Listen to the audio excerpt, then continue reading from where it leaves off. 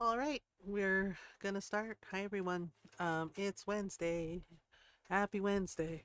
Okay, so excuse me. Sorry, I like wolfed down a bagel. Well, I ate a bagel.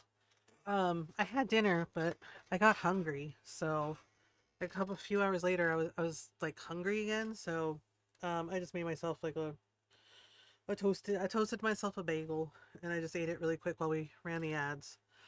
Um, yeah, I ran the ads hoping, yeah, so we can have like an hour, chatting, and we're gonna play some Tiny Bookshop tonight. Yeah, we're getting back to some Tiny Bookshop. I know we haven't played Star Sand Island in a while. Same thing with Grand Bazaar. I want to get back to those two. Um, yeah, the thing for me with Star Sand Island is I do like Star Sand Island a lot, right? And I know it's an early access and they've had like several updates and quality of life updates.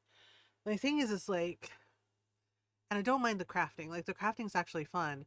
But the thing is like sometimes it's not always clear like what you're supposed to do, and then I'm like having to like figure it out, and then the dungeon crawl, like I like the farm sim and life sim aspect of it. And the dungeon crawl, like in the forest and stuff, I don't necessarily mind. I don't like having to fight all the monsters. Um Honestly, it was kind of like my least favorite thing in Stardew as well. I didn't like fighting all the monsters and stuff. Um, but yeah, so I don't know. It's just like I've taken a break from it, and because sidetrack, getting playing other things, and um, I don't know. Yeah, so I'm low on spoons today, and I'm also sad. So yeah, um, yeah, So we're playing Tiny Bookshop. Tomorrow we're gonna play Bistro. I don't know about Friday. Friday might be more Bistro, or it might be more Bistro, or we might do some Animal Crossing. Ron has the day off on Friday too, so yeah, he's got like a 3-day weekend.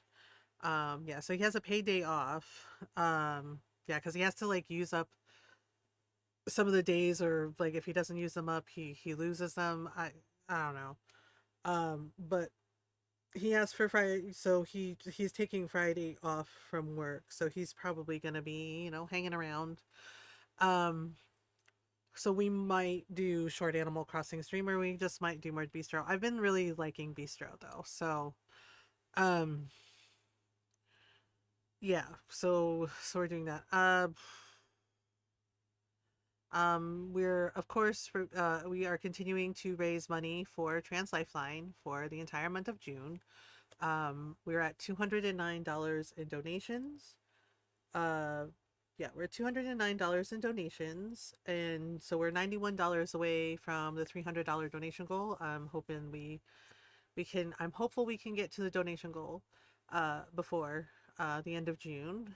But like I said, if even if we don't, we raise like 200 plus dollars for Trans Lifeline. That's gonna go towards helping trans people in our community. If you want to donate, if you would like to donate, if you would like to help out, the Streamlabs charity donation link is pinned at the top of chat, or you can use the command charity, and you can donate that way. It's also on a timer. Yeah, it's also on a timer. Um, yeah, I think I let y'all know ahead of time, but yeah, July 31st, the end of July, I'm taking a day off. Oh, I'm taking a day off. I mean, there's actually a chance like after the charity stream ends that I might take a 3-day weekend because I'm feeling a little mentally um mentally tired. Yeah, charity streams are a lot of stress and a lot of work, and do it. I know, and by the time I get to the end, I'm just kind of tired. Kitten ordered. Kitten ordered. I'll chunkle anyone who argues. Yeah, I also wanted to talk about the announcement in Discord. I know people didn't react to it or whatever. It's fine, but I hope everybody read it and understood where I'm coming from. Um, yeah, like because frankly,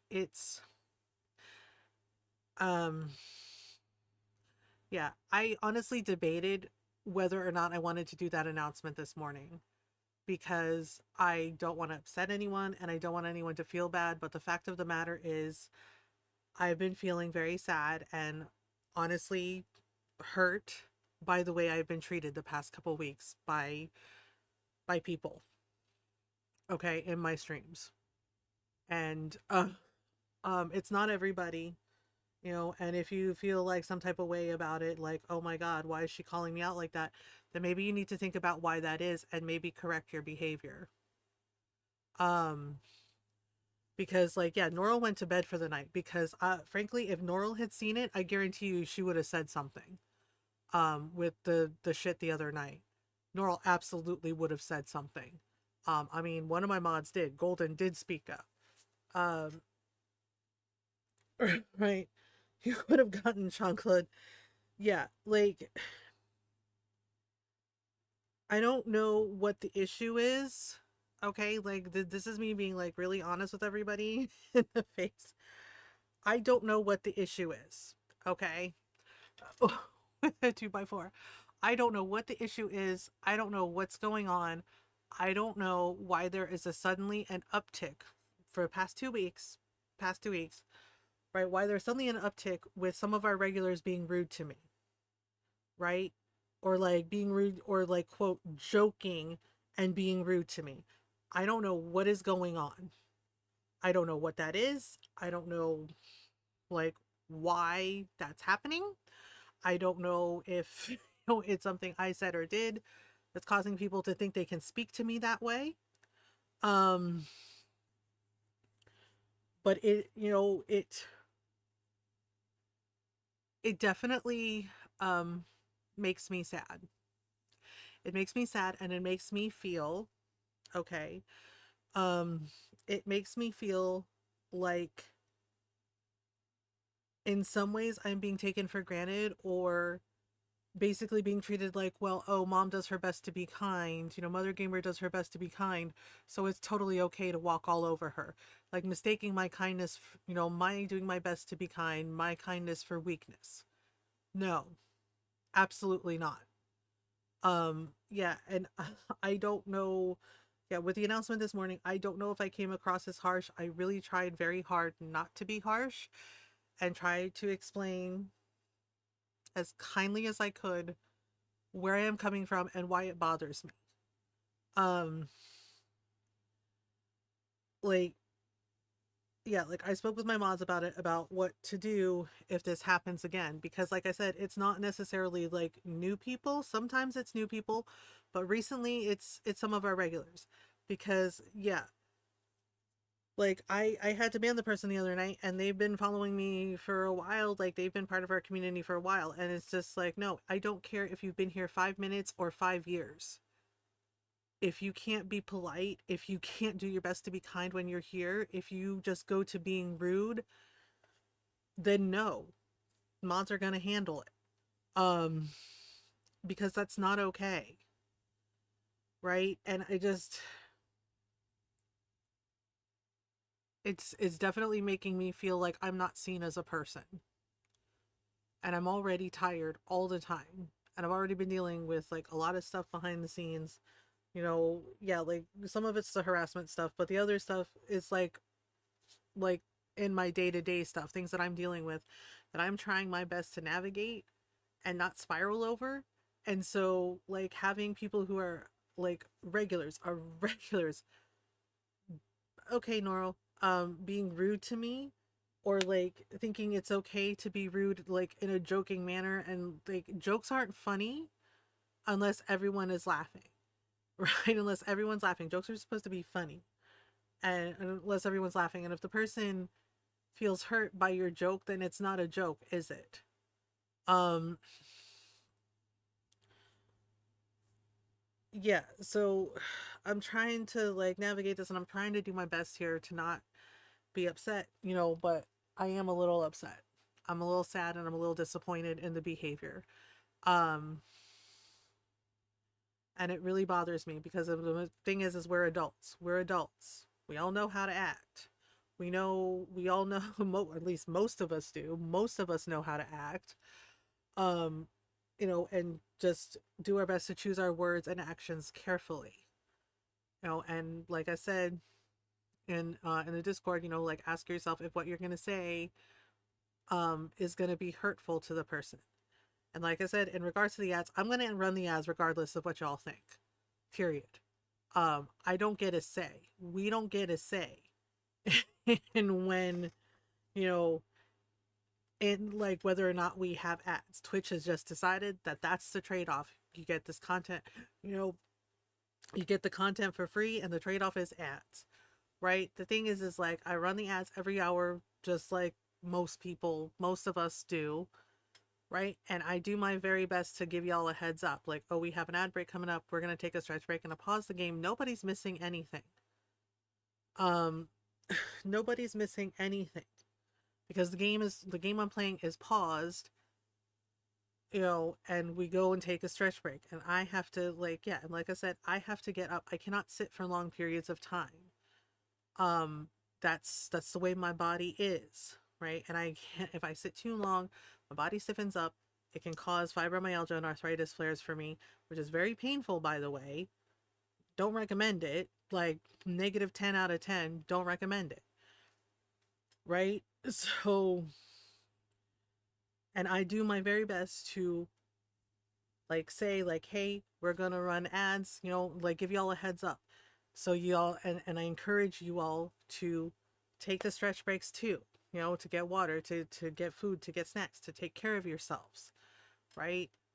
So sitting there bitching at me about the ads, right? Being like, thanks for all the ads, Mothergamer, is not nice. It's not nice.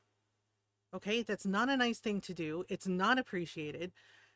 And sorry, not sorry. But the other side of that is if it bothers you so much to like see all the ads, right? If it really bothers you that much, you have two options, okay?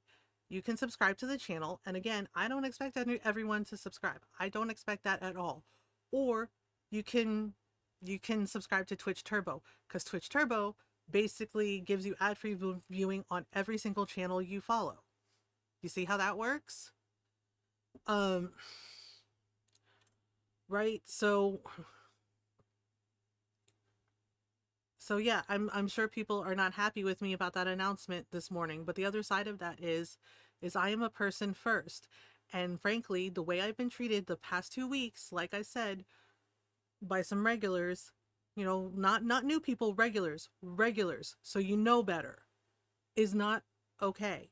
It is definitely making me feel like I said, and it is just how I feel. It is how I feel right now in this moment.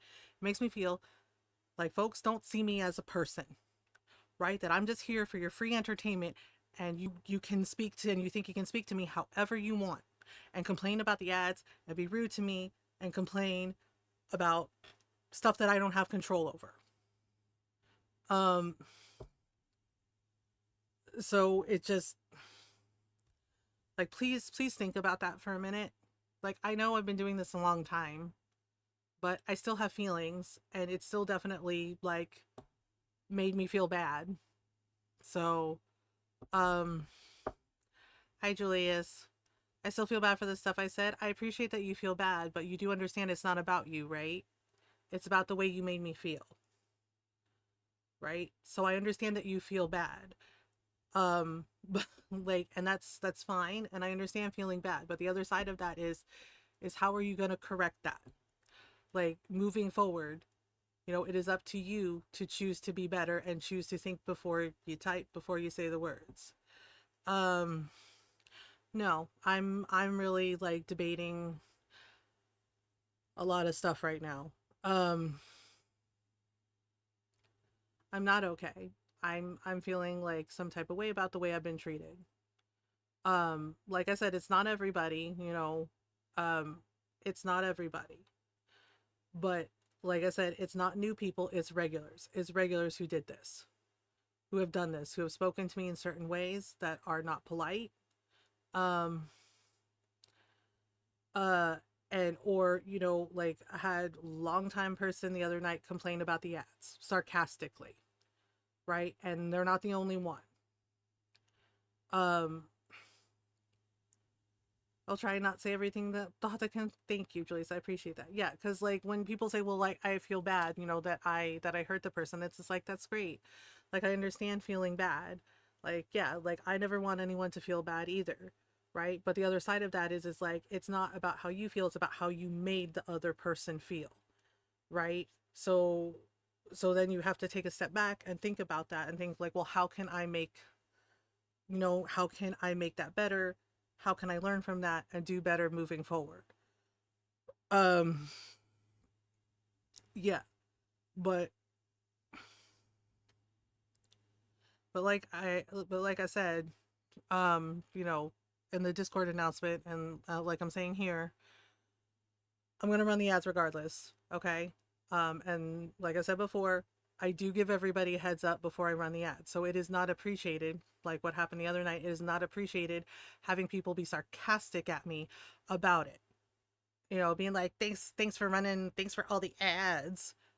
And it's just like, really? It's just like, here's, and yeah, this is me being sarcastic now. Here's things you can do when I have to run ad breaks. You can get up, take a stretch break yourself. You can go get some water. You can go get some snacks. You can go get some food. You can take a bathroom break.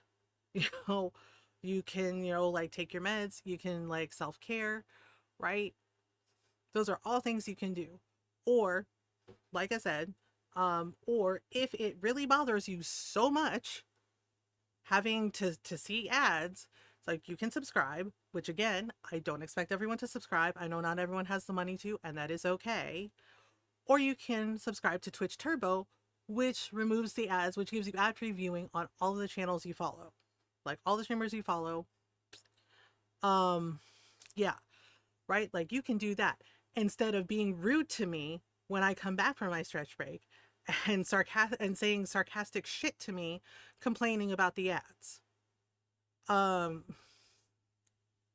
and yeah, I'm a little irritated about it because, like I said, it's not new people, it's some of our regulars, and I'm just like, are you all really so comfortable that you think you can be rude to me in my own space? It's like, are you really so comfortable with like being here so long you think that because I do my best to be kind, you can talk to me however you wish, including being rude about me doing what I need to do, right?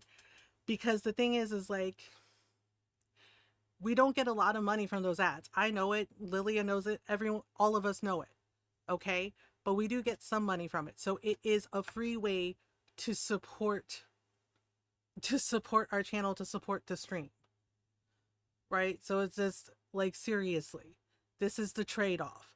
We don't like the ads either, okay? Believe us, we don't like the ads either. And I don't like that freaking timer constantly nagging me when I have to run ads or when I try to snooze the ads and then it tells me I don't have any snoozes when I should have snoozes. Um, so it's just so it's definitely, like I said, it's definitely hurt my feelings. It's definitely made me feel like I'm not seen as a person and I am not respected in my own space. And this is the thing, is it's like I deserve to be comfortable in my own space too. I'm doing my best to not hurt anybody.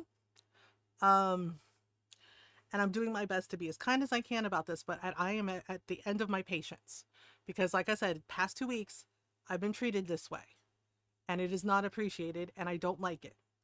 I mean, I cried this morning, okay? Full disclosure, I cried this morning. I wrote that announcement and then I cried. And Ron came over and hugged me because he knew something was wrong. Because that's how bad it has made me feel. Um, you know, and it's just like I'm already struggling with a lot of shit behind the scenes, like that y'all don't know about because basically it's nobody's business and it's just sad. Um, it's just sad. Uh So it did not feel good, and I honestly debated just not saying anything, but I was like, nope, right? And Ron was like, no, you were right to say something. He's like, because if you don't like address it, he's like, they're gonna keep doing it. And yeah, he's not wrong. Um, so it's just I love streaming. believe it or not, I actually love what I do, right? And but this isn't my only job. I have other things I have to do. Um, so it's just like, sorry, let me catch up. Al, you're good. If you have the words and space, let me know. I value time with you. I'm sorry you've experienced this from people you care about regulars. Yeah, thank you, Al. I appreciate it. Uh, I became affiliate last year. Yeah, it's hard. Um, 3 streams is a week. Yeah, it's new badges. Thank you for saying something. You deserve comfort in your own place. Thank you, Al. I appreciate you saying that, and I appreciate you being here. Thank you. Yeah, it's basically like a new thing. Yeah, and basically, yeah, you get like a higher tier. It's like a way to, it's Twitch trying to get people to engage more with our streams, but it's just like another thing. Yeah, so we're gonna dive into Tiny Bookshop, but yeah, like thank you for listening to me. Thank you for just like hearing me out. Like I said, I definitely feel some type of way about it, and it doesn't feel good. I don't like banning people, believe it or not. I don't, and most of us don't enjoy banning people. We want people to like be able to like hang out with us and chat and have fun. But but if you like insist, if people insist on like being a problem and being rude and stuff, then yeah, we have to handle it.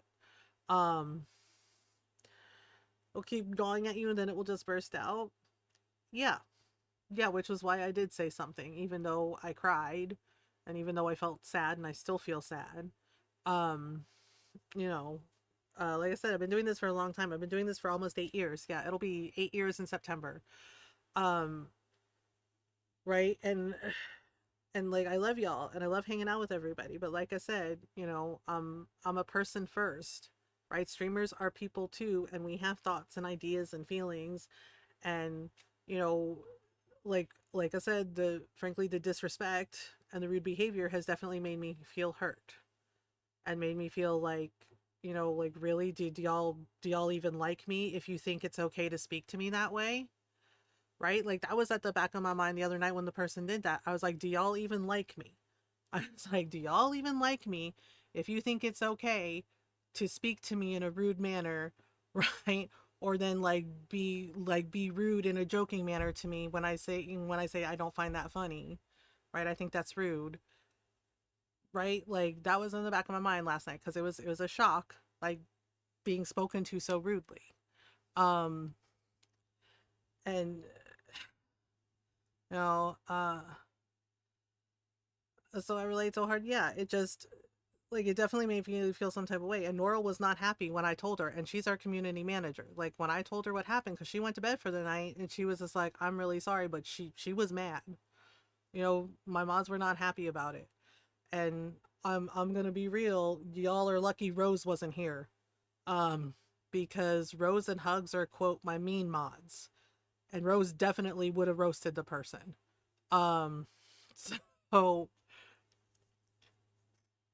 like just like I said, I love y'all. Thank you for being here. Right, but please do your best to be kind when you're here. Yeah, Norl's considered quote the nice mod, and even she was like not happy. Um, You'll seem to forget that sometimes. Yeah, so we're gonna dive into Tiny Bookshop. But yeah, it's just like I love y'all, and I do appreciate everyone hanging out with me, and I appreciate everyone like helping with like the charity streams, like raising, helping to raise money for good causes. Um, but please just remember that I am a person too, and please just do your best to be kind when you're here. And if there is an issue, you can ask one of the mods politely. Uh, I'm emphasizing politely because I've had people try to message Norl and be rude as shit. Don't be rude to the mods. Um, so um, yeah, like if there's an issue or you have a question, you can politely message one of the mods. Norl's always around. Um, Yeah, Noral's always around. Nyara is too. Probably hit up Noral first because like she's around the most. Um, but yeah, you can if there's an issue, a question, you can politely ask one of them. That is what they are here to do. They're here to help and make sure everyone follows the rule of chat and feels welcome and just be cool. Um, Tears are salty, yeah, because it's a natural salt. Yeah, they burn because we when we cry we actually lose salt. um yeah, that's why you know, encourage hydrating and stuff, and having like electrolytes, because I think some of the electrolyte drinks have a little bit of salt in them too, because when you sweat you also lose salt from your body. Yeah, we need a certain amount of salt, not too much salt, but like a certain amount of salt. Yeah. um yeah, so yeah, I love y'all. Thank you for being here. Thank you for hearing me out. I appreciate it.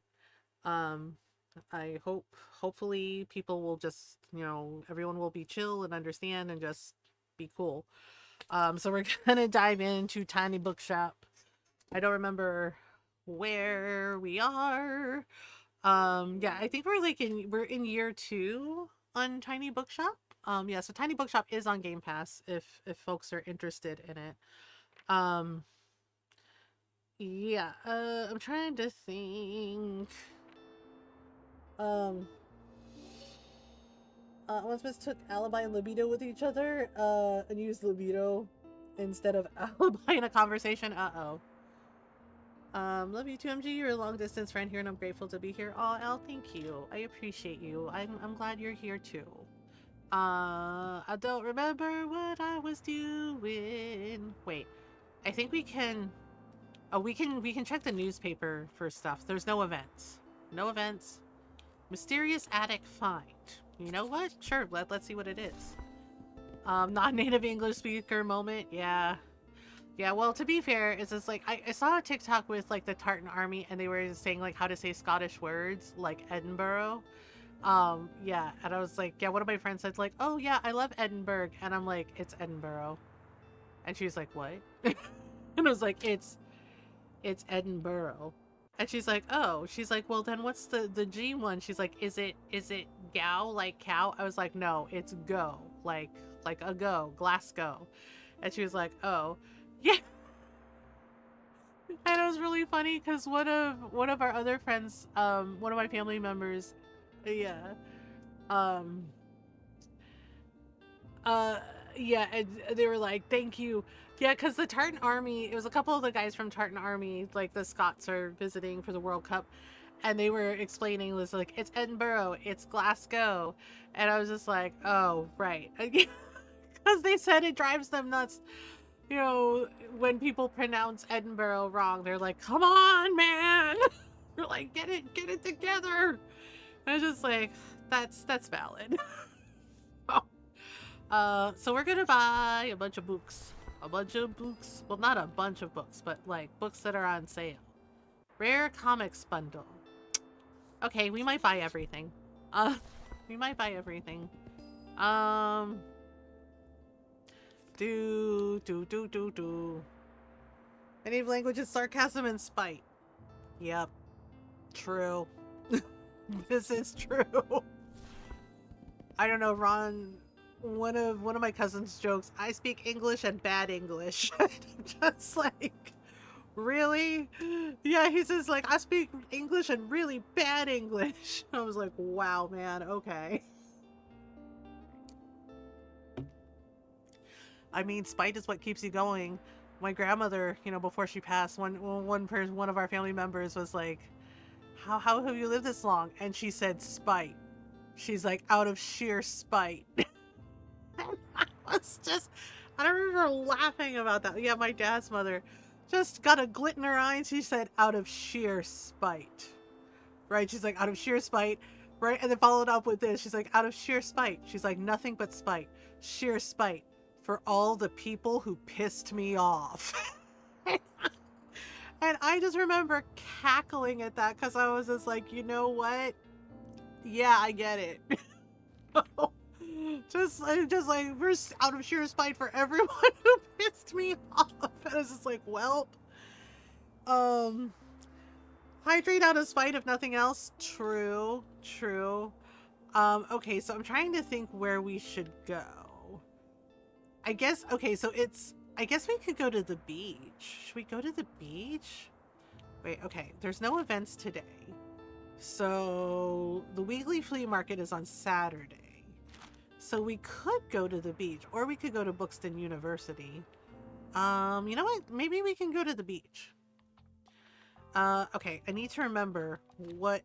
Okay, at the beach they like fiction, children's books, and crime.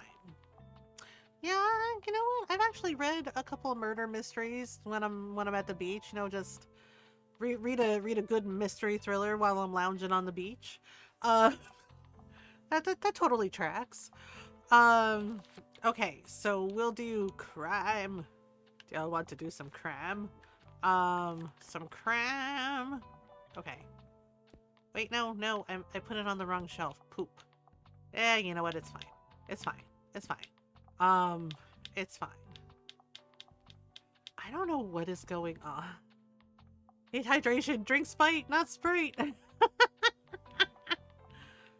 Okay, okay, we need fantasy books and children's books and travels books. Wow. Oh, I know why my travel books are cleaned out, because we were at the docks the other day. Down by the boardwalk. I'm trying to think what I want to play when we finish like Okami, and yeah, and we need to get back to Fallout 3 and the Lucanus Romance playthrough. I'm honestly leaning heavily towards Kingdoms of Amalur Reckoning. I'm like wanting to play through Kingdoms of Amalur again. I'm actually playing on my own a little bit. I'm also kind of in the mood to play through Persona 5 again, if that makes sense. Okay, children's books. Mystery thriller, children's books. Okay, we gotta make sure we have a ton of children's books. Because, seriously. Hi, Fox! Dad decided we are doing a LAN party? Yeah, I remember you mentioning it. Nap lurk? Enjoy the nap! Nap time! This time! It's siesta time. Nothing. Enjoy naps. Enjoy all of the naps. Yeah, Jake is napping now. I took him for a walk, and then the little goober thought he could go for another walk while I was making dinner. And and bear in mind, Jake is tired, right? We went for a longer walk. And he's at the door, right? But he's like panting, and he's clearly tired, and he's giving me a look of like, we go again. And I'm like, dude, I'm making dinner, and there's no way we're going for another walk. I was like, just take a break, man. So he did like this slow slide. Our dog does this slow slide to the floor and just gently rolls over on his side and goes, "Huh."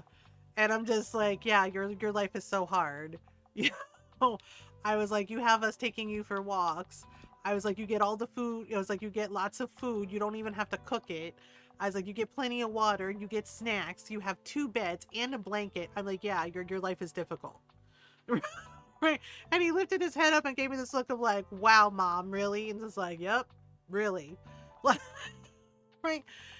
And the thing is like, he's like a little kid. Our pets are basically furry toddlers, right? And he's just like, well, don't act like you're tired now. Yeah. And then he like went to his bed, right? And I checked on him before stream, and he's in his bed snoring.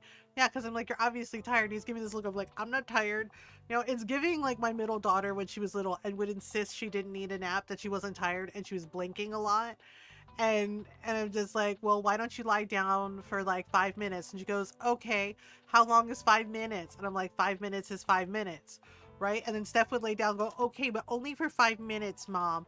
And I said, okay, right? 5 minutes later, Steph would be out. Right? She would be out, just snoozing away. And I'm like, yeah, the whole, I'm not tired, I'm not, yeah, and they zonk out. Yeah, that was Jake. Yes, Jake is all the drama, right? Basically give me the look of, I'm not tired. And when I checked on him, he's in his bed, he's sprawled out, he's snoring, and I'm like, you weren't tired, huh? I'm like, you weren't tired? It's like, you were tired. Yeah, so it's just like, see, I figured out. You figured out. Okay, we're opening the store. The bookshop. I think Ron just got home. Hi, honey. Hello? Ron's home. What do you mean for now? I'm teasing. Oh, okay. He's like, I'm teasing. He's like, yeah, I'm home for now. I'm like, where the hell are you going? And he's like, I'm teasing. Boy, run. All right. We're waiting for people to come buy our books. Probably. Okay. Where is everybody? Nobody? Oh, okay. I was starting to worry. I was just like, where are all the peoples? Jake is a Jack Russell with the mental acuity of an orange cat without the brain cell and the soul of the devious of all dogs, huskies. Yeah, that totally tracks. He's totally an orange cat in a dog suit. And yep, maybe a little husky too. Well, beagle. The way Jake sings and howls, we think he might also have a little beagle in him. Like, definitely beagle. And apparently beagles are the drama too. Hi, hello, I want something in a historical setting. However, I don't want anything pretentious. The fuck does that mean? The invention of Hugo Cabret is one of my all-time favorites. Okay, you want a historical setting, but nothing pretentious. Okay? So do they want a kid's book?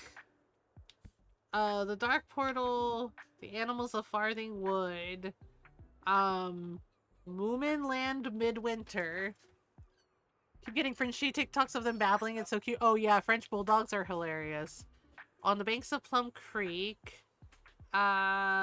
Maybe this is. Oh, this is Little House on the Prairie. You like Little House on the Prairie? Woohoo! I like that it deals with the past. I mean, okay, no problem. Moomin, yeah, they have the Moomin books. We have the Moomin books in the game. Yeah, I love that they have like actual like the books are actually real books, you know? Cuz I've seen like the sword I've seen like the Game of Thrones books in here, you know, like the Song of Ice and Fire series, and then, you know, like Narnia. Yeah, so I want a book with a coming of age plotline, and I'm a bit of a young adult fan. However, I really don't like scary stuff. What do you suggest?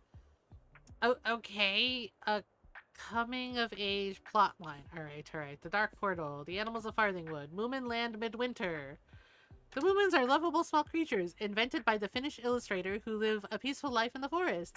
In the 8th book of the classic children's series, little Moomin Troll wakes up during winter hibernation and has to be very brave about it. Oh, okay. Hey, some of the fake book names in the library game were hilarious. They had fake book names? I don't know, is Moomin Land Midwinter? Does that count? Charlie and the Chocolate Factory. That's kind of. Madeline, The Hidden Staircase. The Invention of Hugo Cabret. That's a good one. It's about Moomin Troll growing up. Oh, okay. A mysterious tale about a young boy living in a Paris train station. With sparse pages of text, the story is told mostly through black and white illustrations, theatrically revealing tiny details of each scene, and Hugo's secret invention one frame at a time. Well, we could do Say Cheese and Die. No, that's scary. The Unusual Suspects, The Sisters Grimm, James and the Giant Peach, good one. Thumbelina, Frog and Toad Together. Gregor the Overlander. Gregor. Good Night, Gorilla. Case Closed, one and the same. Caps for Sale. Maybe she'd like Hugo Cabaret? Boo, where's exploration of the world's hardships and the personal growth? You know what? If you don't know what kind of book you're getting, I can't help you. I can't help you. Alright, so yeah, I've been playing through Persona 5 Royal on my own, even though I have it, right? Like, it's on Game Pass, so I was like, you know what, why not? So I've been getting the achievements on Game Pass, playing through it again. And I forgot how kind of irritating finding all the will seeds are. Like, it's optional. You don't have to do it. But yeah, they're like, oh, if you don't find it, you won't get like some of the best accessories. And I'm just like, eh. I'm like, meh. I mean, I did find them. I'm at like Futaba's Palace. Like, we just finished Futaba's Palace, but it was just like, ugh. I'm like, okay. And I had to look up the binary code puzzle because I couldn't remember it. Hi, sorry, could you help me out? Something from a series would be nice. Also, I want to see something with space travel, distant galaxies, far off empires, you know, the good stuff, the good stuff. Do you drink energy drinks, MG? Not really. I mean, there was one that I liked. I actually drink um the squinchers. We were talking about it last night. Um, like I got the squinchers drink. They're kind of like Gatorade. Um, and I have fruit punch, and you just like mix it in with your water. Yeah, so I have the fruit punch one right now. Last night I tried the grape, and the grape was pretty good. Um, yeah, I'm trying to remember. Yeah, I don't really do a lot of energy drinks. Movements hibernate during winter, and I had a new flavor of Monster, and it's actually good. I don't like most flavors, but this one shocked me. Orange creamsicle. Oh, orange creamsicle sounds good. So, oh, that's cool. Yeah, I've never been like a big energy drink person, if that makes sense. Um, okay, randomly in the middle of winter, and he tries to wake up his parents, but they aren't waking up, and he decides to go outside. It's about loneliness and growing up and independence. Oh, that's neat. That's surprisingly deep for a children's book. Catching fire. No, that's not space travel. Something with space travel, distant galaxies. The Martian Chronicles. Oh, there we go. That's the one. Martian Chronicles. Here you go. I'm a bit surprised, but this concept sounds cool. Of course it's cool. It's frickin' Ray Bradbury. I grew up on Bradbury. Martian Chronicles is awesome. Awesome. No funky back taste to it, and I totally understand I'm a caffeine fiend. Yeah. Yeah, like, I have a root beer right now, but I also have, like, my fruit punch water. Actually, the squinchers, are really good. Ron has, like, the Gatorade and, like, the powder packets, and you just, like, yeah, mix it with your water. I will say the squinchers, like, I've been trying to drink more water as it is. Like, I have, like, a big bottle thermos that I carry with me. But I will say the squinchers have also been making me, like, drink more water.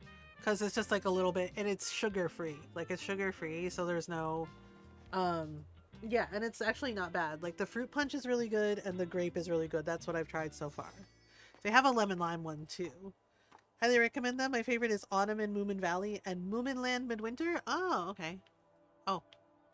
Oh, well, that's all the peoples we got. Off we go. Alright, Buddy's gonna go with us. And the cat. I wonder if that lady's gonna take her cat back. We were only watching the cat for her while she was in the hospital for her hip surgery. And she just never has picked the cat back up. And I'm like, lady, are you gonna keep the cat? Are you gonna take back your cat? Alright, yay! Alright, okay, so the weekly flea market. So where should we go? I'm trying to remember. Do you remember? Okay. Supporting your local small town. All new romance novels, road trip bundle, ooh, fairy lights, coffee machine still works fine. Does it? Does it still work fine? Okay, there was something we were supposed to do. I can't remember. Mega Marché, sell every book in your full shop at the supermarket. Oh, right. Find out who St. Bookston is. Return lost books. Okay. The lighthouse. Oh, right. We're supposed to, like, I don't know. To do, shoot cannon, find treasure, question mark, world domination. I mean... Okay, so we could go to St. Bookston University, or we could go to the castle ruins. Depending on where we want to go. I guess we could try the castle ruins today. Okay, so castle ruins, the most popular books are fantasy, thriller, and facts. Okay, so murder mystery thrillers, fantasy books, and fact books. Hi, Nyara. Oh, thanks, honey. Yeah, I had a bagel for a snack. Hello, Nyara. Can you tell I like Moomin a bit? Just a little bit. Hello, Nyara. Nyara. Na na na na na na na. Nyara. Na na na na Nyara. Na na na na Nyara. Na na na na na na. Nyara. Na na na na na na Nyara. Na na na na. I don't know why it's I still don't know why it's I Dream of Jeannie. Huh? Huh? Huh, says Norl. Okay, wait, we need crime. We need some crime. Nayara is good at making tea and keeping babies happy. Na na na na na na. Nayara, na na na na Nayara, na na na na na na. Na na na na na na Nayara. Na na na na Nayara. Na na na na na na. Nayara. I still don't know why it's I Dream of Jeannie. I still don't know why my sing stand for Nayara. It's I Dream of Jeannie. I wonder if you're to blame for Jeannie being in my dream last night. Probably. And all I can say is, I'm sorry. Although Barbara Eden still looks amazing. I'm just saying. I'm just saying. Yeah, sometimes I have like the classic TV channel up for background noise just, while I'm doing stuff. And sometimes they have I Dream of Jeannie and Bewitched. And honestly, I love Bewitched and I Dream of Jeannie. I remember watching them with my dad when I was a kid. Although I will say that Major Nelson's friend Roger was kind of a wiener. He's kind of a wiener most of the time. And just like did really dumbass shit. And I would be like, why are you friends with this guy, man? I'm like, he kind of sucks. It was like, Sally's the only thing I remember about the dream was Jeannie was in it and something about a warehouse. Well, if, oh wait, right. Wait, right? Okay, wait, right. Should we do more? Okay, we're gonna put some travel books over here. So Jeannie was in your dream and there was a warehouse. Yeah, that tracks. Okay, we're gonna put in more fact books.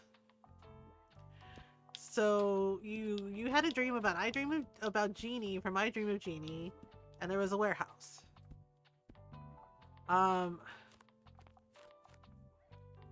Well, okay. There we go. You said it was a warehouse and not a werewolf. A 3-hour video about all kinds of Disney alternate universes like the Twisted Tales and the Mirrorverse. Oh gosh. Ron's home. Yes, hello everyone. Hello. Did you have a good day? No. Uh-oh. Okay, we're gonna wait a minute and let Ron spill the tea. Well, essentially, we started our night off with a town meeting with the plant supervisor and Okay. all this stuff. Welcome home, Ron. What's that? They said welcome home. Oh, thank you. And that took about 2 hours. Really? A 2-hour meeting? Yeah. Oh. There were people that were asking all kinds of questions, and at one point, oh, boy. John Smith is like, listen, we have pathways for these questions. You're gonna have to talk to your supervisors, blah, blah, blah. We don't have time for this. This isn't that kind of meeting. We're just here letting you know what's going on with the company. Basically. Okay. He got tired of all the questions. Like, oh boy. Wow. Okay, and then? And so we come back from our meeting. And we have to... Well, Ed had cleaned the glue up before we went to our meeting because, it was going to be a while. Okay. So... So, he filled the glue up before we went to break. And we took our first break, come back from first break, and, he's running a few tests through, and they look okay to him. Okay. And it's not on him, right? And then I run my test, and I see a spot in the glue where it's not, the glue didn't get there. Oh. And as I'm figuring this out, I go to test another panel, and I made a couple of adjustments, that would have normally helped the glue. Right. And Vince sees me doing a second test, and he comes over, and he's the guy that's in charge of lamination on all 3 ships. Right. So, and I quickly start looking for the black light we have. Right. And I see it's in his hands. Oh, I'm like, you got the light. Yeah, he's like, yeah. And so he's looking over the panel, and he sees the void is still there. And I'm like, dang it. Oh. So he's comparing the panels and stuff. Then he's looking in at the roller itself. Right. And he says he wants it all cleaned up. He thinks there might be some glue in there, even though it was just cleaned. Okay. So you had to clean it again, huh? So yeah, they cleaned it again. Oh boy. And in the process of doing so, they found that there was a crack in the rubber roller, Oh. which was causing the holes in the glue. Oh. Well. So then, at that point, we're down for the whole day. Oh. And me and a couple of the people from the line were over doing, running, checking the panels from yesterday. Yeah. And, you know, we were testing what we ran yesterday versus what first shift ran today. And they looked okay. Right. But some of the stuff that we checked later that first shift had ran today were bad. Oh, jeez. I'm sorry, honey. And we know they're bad because we only got 130 panels out the whole day. And, oh boy. And we're certain that tomorrow we're going to have to go over them. And we're going to have to go over all the panels that first shift ran. Oh boy. They aren't checking their panels if they can't see this stuff. Yeah. Huh. So it made more work for you all. Well, different kind of work, but yeah. You know, instead of running the line, we got to do all this other stuff because, you know. Yeah. I'm sorry, honey. That really sucks. Someone okayed it, and they never should have. Oh boy. That sucks. So Norl had a... Wait, why was Jeannie from I Dream of Jeannie in your dream? I'd inherited a warehouse factory? Oh. I found Jeannie in it and she kept going wrong? She kept fixing? Oh, she kept fixing and it turned out to be my other... Wait. The other not heirs as played by this all tall lanky guy that kind of looked like a mix of Benedict Cumberbatch and Hal from Howl's Moving Castle. Who was trying to get me hurt. So I would sign the warehouse over to them, but since Jeannie kept saving me, it kept escalating in hilariously stupid ways, like attempting to lock me inside and set the place on fire. That is a very weird dream, Norl. That's longer than I meant. That seems to be a thing. I mean, it is a very weird... I told you! Norl's like, I told you it was a weird dream. I'm like, well... Okay, so... Are we supposed to fire the cannon? Wait, can we fire the cannon? I don't know. I have no idea. That is a very weird dream. Okay, wait. How do we fire the cannon? I don't know. We can look... there's the lighthouse. Okay. I need your help. Okay. You don't want to listen to... Hi, can I get a book? I need something with loads of cool animals. Also, I usually prefer factual books. I can't get enough of troglobites don't bite. You want... She wants facts? Facts. The motivation to create. The Radium Girls. No, homage to Catalonia. Concrete, Barmy British Empire, The How of Happiness, Just 6 Numbers, Charing Cross Road, Persepolis, Will You Love Me, St. Bookston, Encyclopedia of the Weird and Wonderful, okay, Ancient Games Pompeii. I know I have no idea where that dream came from or why or who was in it. Oh gosh. The Sea Around Us, Cool Animals, Chemistry, the CRPG book, Saving Danny, We Are Bridges, Baroque, A Smile in the Mind. The only thing I can think of is maybe the Sea Around Us. I know she prefers factual books, but what about Night Watch? Oh, Night Watch, that's a Discworld book. Babel, Sun, Kayake, Origami, Gear Breakers, Witch Hat Atelier. Oh yeah, I have that anime on my queue on Crunchyroll. Homestuck, The Forest of Silence, Emily Wilde's Encyclopedia of Fairies, Not Quite Animals, The Witch, The Principle of Moments, Battle Royale, Flow My Tears, the policeman said, The Martian, Visible Life of Addie LaRue, Big Damn Hero, Jurassic Park. Does Jurassic Park count as cool animals? Um, Taproot, Ella Enchanted, The Adventures of Pippi Longstocking, The Dark Portal, The Animals of Farthingwood. Oh god, I don't know if I should give her this book. Uh, it has cool animals in it, but Womanland Midwinter, The Wind in the Willows. Oh, The Wind in the Willows might be good. Charlie and the Chocolate Factory, Madeline, Dealing with Dragons, The Invention of Hugo Cabaret, Say Cheese and Die! How about... Let's try The Wind in the Willows. It's not factual, but... Oh, I didn't think much of the cover, but oh, cute, The Wind in the Willows. Yeah, I loved The Wind in the Willows when I was a kid, so no problem. Off you go, small child. Seriously, how do we fire the cannon? Learn about... No, we already learned about the history. Oh, hello. Yawn. Yawn.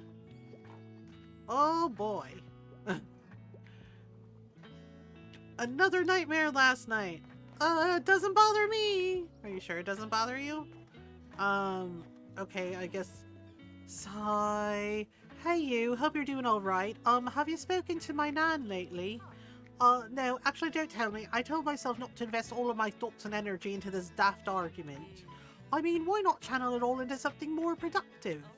Like, I picked my master's thesis research back up, and I've had so many ideas for new songs. I mean, even if nothing comes of it, just spending time with the band is nice and chill. Anyway, the number one rule is not to wallow in sadness, and sooner or later, I'll think of something that'll change my nan's mind. Oh yeah, they had a fight about, like, her nan being very controlling about how to run the cafe. Hello, I'm here on research. I'm a huge sci-fi nerd. I'd love to read something classic. I can't get enough of the Napoleon of Notting Hill. Okay, okay. Night Watch, Babel, Sun, Kayake, Noragami, something classic, which had Atelier, Homestuck, The Forest of Silence, Emily Wilde, The Witch Boy, The Principle of Moments, Battle Royale, The Martian. I mean, that's not classic, but The Invisible Life of Addie LaRue, Firefly, Big Damn Hero. That's not really... Okay, maybe let's check the classics. The Tragical History of Dr. Faustus. Oh boy. Dr. Faustus. Oh no. Walden, The Moorland Cottage, Selected Stories of Anton Chekhov. Oh boy. If Beale Street Could Talk, Othello. Oh boy. Gulliver's Travels? Is Gulliver's Travels sci-fi? Okay, Fern might like Gulliver's Travels. This one should do. Yay, this concept sounds cool. Yeah, Gulliver's Travels is actually pretty neat. I remember watching like a live action thing of it on PBS with my grandmother when I was a kid. Uh-oh, I think we're actually in trouble. Look. Nightmarish drawing? Where have I seen this before? Truly terrifying. Okay, let me see. I think we have a snooze, so I'm gonna snooze the ads for 5 minutes. The kids' nightmares are fully manifesting as creepy drawings now. That's like stage 3 of 5 on the nightmare scale. Okay, how will I ever get them to sleep again? Bedtime will turn into absolute chaos. I need to find a way to calm them down and make them feel safe before any tears are shed or parents get called. Kids have bad dreams. Just talk to them about it. Maybe you could help me with a few books? Something super simple and innocuous would be best. Innocuous? Okay. Help the pioneers learn about nature. How about some nice books about nature or animals? That way I could even come up with a new badge to incentivize them. Uh, okay, sure, I guess. Um, but seriously, all you have to do is just talk to the kids about their dreams. It's not like that big a deal. I mean, oh my god. I'm sorry, I have to pick up my kid in a bit. Give me something that's entertaining and not too demanding, but don't give me romance. I hate those pesky love triangles. Give me something that's entertaining and not too demanding. Okay, the Canterville Ghost to the Lighthouse. The Haunting of Hill House, oh god. Dracula, Hard Times, Macbeth, well, nope, not that one. The Fall of the House of Usher, oh god, definitely not that one. 12 Angry Men, oh lord. Othello, nope. Walden, oh boy. Oh boy. Night Watch is actually a pretty light read. Here, try this. Oh wow, Night Watch sounds like a nice and fun one. It is. I love Discworld so much, and yeah, the Night Watch, Rincewind, and Death are my favorites. Also the Weird Sisters with like Granny Weatherwax and Esme. Yeah, I mean I love them all, like seriously. But I like Captain Vimes and right, and they're so funny. No problem. So and I also love the fact that Death speaks in all caps. Like all caps. Like caps lock is always on for Death, and that's just how he talks. And then of course you have like the little rat that's the Death of Rats. And it's a squeak in like capital letters, and it's always so funny. Cracked me up the first time I ever read it. Oh my goodness. Alright.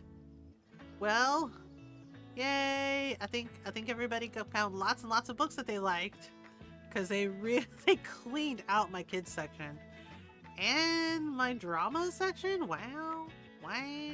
Oh, that's what I was forgetting. Drama section. Wow, this kid bought like a whole stack of books. Wow. I can't wait to earn my bookworm badge. There's a bookworm badge? That's cool. Well, thank you for the monies. Okay, bye. Oh, Harper's over here. Okay. Our pioneer captains promised us a research badge if we read enough books about animals and nature. Hello, I want something with cute animals. Also, I quite like scary stuff. I'm a fan of books like The Animals of Farthing Wood. Oh. I actually have The Animals of Farthing Wood. Moominland Midwinter, Charlie and the Chocolate Factory, Madeline, Dealing with Dragons, The Invention of Hugo Cabaret, Say Cheese and Die. You want something with cute animals.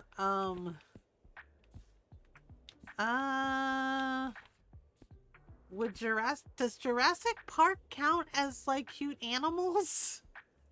I mean, dinosaurs are animals, right? I'm gonna try it. I'm a bit surprised, but oh, cute Jurassic Park. Did this child really say, oh, cute about Jurassic Park? I know. I don't know what to say to that. The kids is like, oh, cute dinosaurs. It's like, you do know what happens in Jurassic Park, right? Like, I mean, I've read the books, but we've also seen the movies, and cute is not, no, no. Yeah, they're like, oh, cute dinosaurs that tear my face off. So okay, yup. Okay, turns out research is actually pretty cool. Well, at least they're happy. The book is fucking worse than the movie. Right? Yeah, I'm pretty sure they toned down like a lot of stuff for the movie to like make it a PG rating. But like, well, a PG-13 rating, but yeah. Cute. Dude, Jurassic Park, yay, cute. I'm like, like, are we sure about that?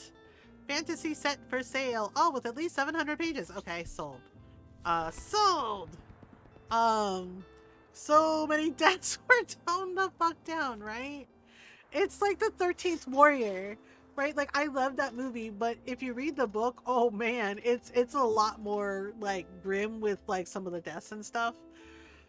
But the movie is fun, and that's where I first like noticed Tony Curran, who played Vincent Van Gogh on the doctor on Doctor Who.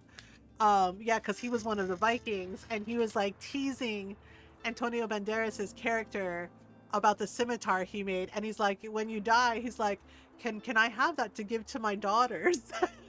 Right, like the little scimitar, because he was like explaining to the blacksmith about how to make the scimitar. Yeah, and they're just like, oh my god, it's a toothpick for a sword. Yeah, and just Tony Curran's character being like, when you die, he's like, can I have that sword to give to me daughters?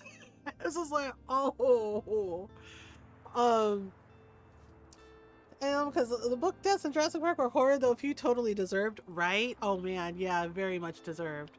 All new romance novels, tragically good. Okay, we have to get hard sci-fi. We have to. You know what? Yeah, let's buy some books. Buy some books. Buy some books. Okay. So we are going to the flea market because it's flea market day. Oh, and it's raining. Ooh. Okay, the flea market likes. Wait, hang on. Flea market day. Top 10 relaxation spots and books in Bay. You won't believe number 7. Okay. Sure, I guess. Okay, so for the flea market, it's fantasy, facts, classics, and travel. Okay, okay. Like Nedry's death, who arguably causes almost all the other deaths. Oh man, Nedry sucked.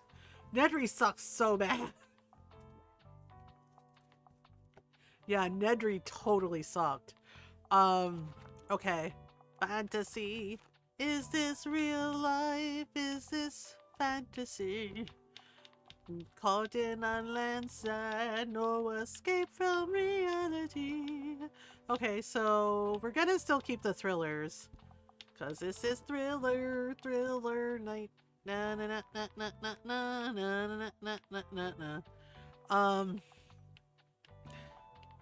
Yeah, Nedry's death is kind of giving y'all know George A. Romero's Night of the Living Dead, where like the one dude was like so horrible, and then like he gets to the end of the night and comes out and he's like, yay, I lived, I survived, and then the cops all shoot him, right? Because they think he's one of the zombies. They're like, right, and they just totally kill him. And at the end I was like, oh damn, right? Like it's giving that. But the guy was such a dick, you're just like, you know what, I don't feel too bad about it. Because he sucked, he really sucked.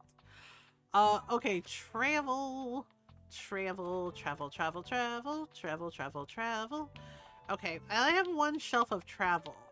Maybe we should do like a halvesies travel and halvesies fact books, like that. 1, 2, 3, 4, 5.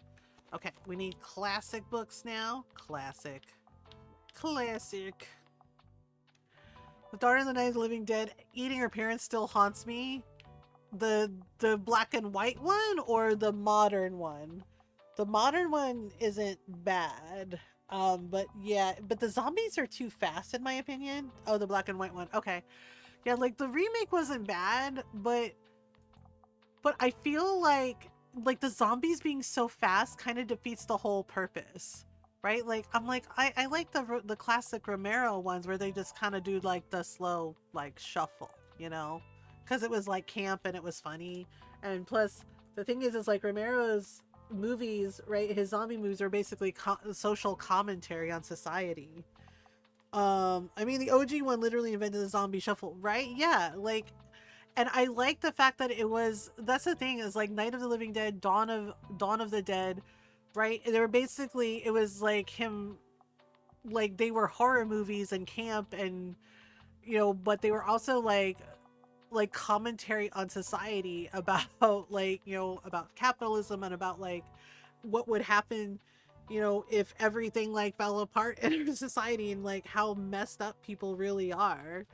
You know, that like you have good people, but then you have people like the guy that gets shot at the end of Night of the Living Dead who are just like fucking selfish and are just out for themselves and do not care.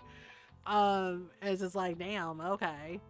Um, okay. So, we have an ad break coming up. I am going to take a stretch break and we are going to run the ads. We are going to pause the game. Game is paused. And we're gonna run the ads, and I'm gonna take a stretch break while the ads run. I suggest you all do the same. Water, food, snacks. In fact, I'm gonna start doing this now, because yeah. So yep. So take a break if you need one. Water, food, snacks. You know, if it's time to take your meds, take your meds. Make sure you take care of you. Noro's in charge. No fire. All right. I'll be right back.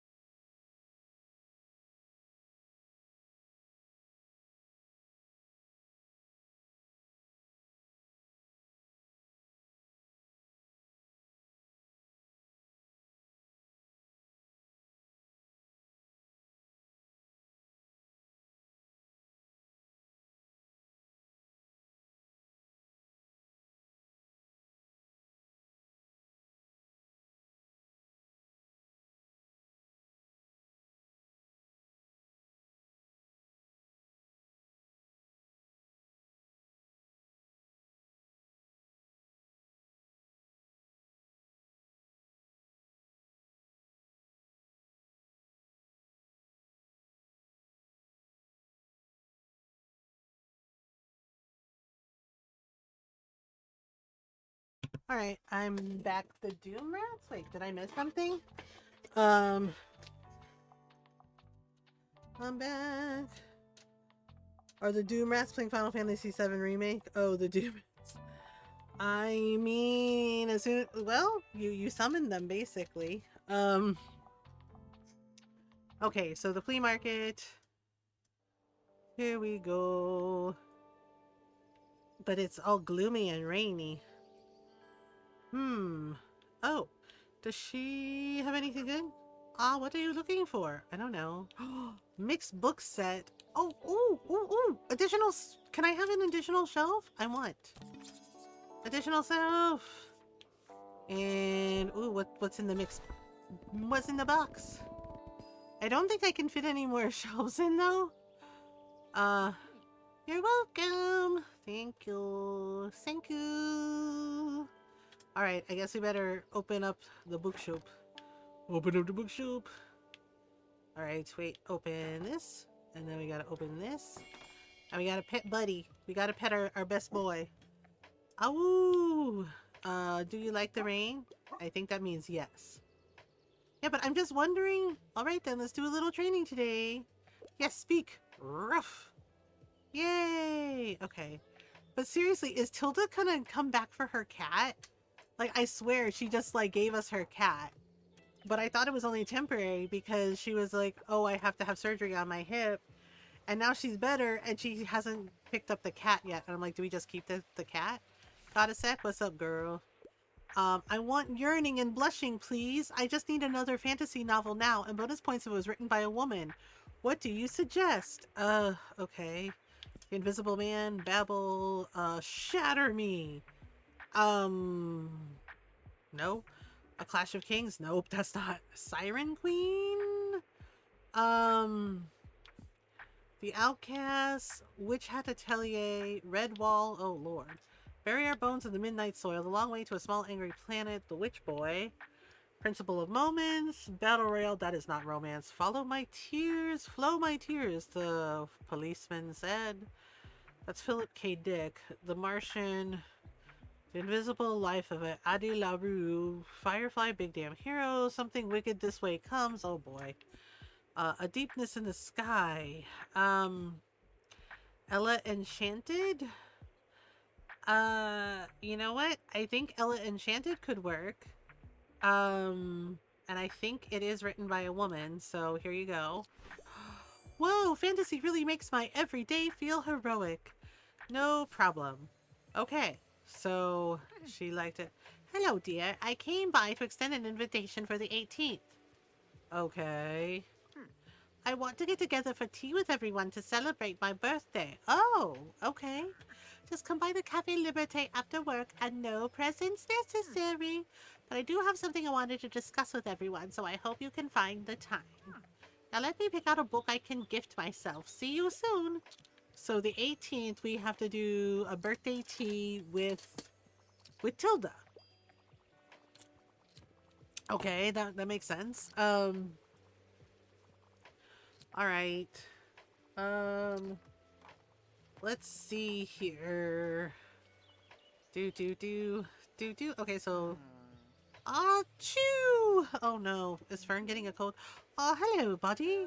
So, are you enjoying the flea market today?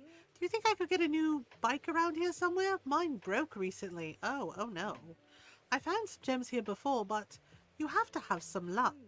Anyways, well, it was good to see you. Bye. Oh, was that it? Okay. Cool, I guess. Sorry, could I bother you for a sec? Sure, what's up? What's up? Hello, I'm here on research. I'm looking for a non-fiction book. Also, I have to get out of the house. Give me a travel book. I can't get enough of Round Luxembourg with Brooke. Round Luxembourg with Brooke. Okay. So you want a travel book. Pictures from Italy by Charles Dickens. The Sea Inside. Living in Alaska. A Year in Tokyo. Oh. Give me a travel book. Okay, A Year in Tokyo might be neat. Is a River Alive? A Walk in the Woods. 1,000 Feasts. My Tiny Atlas. Journey to the Center of the Earth. a Florence diary. We also have a cook's tour, letters from Egypt, journey into the mind's eye, women travel solo. Okay, 30 inspiring stories of adventure, curiosity, and the power of self-discovery. Edinburgh, picturesque notes. They might like, would a year in Tokyo be good? Okay. Let's try a year in Tokyo. Perfect, a year in Tokyo is giving me wanderlust. No problem. Okay. Alright. Yeah, if you get the recommendation right, then they buy like even more books, which is kind of nice. Which is nice. Yeah. Um, give me a hand, mate. Yes, Klaus? I'm a bit of a history geek. I'm a fan of books like On the Natural Flora of Buxtonborough. Do you have anything I'd like, mate? I don't know.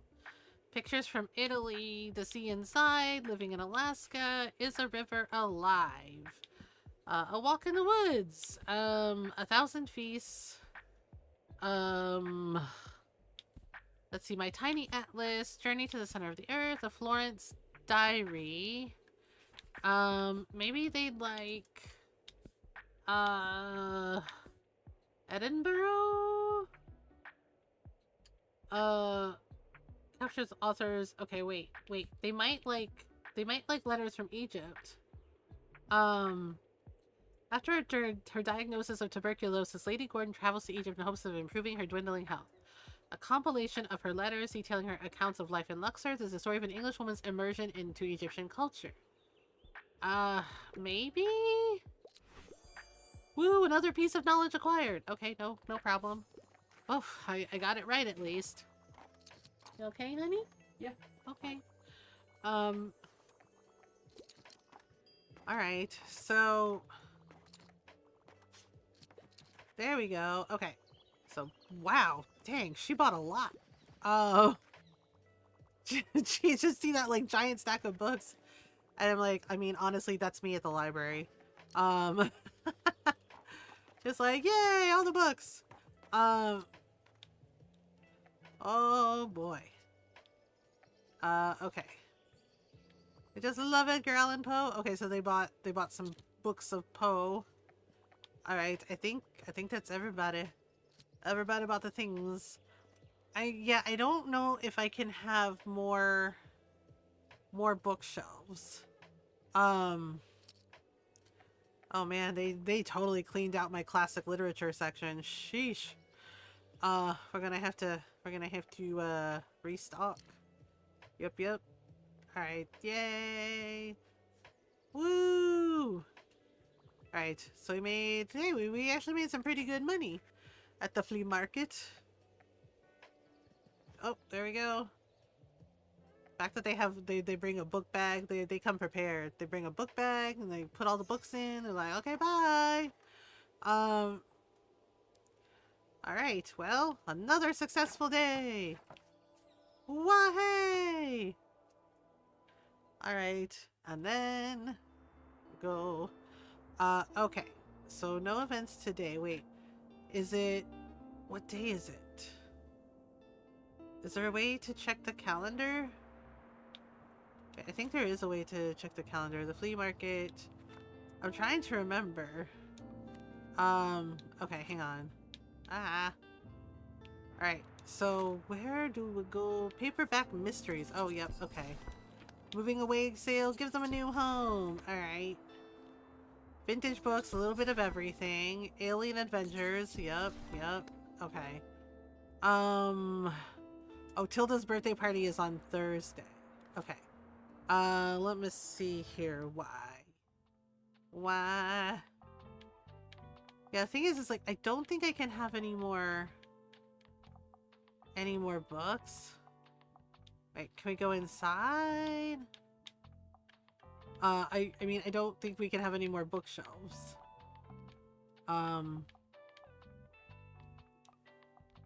Oh yeah, see, we can only have 3. This one feels like it's smaller. You know what? I think we're gonna keep the... Well, how many shelves? Oh, woo, woo, woo, woo, woo. Yeah, I feel like that shelf is smaller. And honestly, if I'm being Mac, to you too, Mac. Uh, yeah, if I'm being honest, I kind of like the ship bookshelf better. It adds like a little touch of whimsy. And it looks like the new bookshelf is smaller. Yeah, like it's smaller. Well, they both have 3 shelves. But it feels like, yeah, it feels like it's smaller. Okay. All right, so we can go anywhere today. You know what? We could try Rye Park since it's yeah, Klaus recommended Rye Park to us. So let's go to Rye Park. I posted a picture. She called me taking it. She was watching. Aww. Okay, so what are the popular books at Rye Park? Okay, so crime, drama, and fantasy are the popular cells. Okay, so crime. Be gay, do crime. No, seriously. Okay. All right. Okay, so what did I say? Fantasy? Oh, fantasy and drama and thriller. Okay, fantasy, drama, and thriller. Because this is thriller night. La la la la la la la la la la la la la la. Okay, so we do the things. Okay, so I'm gonna do this. We're gonna put the fact books on the bottom shelf. Do. Save the drama for your llama. Do. Do.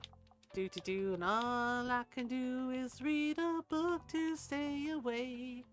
And it rips my life away, but it's a great escape.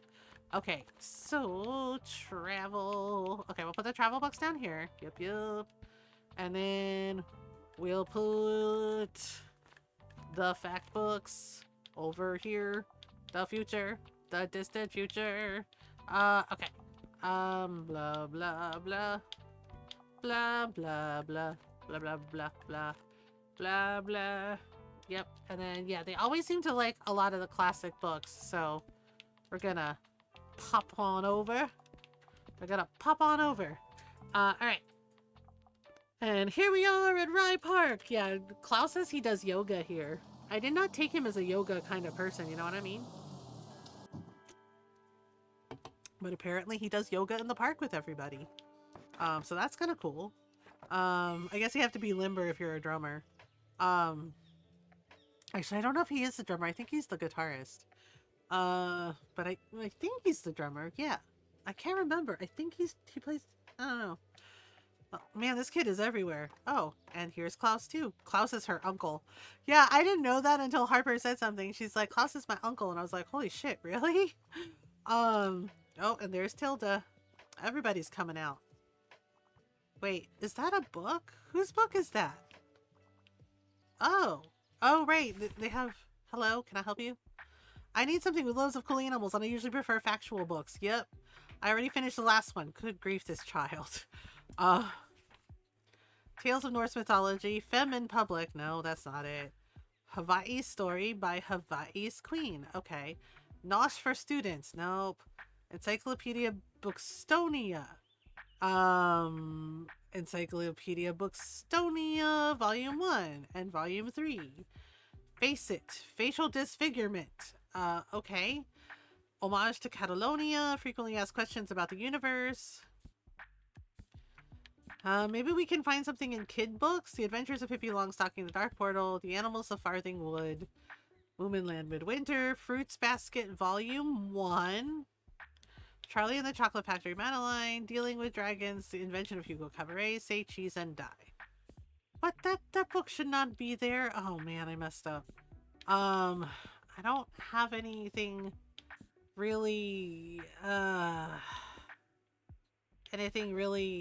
I don't know. That doesn't have cute animals. That doesn't have cute animals. That doesn't have cute animals. Valperga, Evelina, The Ugly Duckling? Ugly duckling is the best I can do. I love the animals and the ugly duckling. How did you know? I'm awake again. Hi. Hi, Fox. Did you have a nice nap? No problem. Okay. Are we supposed to talk to book group? Welcome. Thank you. Starry-eyed poet, would you care to join? We practice our writing here. I write haikus. You? Writing is fun, I swear. I mean... yeah, it's fun. It was good. I woke up with Rory using my knee as a pillow. Aw, Rory. Hey, can you believe we still haven't heard back about any potential concert venues? Oh my god. Are they still going on about this? I mean, it's on the city council to pay better attention to the culture scene in town, isn't it?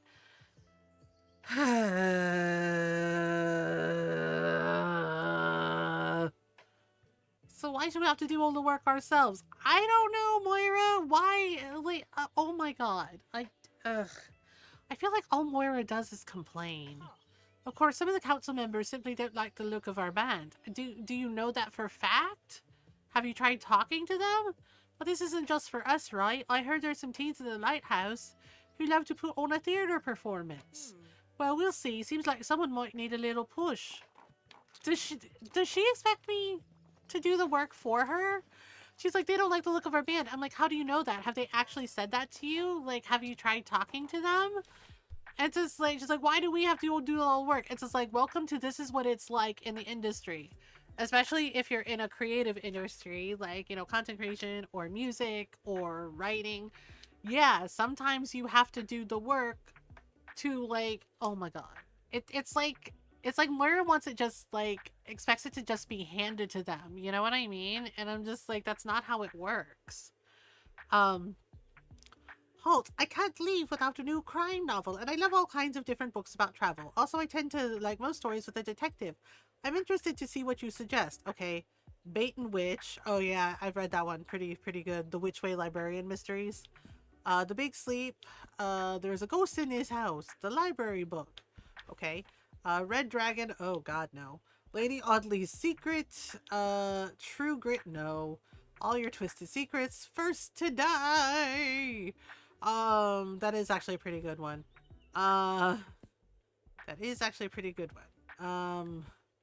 Okay, The Eyes of Darkness, The Body in the Library. Oh, Miss Marple, that's a good one. The Body in the Library, The Unexpected Mrs. Halifax, This Book Will Bury Me, The Maid, Bleak House, Dear God, The Turn of the Screw, Crime and Punishment. Dostoevsky. That's a heavy book. Maisie Dobbs, Green Glass House. Okay, I got you. Miss Marple, number 2. Amazing! The Body of the Library. This case sounds fascinating. I read that as M awake. Ugh, hi. I mean, fair, valid. Okay, there we go. Yay, everybody's. And I know everybody's gonna be happy, as happy as you and me. 'Cause I know. Come on, girl, let me tell you all the things I wanna say. Oh, you managed to join the Creative Writing Club already? That was quick. Okay, was it? So, what was their vibe? They were very nice. Really? Like, regular nice, or were secretly laughing about you nice? Okay, I mean, Fern, they were nice. I've been told that that's a thing, but, well, never mind. I'd rather try and stay optimistic. Okay, Fern, honey, I know. It's just like they were nice, or they were secretly laughing at you nice, and I'm just like, I feel like there's a story behind that. So do you think they'd welcome me? I'm still not so sure. Fern, of course they would. Anyone would be lucky to have you. Maybe we should still check out the other groups first. I mean, I get it. Social anxiety is a thing. I'm right there with you. But sometimes you just got to take a breath and take a step forward. Like, oh boy. Oh boy, oh boy, oh boy, oh boy. Yeah. I can't decide. You can't decide. Dang, they cleaned out my thriller section. Hello, I'm here on research. I want something with a political message. What? Why? I could go for something philosophical. I really enjoyed The Complete Robot. Okay, something political, something political. A psalm for the wild built. Okay, Babel. Okay, Shatter Me. Raybearer. Oh boy. The Return of the King. Well, not really political. Bury Our Bones in the Midnight Soil. Oh, that's a good one. That's a good one. Sapphic vampire novel. Insurgent, Divergent number 2. The Lost Continent. Invisible Life of Addie LaRue. The Ramayana. Oh boy. Something Wicked This Way Comes. Battle Royale. Kind of political. The Napoleon of Notting Hill. Okay.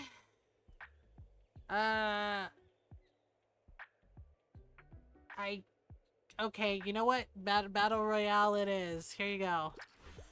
Whoa, I feel radicalized. I mean, Battle Royale is very good. It's also really fucking brutal. The movie too. No problem. Ta-da. But the message was really good. Like, it is political, you know, being like, you know, like their government's like expecting something out of them, and you know, being like, no, you can't just like force people to do shit. It was just like people have free will for a reason. Dang, Tilda's just like cleaning. I knew it. Tilda is cleaning out my mystery thriller section. Damn, girl.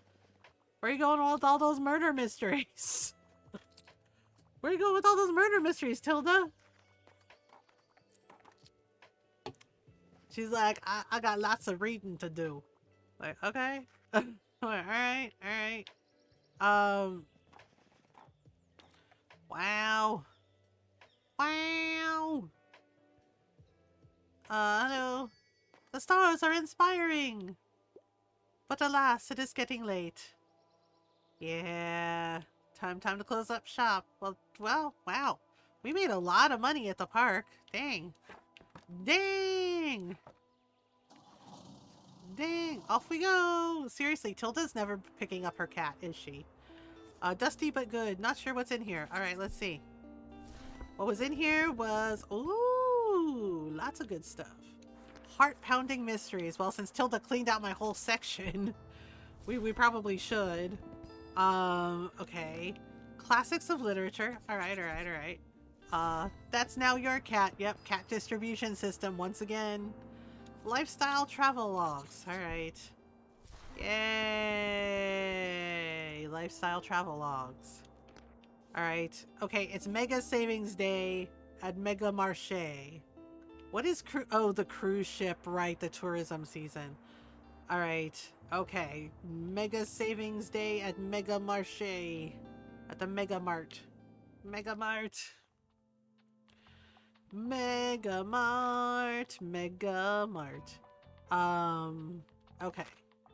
Okay, so basically drama, kids, and thriller, cause this is thriller night. Do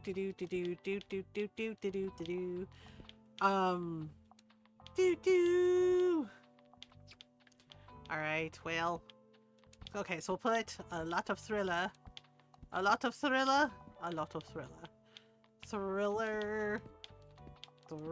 mysteries. Okay, and then what else do we say? Oh, drama and kids. How do you do, fellow kids? Okay, sorry. Drama.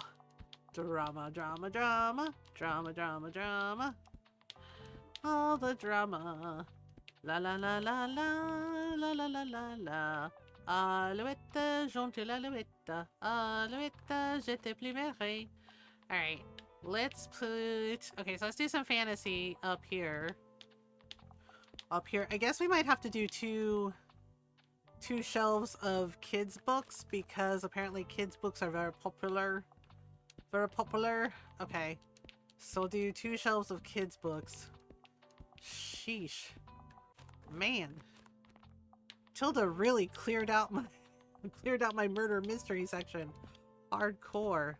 Dang, that lady's all about it. She's all about that life. Okay. Do do do do do do do do do do do do do do do. Okay, there we go. There we go. There we go. Okay, so we got this. Right, drama. Okay, I think we're ready. Oh yeah, mega savings days. It's like we have to like take like 10 cents off or something. Or 1 gold coin off, I forget. But we basically have to, you know, give them a deal. But he's like, yeah. He's like, I'm here. Good boy, buddy. Aw, he's so good. But we can't pet the kitty cat. Yes, you are. We can't pet the kitty cat. The kitty cat is just like, I'm just vibing. The cat just likes to, we can pet them, I think. Right? Like, yeah, we pet them and then they give us little hearts. I need to like take another oh, okay. I need to take another screenshot of this. Tiny bookshop, tiny bookshop, tiny bookshop. Oh, seriously, this kid is everywhere. Welcome back to the Mega Marche and a happy Mega Savings Day to you. You know the drill. Everything must be 1 gold coin off. Yeah, that's what it was. So I hope work has been fun for you so far. You know, if you ever get bored, you're always welcome to come drop by our band practice. No pressure, mate. Just saying you're always welcome. Oh, before we go, I wanted to ask how you and Tilde are getting along with the whole succession thing. I've been watching this one show lately and phew, this kind of responsibility can be brutal, eh? I guess. Hello? Shh, honey, we're talking to the bookseller right now. Halt, I can't leave without a new crime novel. Also, I'm a traveler. I like reading about real places. Okay. You want a crime novel? Full dark, no stars. The Big Sleep. There's a ghost in his house. It. Oh boy. Well, yeah, it would definitely. The Last Time I Lied, Red Dragon, oh boy. Lady Audley's Secret. Real Places, huh? The Turning of the Screw, oh boy. Oh boy. First to Die. Okay, The Eyes of Darkness, The Mysterious Benedict Society, The Outsider, oh man, that's a really good one. The D Valley Killings, Home Before Dark, Vera Wong's Unsolicited Advice for Murderers. Oh dear. Carrie, Julie Chan is Dead, Maisie Dobbs, If We Were Villains. Okay, how about The Phantom of the Opera? Monster. Ghost Stories from the Grave, A Good Day to Pie. Oh, right, Cozy Mysteries. Yeah, those are a thing. A Good Girl's Guide to Murder. Murder. Room. I don't know what to pick. A Good Day to Pie. Monster, The Phantom of the Opera.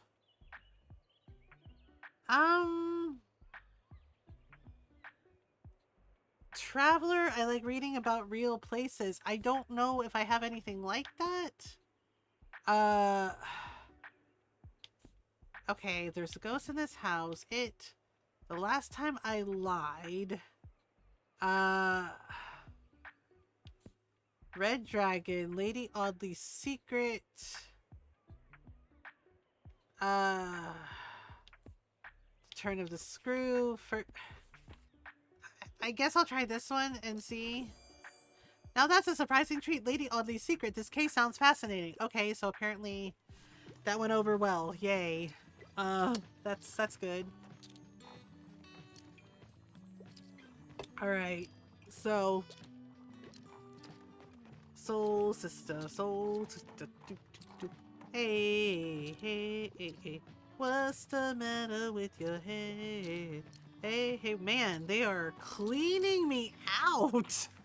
Nope, nope. I shouldn't complain. We want them to buy all the books. Yes, please buy all of the books. Please buy all of the books. I'm sorry, I have to pick up my kitten bit. I will rage if none of the characters kiss. However, fantasy is just not for me. I really enjoyed Hard Times. Okay. Valperga. Oh man, Valperga by Mary Shelley. Oh, they have that? Certified goth nerd. I mean, she's basically, the mother of all goth nerds. And also, mother of science fiction. I'm just saying. Um, okay. Between love and political liberty. Okay. Evelina. Antony and Cleopatra. Antony and Cleopatra. Who wants to tell them? The Tempest. Okay, also good. The Essential Roomie. Othello. Oh boy. The Nightingale. Beloved. Thumbelina. Jane Eyre. Fucking Jane Eyre. 12 Angry Men. Dracula. The Crucible. Leaves of Grass. East of Eden. New Hampshire. I guess we could go with the female protagonist must choose between love and political liberty. Maybe Evelina? Maybe Evelina. Or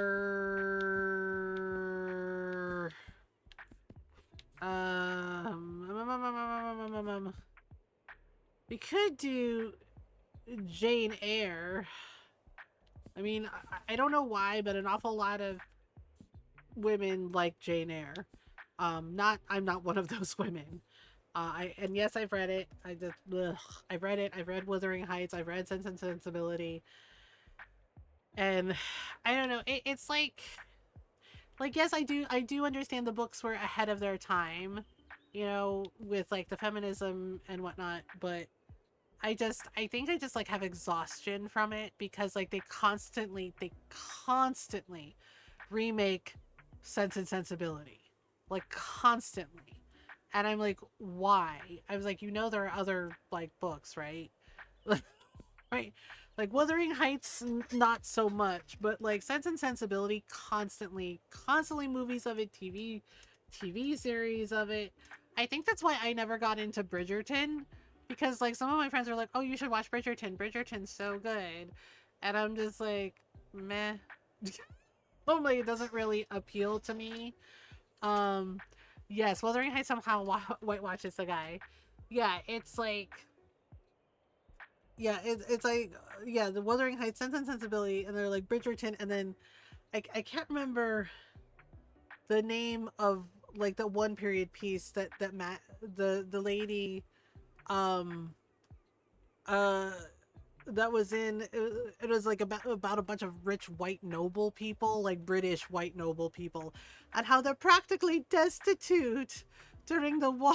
And I'm just like, okay. Yeah, I can't remember. Maggie McGillis. Yeah, Toby Stevenson's mother, right? She was in it. The lady that played McGonagall in Harry Potter.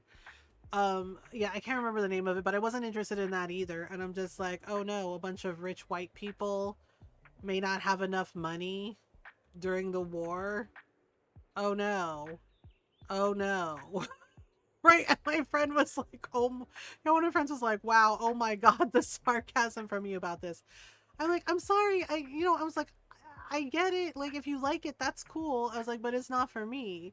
And it's just like, just the premise, they're like, oh no, whatever shall we do? We'll be destitute, we'll be thrown in the streets, we can barely afford anything. And meanwhile, yet they still have all the good silver out and are still dressing to the nines and shit. And I'm just like, so what? How are they poor again? I'm just like, how the fuck are they poor again? I was like, they seem fine. So it's just like, Antony and Cleopatra, The Tempest. I guess, you know what? Let's just give her Jane Eyre. It's a cop out, I know. Brilliant. I love romanticizing my life. Sure, Jan. No problem. Sure, I guess. Look, he has brown skin and the shows the movies are always yeah. In the book he's black. He's basic like yet in the TV shows that they do or like the remix of the movies or whatever, yeah, he's always a white dude. And I'm just like and I'm just like side-eyeing them and I'm just like, that's a fucking choice, okay? Like seriously. I'm looking for something with a quirky investigator. I'm not afraid of a bit of tragedy and I quite enjoy crime novels. Okay, so you want crime thriller? Home Before Dark. Oh boy. Julie Chan is dead. Ms. Dubs. Don't they mention his race, but he's definitely pasty? Yeah, it's weird. Dang, all I have left. They literally cleaned the hell out of my damn mystery thriller section. Holy shit. I have 3 books left. I guess, okay.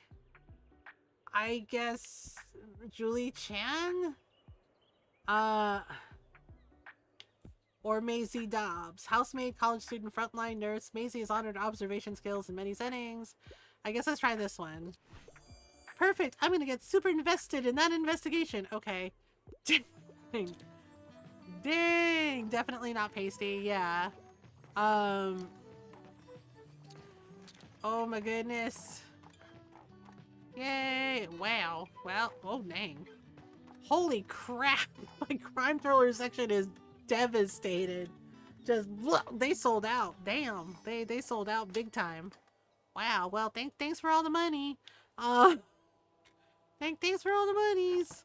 Alright, off we go.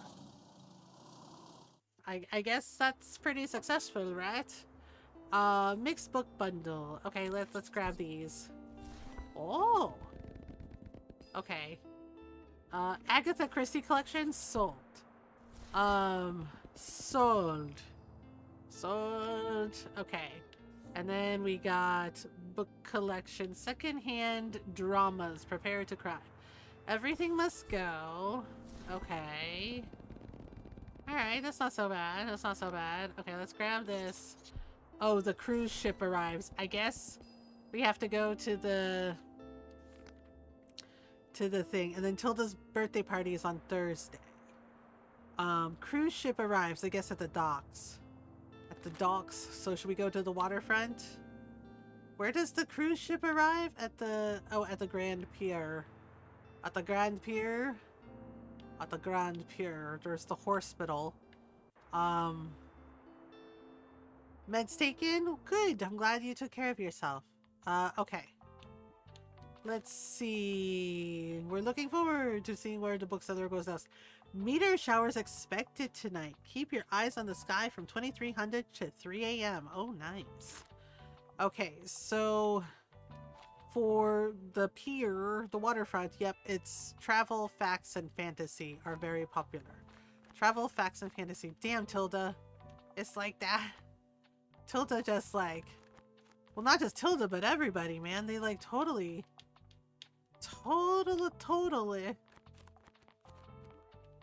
like they cleared out my freaking section of like, damn, sold out of my mystery thrillers. Holy shit. Okay, go here like this. Soon as it started. Yeah, I do 3 shelves of mystery thriller because like, holy crap. Alright. Fantasy and facts and travel. Fantasy. Okay, we'll do some fantasy. Alright. Fantasy. Yeah, we'll do 2 shelves of fantasy. Alright. And then we'll add the kids' books because you never know. You never know. Okay, facts and drama. Okay, let's put some drama over here. Like so.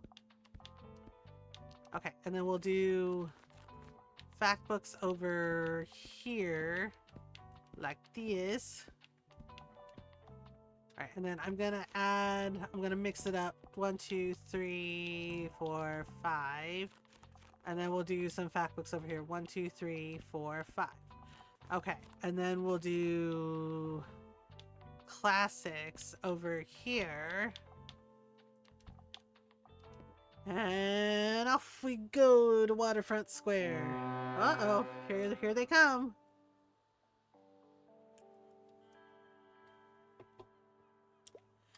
Here we go again with that blasted thing. Sorry, Walt. Yeah, they really don't like the tourists. So you're looking for stories, are you? Oh, do I have stories to tell, kiddo? Or at least that's what my dear granddaughter Cora says. Maybe it's about time to start writing some of them down. Mumbles, preserve them and all that. But writing was never my strong suit. I might need some proper books for reference, eh? Spin a yarn! Walt has seen a lot. Help him tell his stories. Okay. Alright, let me see if we have some snoozes. We'll snooze the ads for 5 minutes. So we gotta take an ad break. We gotta run the ads soon. Classics are my absolute favorite. I must request another one, and I'm gonna need at least 450 pages. Okay, 450 pages. Lady Audley's Secret, Evelina, Antony and Cleopatra. Antony and Cleopatra is 336. Which one? The Tempest? It's 145. 336. Rumi, 302. Othello. Oh boy. Nightingale, Beloved, Thumbelina, a collection of poems, Richard II. Oh boy. Dracula. Well, Dracula is 407 pages. The Crucible. Oh boy. Leaves of Grass. Well, wait, Leaves of Grass was deemed obscene? Oh, because Walt Whitman was gay. Deemed obscene by some critics for its sensual nature. Oh, come on. This poetry collection is an expression of gay voices in the 1800s. I mean, to be fair, so... oh no, not gay people hooking up. Like, really? I mean, for goodness sake. I think one of those poems, I mean, they're really well done. They're like, yeah, Walt Whitman was very talented. Whitman speaks of how queer love is still God's love. Fuck yeah. And also that such love should be normalized and celebrated. Hell yeah. Exactly. I think we're gonna give him Leaves of Grass. Yeah, I mean, why not? I mean, you know, Walt Whitman also, like, hooked up with, you know, Oscar Wilde. And comment, but you see, like, the photos of Oscar Wilde, and I'm just like, I get it. Because Walt Whitman said something along the lines about Oscar Wilde of, like, he was a big, handsome, strapping lad. Because for the time period, Oscar Wilde was insanely tall. And yeah, and then you see the pictures of him, right, that they had of him. And it's just like, I get it, Walt Whitman. I get it. You know, like, yeah, like Oscar Wilde was very handsome, and just, yeah, and referring to him as like a big, handsome, strapping lad is just like, yeah, that, yep, totally tracks. All right, Leaves of Grass. Whoa, you can't go wrong with a classic like Leaves of Grass. Yeah, that's right. Yeah, Walt's an ally. No problem. Yeah, Walt's an ally. Oh ho, Leaves of Grass. That's the stuff. Oh dang! Wow, I knew Walt was a real one. Okay, here we go. Okay, so we're gonna open. Does this mean the tourists are gonna like come buy books from us? Asking for a friend. Oh dang, she's early. Continenta. The cruise ship is called the Continenta. Wow. Oh, Harper's here too. Okay. Hello. Welcome to our little bookshop. Buddy's living his best life. Okay, apparently we didn't have a book Harper was looking for. I don't know this lady. Oh wait, that must be a lady from one of the doctors or nurses from the hospital. One of the people. Dang, it was a nice day and then it started raining. What the hell? What the hell? What the hell? Uh-oh. Okay. Well, they bought some stuff. Dang. Well, there you are. Mary asked me to see what you were up to. I suppose she's a bit concerned since you haven't made progress with her business course lately. But don't worry about it. I took my time with the course too back in the day. What was I supposed to do? I've tried to explain it to Mary, but work-life balance is a bit of a foreign concept to her. Wait, what was I supposed to do for the business course? But if you're struggling with the rules of the course, that's a different story. It can be quite difficult, it's true, and a bit archaic in my opinion. But Adia and Moira should be able to help you out there. They're the business expert after all, so don't hesitate to ask them for advice. I don't even remember what I was supposed to do for the business course, honestly. And Moira and Miriam needs to back off. Like, seriously. I'm noticing that she's kind of like... Help me out here, maybe? Like, she's kind of like a control... Like, she has to be in control of everything, which I get. But at the same time, you gotta, like, relax a little bit. I'm an absolute thriller fan. I'm interested in fact books, and I tend to read lesser-known works. Anything good on board today? You like thrillers and you like fact books. Medieval carpentry. My lesbian experience with loneliness. Okay. I know why the caged bird sings. Walden. Frank Lloyd Wright. Baking with Kim Joy. Hawaii's Story about Hawaii's Queen. Barmy British Empire. Tales of Norse Mythology. A slip of the keyboard. Oh, that's Terry Pratchett. A slip of the keyboard, the CRPG book, just 6 numbers. They said I'm an absolute thriller fan, interested in fact books. Okay, let me see if I can find them. I don't know if they want thriller or fact books. The Turn of the Screw. Here, try this. The Turn of the Screw, can't wait to see what happens. Interesting, I'll give it a shot. It's a pretty good book. It's a pretty good read. No problem. No problemo. Walena problema. Soyok. Alright. Okay, which one is your favorite? All of them. Actually, no. Sorry, I'm in a bit of a hurry. I want a tragic tearjerker. Also, I feel like reading a literary fiction novel. I really enjoy Case Closed. Okay. You want a tragic tearjerker, but Case Closed isn't. Muffin is what your reply sounds like when you have your mouth full of muffin. And someone asks you what you're eating, but you feel kind of guilty about it, right? You're like, hi Pika. Hi Robot Pika. You're like, muffin. Like, I'm eating muffin. How do Tearjerker and Case Closed are 2 different books? Okay. I guess I could go to the classic section. Evelina the Tempest. Well, Othello is a tragedy, but Othello's also kind of a brutal tragedy. Shakespeare ripping our hearts out with the tragedies. Although, well, Othello is definitely a tragedy. So is Romeo and Juliet.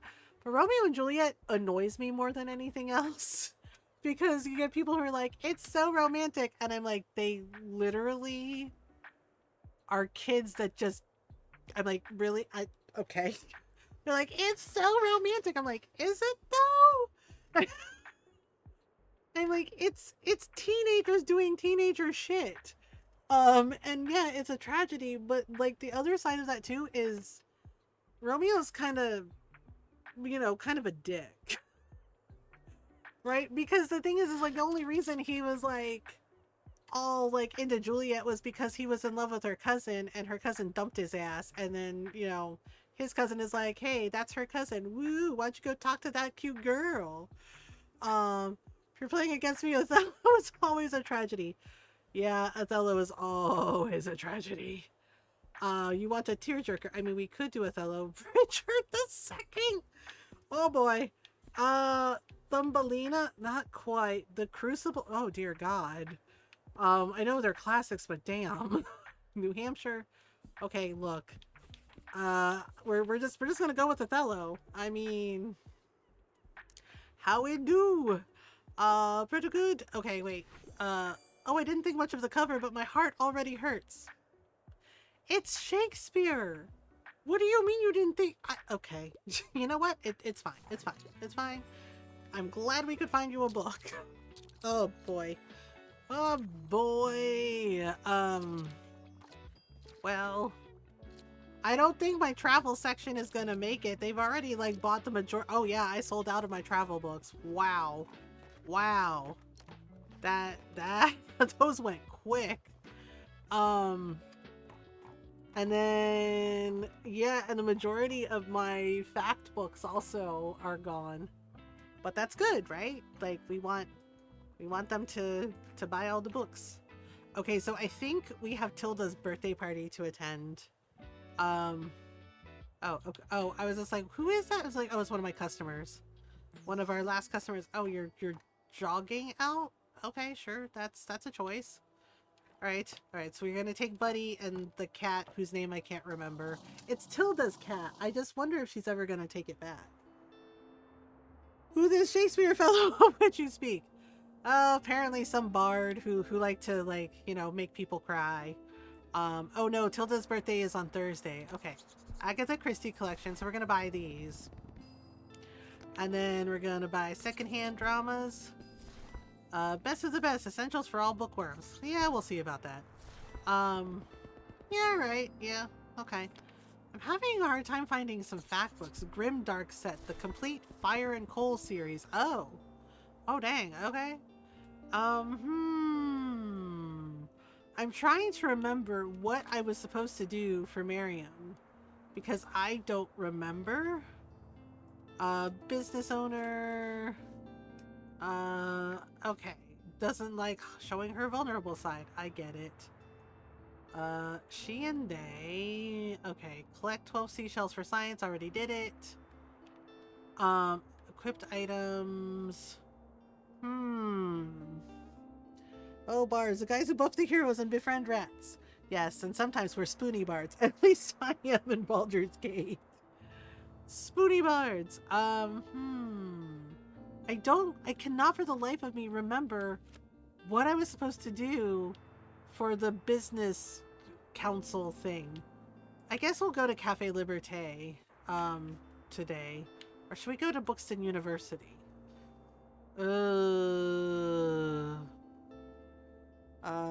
Oh my god, Spoony Bars love that. Yeah, we're still in the middle of Final Fantasy 3. And we're gonna play 4 and then 5 and 6. But it was one of the things of Final Fantasy 6 that always like cracked me up. That's like a 35-year-old reference by now. Yeah. It was one of the things that cracked me up was Tella like yelling at Cecil about his daughter. He's like, "You get away from my daughter, you spoony bard!" And it always made me laugh because I was just like, "Oh my god!" Like he was not having it. He was not having it. He's like, "No." He's just like, "No, how dare you?" And I'm like, "Well, yeah." So it's just like it just always makes me laugh because it's like, "Oh my goodness." Okay, we'll go to Cafe Liberté. I don't remember what books we need to. Oh, right. Okay, so mystery thrillers, classics, and surprisingly travel books are the most popular books here. Interesting. Oh, okay. Before we decide on books, I have to take a stretch break. We have ads coming up. Yeah, so we have an ad break coming up, so I'm gonna take a quick stretch break while the ads run. Yeah, so take a stretch break if you need one. Water, food, snacks, etc. Yeah, and I'll be right back, and then we'll sell stuff at the cafe. All right. Norl's in charge. No fire. Yeah, you know what to do. All right, be right back.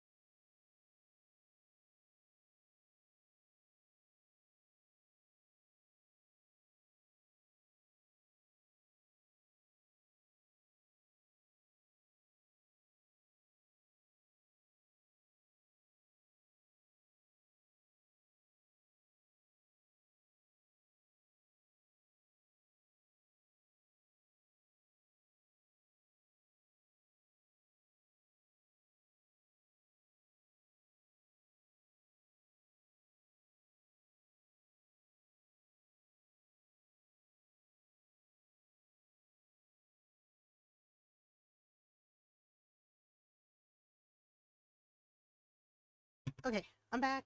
Thanks for waiting. Ads should be over. I hate that it's been so long. I sometimes mix up my Shakespeare lines. Here's this line from Hamlet, Macbeth, King Lear, Othello. I don't know.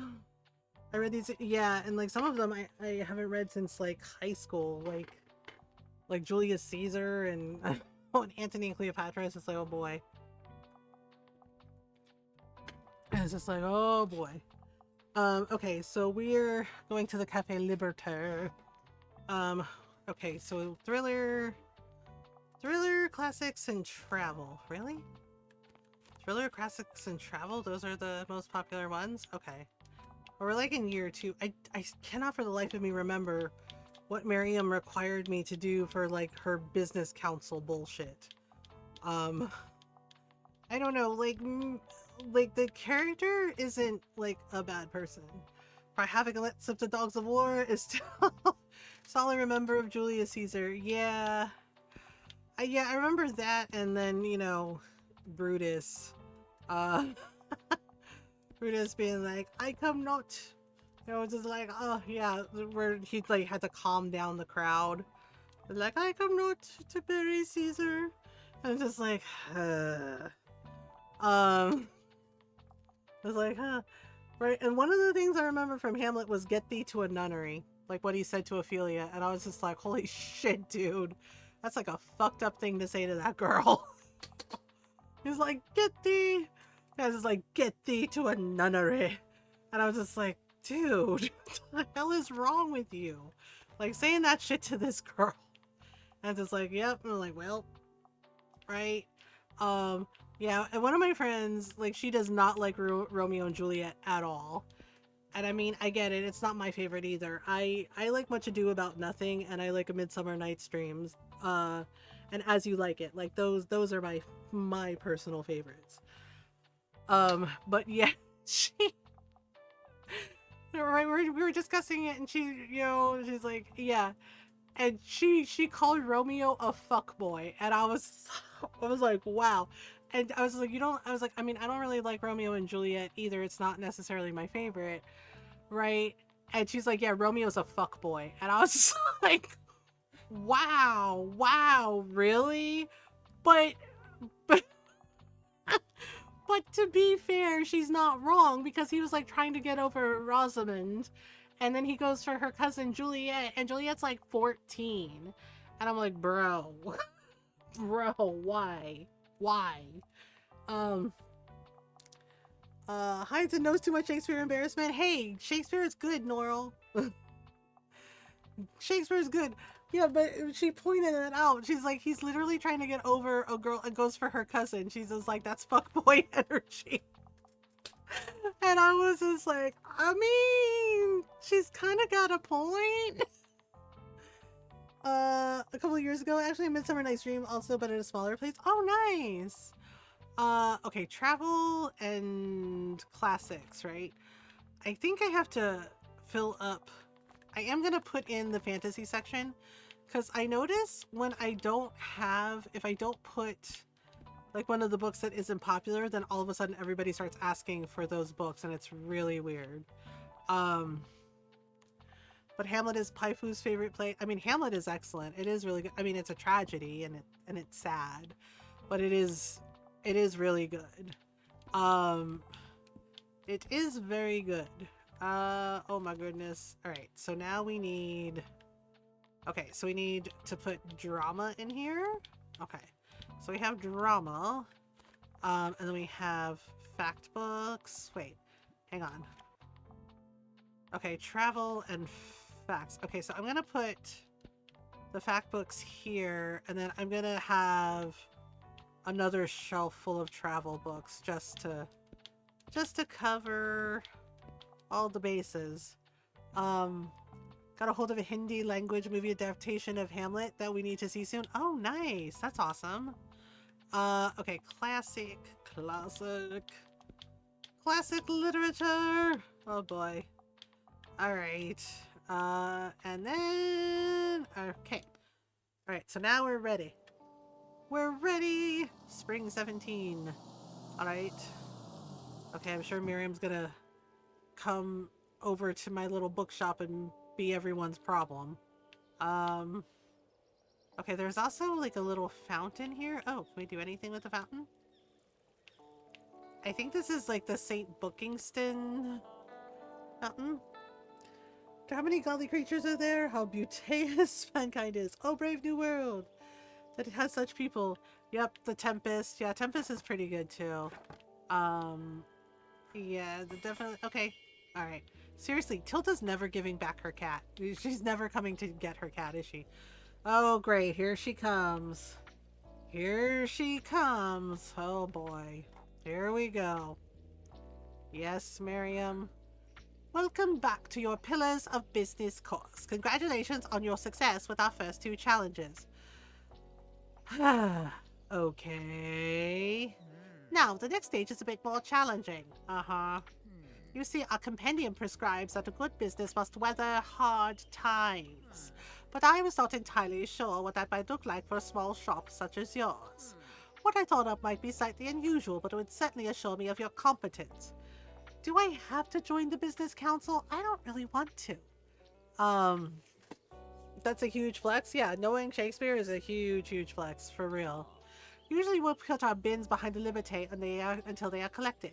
Today, I thought I might put them out front. So will you still be able to make sufficient sales while your customers have to navigate around this rubbish? Okay, that just feels rude. That feels kind of rude, Miriam. Oh my god. I kind of don't like her. I'm over here like, you know what, Miriam? I kind of low-key don't like your ass. Alright then, good luck. Yeah, punyeta ka. Ang putana mo. I said what I said. I will observe your success with great interest. Bite me. Seriously, I don't like her. I know she's Tilda's friend, but I don't like her. She comes across as snooty and condescending and rude. You know, and oh my god, like seriously, this is so incredibly rude. She's like, it's a test. And I was like, your mom's a test, okay? Like, seriously. What's the latest headline? I like a book that doesn't take itself too seriously, and it could go for a travel guide. However, tragedies are often a bit too tragic for me. Okay, so which is it? Do you want a travel guide, or do you want a classic book? Oh my god, when they are vague with the requests.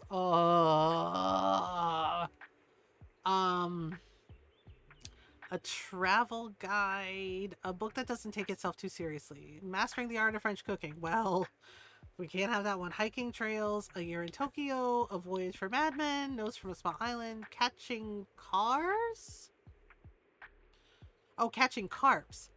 It's a fishing book. Down Under. Okay, here. Down Under? Is that okay? Unconventional, but Down Under is gonna make me laugh. You're welcome, I guess. Another coffee table book. Oh, Miriam's actually buying something from my shop after she sabotaged me, basically. She's just like, it's a little test, and I'm just like, okay, Miriam. Seriously, that is so gross. The dumpster. We quoting stuff? We're quoting Shakespeare. We're quoting Shakespeare. And I'm roasting Miriam. I never imagined that this day would truly come, when my bookshop could sit here entirely empty. It's quite a shame. But it was time, wasn't it? I'm not as good on my feet anymore. Of course, I've been hoping to finish clearing it out much earlier. But with the old hip, moving out proved quite difficult. Anyway, I'm not sure how I feel. Relieved, nostalgic, regretful? I will sleep on it for now. See you another time, dear. Okay, bye, Tilde. Oh, she's buying books. I mean, you know. Mankind knew they cannot change society, so instead of reflecting on themselves, they blamed the beasts. Yeah. Completed Hard Times. Oh, I did. I did complete Hard Times. Yeah. I'm partial to a good crime novel. Bonus points if it was written by a woman and I'm a traveler. I like reading about real places. Okay. The Vanishing Stair, Home Before Dark, The Dry, True Grit. That's not really a... Okay. We Live Here Now. Boy's Life. Violets Are Blue. I keep getting lost in Tifa's eyes. Oh, for Final Fantasy VII? The Shining? Well, I mean, The Shining is good, but oh boy. Death Note, Pet Cemetery, oh boy. The Complete Father Brown. Um, The Murder of Roger Ackroyd. Ooh, Hercule Poirot. That's a good one. Let's do Hercule Poirot. Woo, The Murder of Roger Ackroyd. That's a good one. This case sounds fascinating. I remembered off the top of my head. I need some inspiration. How can I help you, sir? Hi there, only read serious, sophisticated literature. Oh, God. Okay. Usually I find advice books a bit dull, though. Do you have anything like Pedagogy of the Oppressed? Why are some of the customers like this in Tiny Bookshop? I'm like, could you be any more fucking pretentious? They're like, I only like serious and sophisticated literature, and I only like niche books. And I'm just like, okay, sure, I guess. Yep. Pedagogy of the like, really? Oh boy. Serious and sophisticated literature. Medieval carpentry, best I can do. I mean, yeah, I love Agatha Christie too. I grew up on her. Yeah, my grandmother had all these Agatha Christie books and murder mysteries. Yeah, I grew up on like Agatha Christie and Kinky Friedman. And then people kind of look at me and they were like, wait, that's really the author's name? I was like, yeah, he writes, I was like, yeah. I, I was like, yeah, one of my friends thought I was making up his name. She's like, there's no way the person is named Kinky Friedman. I was just like, that's his name. That's the name he writes under. I need to get this game just gonna be like, oh, that was a good book. Yeah, Tiny Bookshop is a lot of fun. It's it's really cool, and you know, running your own little mobile bookshop is pretty neat. Walden, Henry David Thoreau, Frank Lloyd Wright, The Wilder Shores of Love. Um, Baking with Kim Joy, Bookworm, a memoir of childhood reading. I guess I'll just give him this and hope for the best. Yay, Frank Lloyd Wright sounds very interesting. Who Friedman? Kinky Friedman. Um,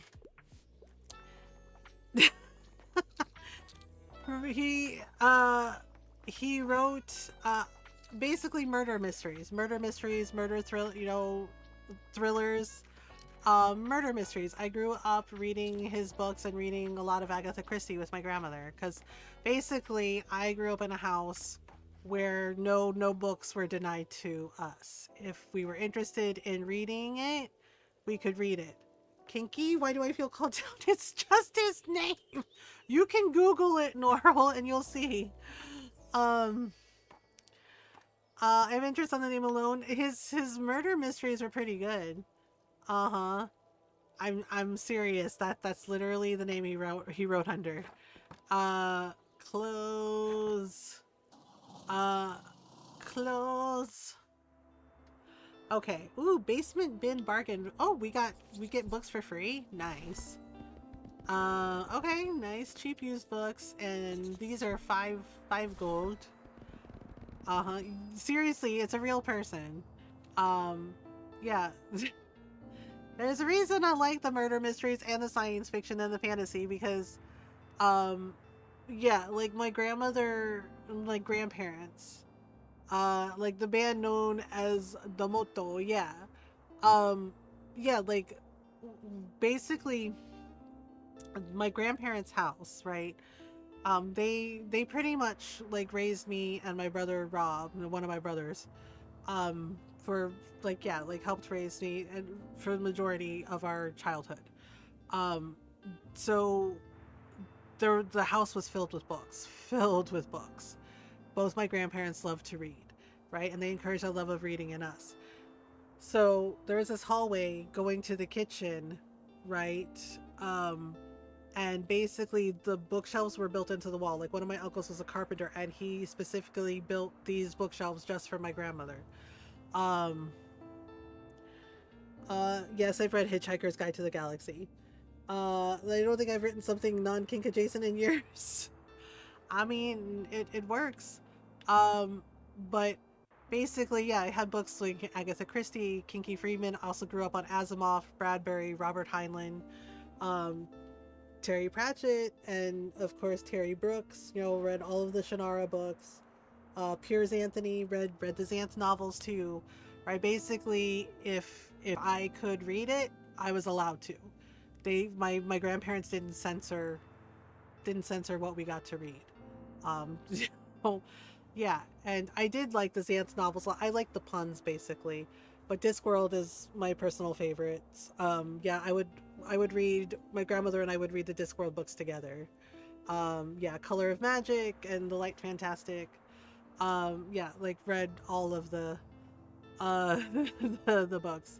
Miss Terry Pratchett, yeah, he was an incredible writer and just an incredible person. I actually got to meet him one year at one of the conventions, and he was very sweet. Like, he was so nice. And when I mentioned that, because my grandmother wanted me, would always encourage us to read, and she would have us read out loud. And so when I was a kid, we would take turns. Like, I would get to read a couple of chapters, and then she would get to read, and the next time we picked up the book to read, she would read a couple of chapters. And he was so sweet. Like, he thought it was really lovely, right, that my grandmother did that. And one of the books we read together, of course, was The Color of Magic, Discworld. And I said, she's the reason I love Discworld, because we would read those books together. And he was just tickled by that. And he's like, your gran. And I was like, yeah. And I was like, and being able to read out loud, it definitely like improved our reading. Yeah, he thought it was lovely. He's like, that's so lovely. He's just like, and you love my books. And yeah, and he's like, well, and he even asked me, he's like, who's your favorite? And I was like, it's kind of a tie. And he says, oh, he's like, it's a tie, do tell. And I said, it's a tie between Rincewind and Death and Granny Weatherwax, right? And I said, I was like, but I also love Captain Vimes, right? And he said, oh yeah. I was like, because my grandmother and I thought it was hilarious. Yeah, that Death would not go near Rincewind. Like, he would look at his hourglass and just be, and Death just looking at it going, oh, yeah, no, I don't think I'm gonna mess with this one. Yeah, because Rincewind's, like, sand, like, his hourglass went all over the place. Like, just, like, almost dying, but not quite dying. And just, like, it was just, like, he had a very unhinged, like, fate. And Death was kind of fascinated by it and just going, okay, interesting. Uh, right? And the thing is like, my grandmother and I also thought it was funny that Death spoke only in caps, only in caps lock, right? Yeah, but Terry Pratchett was really lovely, and he signed my copy of Color of Magic, and he was very sweet. Like, he was just a very, very sweet person, and he was so lovely to chat with. Like, he was just genuinely very nice. And the Goblin one, and I love the detective. Yep, yeah. Thank you for low energy. Hello, I hope you're doing well. Heart Pounding Mysteries. Okay, we'll get Heart Pounding Mysteries. I think it's Tilda's birthday. I don't remember where we're supposed to go for her birthday party. Classics of literature. Well, you'd probably like the ones with Rincewind, Julius. Yeah, there's Light Fantastic. There's Color of Magic. Yeah, there's also like I think there's also like a book with all of the wizards in Unseen University. Yeah, I also like the librarian that's an orangutan. Like, he got turned into an orangutan and he doesn't want to be turned back because he likes being an orangutan. He's like, it's convenient. Yeah, I thought that was hilarious. The explanation of, like, they offered to change him back and he was just like, no, I'm good. Doesn't very bad stuff happens if he dies in a while? I know you read Forbidden Magic, obviously. Yes. Yes, basically. Which is why Death was like, yeah, I'm not touching this. How the materia system works in Final Fantasy VII. My brain is being a goober. I can't wrap my head around because of it. For remake or for the original? Basically, okay, so basically for the materia, if there are certain spells you want to use, like say lightning, right? Like Cloud and you want to equip them with materia that they have a good affinity with. Like Cloud's really good with lightning spells, so lightning materia, you can equip it if there's a slot for it in the equipment, like say for Cloud's Buster Sword or for like his gauntlet, then you can put the materia in there. But you want materia that they have an affinity with. Like Aerith is really good with like healing, with healing. She's basically the white mage. So you want her to have and she's also good with wind spells like arrow, right? So you want her to have like materia that has like proper healing spells or like wind magic. With Cloud, he's really good with lightning spells. So you want lightning materia, right? There's also like materia that can like enhance their abilities, enhance their strength, enhance their dexterity. Um, so you just got to think about like what kind of build you want for them, right? But you also want to make sure that it is, they're equipped with something they have an affinity with, right? Like Cloud's really good with lightning, Aerith is good with like healing magic and wind. Tifa can do, because she's basically like a monk class. It's like the F9 system where you keep the abilities after maxing them up. Yeah, you level up the materia and the spells get stronger and you get to cast faster, right? It's like the higher the level, the faster the cast, basically. And it's a good idea to keep them equipped. Oh, like even after you level them up. Yeah, so basically say like Aerith has, you don't keep them. Say basically Aerith has like the healing materia, right? The materia with healing spells, right? And the materia levels up. Basically her cure spells and everything, her casting will be faster. Because the higher the level, the faster the cast. Yeah, because when they're lower leveled, it takes a little longer. It takes a bit of a longer time. They improved that from Final Fantasy VII, from the original. So remake, it is a little bit faster. Okay, we're supposed to go to Tilda's birthday party, but I don't remember where Tilda's birthday party is. Wait, where is Tilda's birthday party? Now I'm thinking about it. Wind materia and healing stuff, she is a white mage. Yeah, Aerith is essentially a white mage. And yes, wind, not just because part of it has to do with her being an ancient, and the ancients are really good with healing and wind. Like wind magic is literally their thing. So yeah, she's essentially the white mage. And if you want to think about it, yeah, she's basically the white mage. And then Red is a fighter, but he can also do some magic. Like he's really good with fire. Red, in a way, is kind of like a red mage, because he can do a bit of everything. I'm trying to remember where were we supposed to have Tilda's birthday party? I don't remember where we're supposed to go. Was it? Okay, hang on.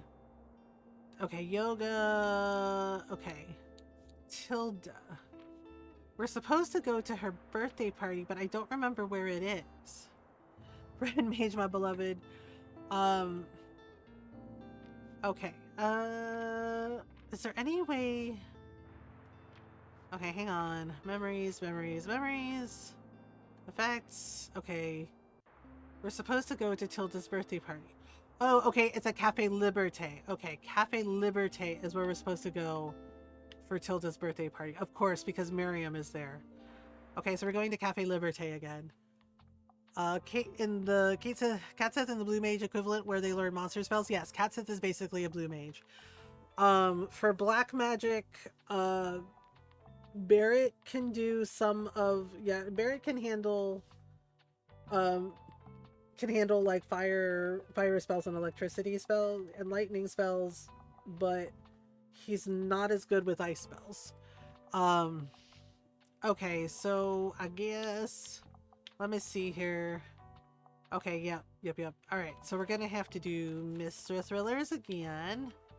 Okay, so let me fill up the mystery thriller shelf. Let me fill up the mystery thriller shelf. Yeah, if anything, honestly, the system in Final Fantasy VIII was more confusing for me than in 7. Because they kind of changed it up a little bit, and the explanation was a little odd. Um, and I don't mind 8, but it's not my favorite. Um,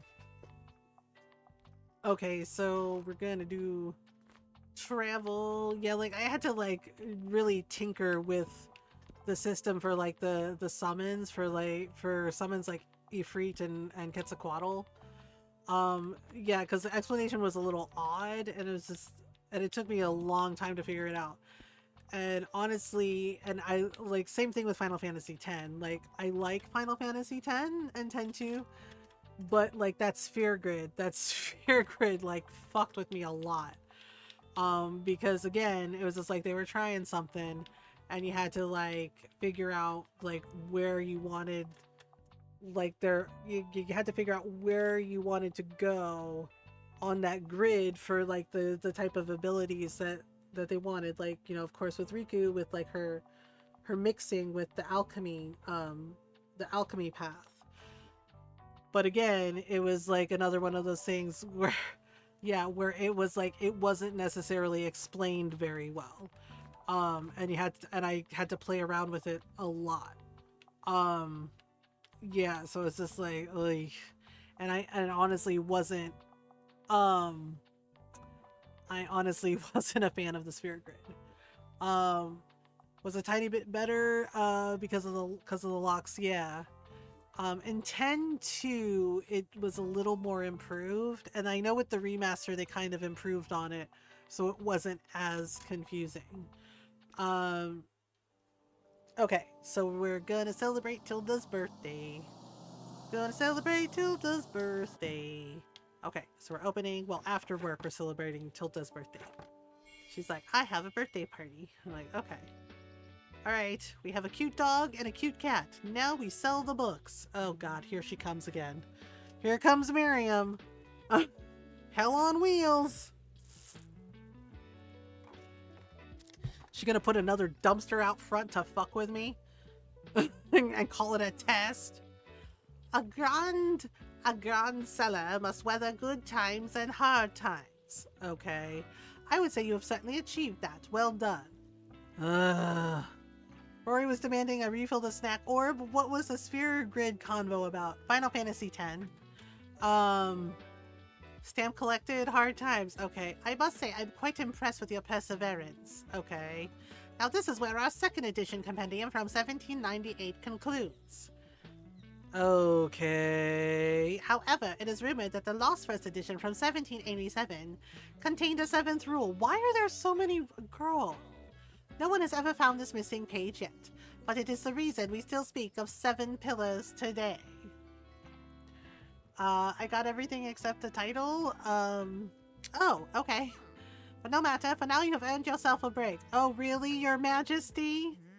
But come back soon and we continue with the second half of our course. Why do I have to take this course? I did not sign up for this business council course. She just kind of thrust it upon me. And she's like, but now you could have a break. And I'm like, oh, really, Your Royal Highness? I don't know who Miriam thinks she is. I get that she's, quote, the leader of the business council or whatever, but I didn't ask to join the business council. Not even a little bit. She just kind of inserted herself in here. And it's just like, here, if you want to be one of us, you have to do this. I'm like, I didn't ask to join you all. Like, my little bookseller did not ask for this. You just kind of assume and are just like, here you go, here's all these tests you have to do. And I'm just like, girl, really?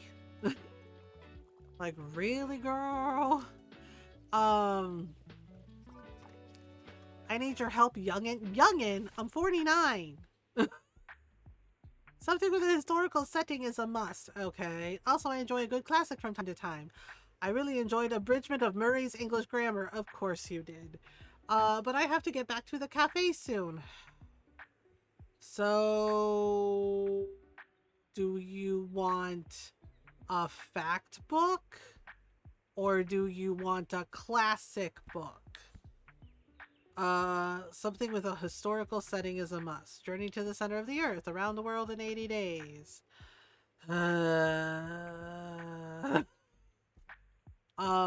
Tuesdays with Maury, Slaughterhouse 5. Oh boy. Henry the Sixth, Part 1. Okay. Lysistrata. 12 Angry Men, A Room of One's Own, Thumbelina, A Collection of Poems, The Soul of Man Under Socialism. Holy sh... Oh, that's Oscar Wilde. Yeah. Dracula. I'm so tempted to troll her and give her Dracula. I'm really tempted to give her Dracula. Which Shakespeare's best guide on proper table manners? The Taming of the Jew. The Crucible. Did you dance with the devil last night? No. Les Miserables. Yeah, yes, Les Miserables. Where, you know, you read it if you want to feel fucking depressed as shit. Right. Yes. Dry historical novel, not a fun play or a catchy musical. Yeah, no shit. It's just, it's not a bad book, but it's very sad. And yeah, like you read this if you want to be depressed and go take a nap. How is the dog out of snacks already? Rory is talented. But what is man? A miserable little pile of secrets. Have at you, Castlevania Dracula. You know what? I'm gonna fuck with her and give her Les Miserables. Here you go. Perfect. I like that it deals with the past. Do you, Miriam? Do you like that it deals with the past? It deals with the past. I local cat. Talaka. Yep, sure. No problem, I guess. It's like, I like that it deals with the past. It's like, the past? You mean the French Revolution? You mean how everyone in the fucking book dies, basically? And dies horribly and tragically? That past? Like, girl, seriously. One of these, that's Victor Hugo for you, though. True. Good afternoon. Happy birthday. Oh, is it really my birthday again? Wasn't the last one just yesterday? It's kind of just like that. Yep. Yep. Oh, the years go by too fast, but I suppose that's just a side effect of being very happy with my life. Well, thank you for the well wishes, dear. I am excited, because this date means there will be another flower festival soon. Otherwise, how are you doing, dear? Doing great, actually. I'm happy to hear it. Although you need to make sure to take enough breaks, do you hear me? It took getting to my age to realize the importance of downtime. Like Kirby, what is a chipmunk? A miserable pile of pips of squeakles. Otherwise you'll miss out on all the good stuff. Back in the day, I always said to myself, Tilde, there will be time for that when you're retired. But I didn't know what age had in store for me yet, and now I'm not as spry as I would like to be. Yeah, welcome to getting old. It sucks. But, you know, it's also kind of a, kind of a trial by fire, if you will. What I mean to say is take care, alright? I'll check in on you later. But it also shows that, it's also a gift. Sometimes it doesn't feel like it's a gift, but it is a gift. It's showing that you have lived. You have lived a lot of life. Or as one of my friend's grandpas said, not every... says everyone gets to be young, not everybody gets to be old. And I was just like, oh, damn. I was like, that hit hard. Yeah, like his grandpa just said that. It was just like, everyone gets to be young, not everybody gets to be old. I was just like, oh, damn. Oh, shit. Okay. But it's just like, yep. But yeah, he's not wrong. So it's like, okay. Random video game characters, sometimes they say fire lines, sometimes, yes. And sometimes they say funny lines, like Minthara telling Gale he has... Gale, you have the aura of a third child. Yeah, the first time we heard that, and Nora was like, as a third child, I take offense. So like, as a third child, I take offense by this. But Minty telling him that, just like, you have the aura of a third child, Gale. And every time she talks to Gale, Gale's just like, you're gonna say something horrible again, aren't you? For the sake of showing the dog the snack drawer, oh no, he's gonna figure it out. He's gonna figure out how to open the snack drawer. Just a class closure, and then when people ask where it's from, you're like, Parthenax! Oh my goodness. Hello, I am here on research. I want something with a political message. Again? And philosophy is my cup of tea. However, I prefer something not too tragic. Okay, I'll see what I can do. Journey to the center of the earth, around the world in 80 days, Tuesdays with Maury. Okay. Slaughterhouse 5? Um, that might be a little tragic. Henry VI, Lysistrata, 12 Angry Men. Fine, here. Whoa, 12 Angry Men is really powerful stuff. Yeah, you're welcome. That is too yeah, I'm like Slaughterhouse 5, I'm like, oh god, yeah, that's a very heavy book. It's a good book, but yeah, it's heavy. It's very heavy. Yeah, and Fern said not too tragic, and I'm like, yeah, we can't do Slaughterhouse 5. Okay, dang. Holy crap, my drama section is like gone. Book please, book please. I would like an encyclopedia for reference. I like niche books. What is it with them and niche books? For the most part, I'm getting more into nonfiction these days. Yep, I already finished the last one. Okay, so the kid wants an encyclopedia reference. Medieval carpentry? I mean... the third Gilmore Girl. Okay, sure. Walden, how did whales get so big? And other curious questions about animals, nature, geology, and planet Earth. Well, maybe.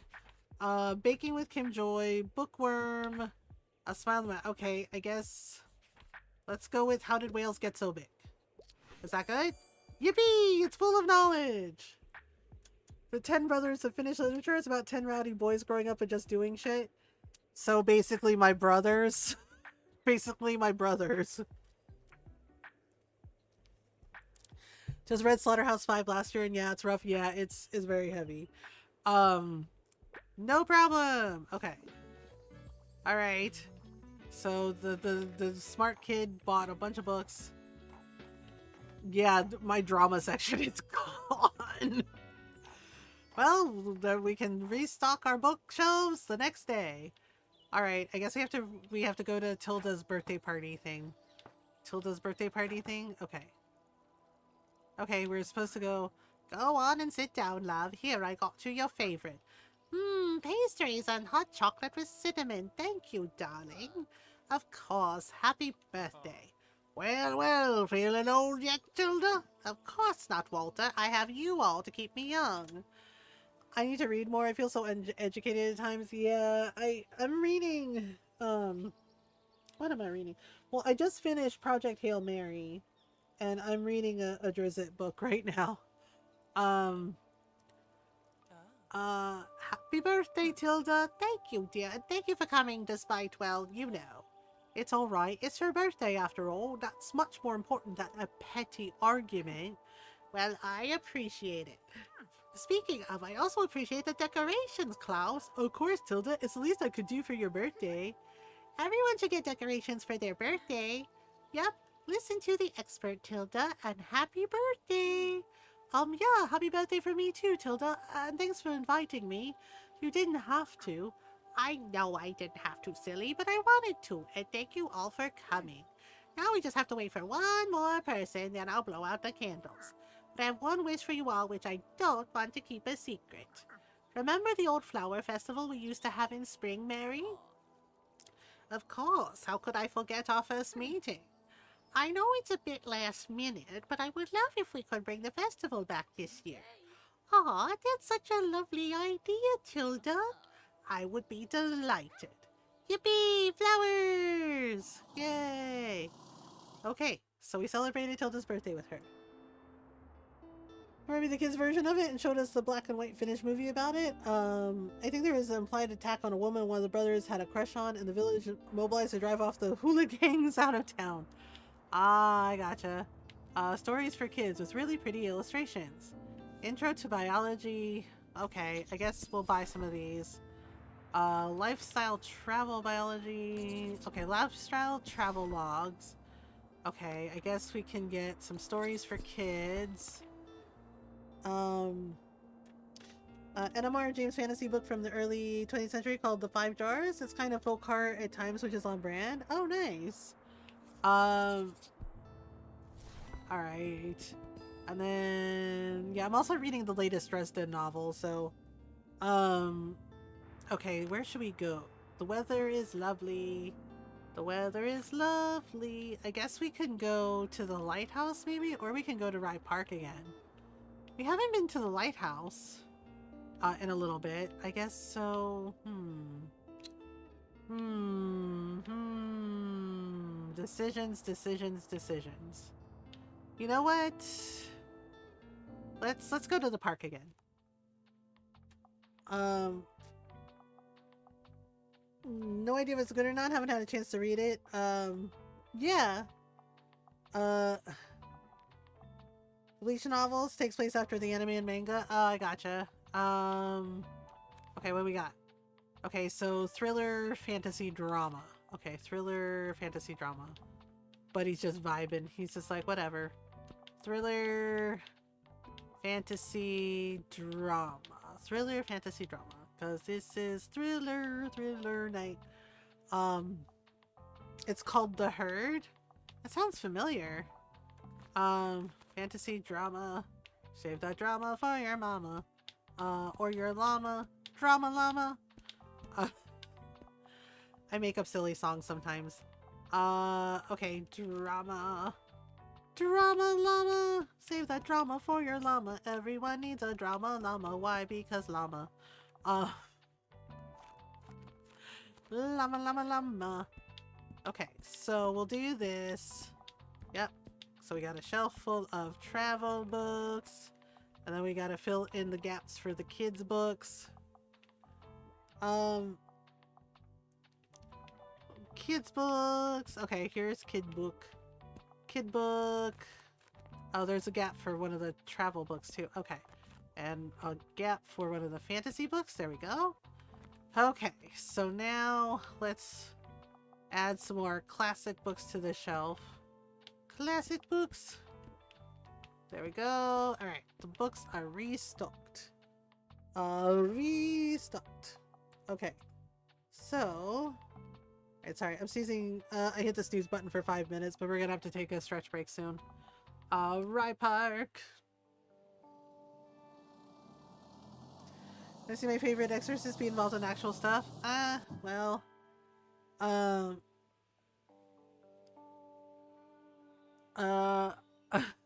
Looks down as your favorite dragon kitty. Hi, Sergeant! Has anyone read the speculative fiction novel All Tomorrows? I can't say I have, no. And that's all I know about it? Oh, okay. Alright, let's see here. We got books. We got books. And here's the writing group. Hello. Hey! Hello. Welcome to today's meeting. We'll start with the agenda soon. Join the next group activity? Who would like to present a draft today? You hold back in anticipation as a few other group members tentatively raise their hands. I guess I can go. Okay. There's this creative writing magazine I want to contribute to next month. So let me know what you think, yeah? This is a story about my hometown. To your surprise, you're swept away instantly by the writer's bittersweet tale about their home and conflict and their decision to leave. It makes you reflect for just a minute, and you're filled with gratitude for this beautiful and peaceful town you are standing in. All right, thank you, everyone. This will be it for today, but we'll pick up where we've left off next time. Oh, that was nice. I read Ghost Stories of an Antiquary before I read Stephen King's Later, and he straight up references M.R. James' perhaps most famous story from that collection. Really made the whole story more creepy. Yeah, Stephen King is really good at like horror, and then I also really love like his short story anthologies. Like one of my favorite ones that he did was called Library Police, and it's so funny to me because he, in that particular anthology, he explained like how that story came about because his son like mentioned something about having that he was scared to go to the library because his book was overdue, right? And he was just like, okay, so just pay the fine. And his son like mumbled something. It was like when Joe Hill was a kid, And and he's just like, what was that? Right. And he said, I asked him, what did you say? And he said, library police. Like his son was afraid of the library police. Right. And he said he knew it was silly and he knew it was made up, but it was like apparently his grandma kind of like scared him. Right. Like told him, if you don't return your books, the library police will come get you. Yeah, but he wrote this really creepy short story called The Library Police because Stephen King said he thought about that. He's like, well, what if you can't find the book to return it? What happens? Right? And it's this really good short horror story. I think it was like in 4 past midnight. And it was just like, oh man, he's right. Like that would like freak you out, right? And the library police, like in the story, they're creepy, they're scary. Like and I read that when I was like 12, 13 years old. Yeah, and it scared the crap out of me. Because it was creepy, because it's like, well, where's the library book the person's supposed to return?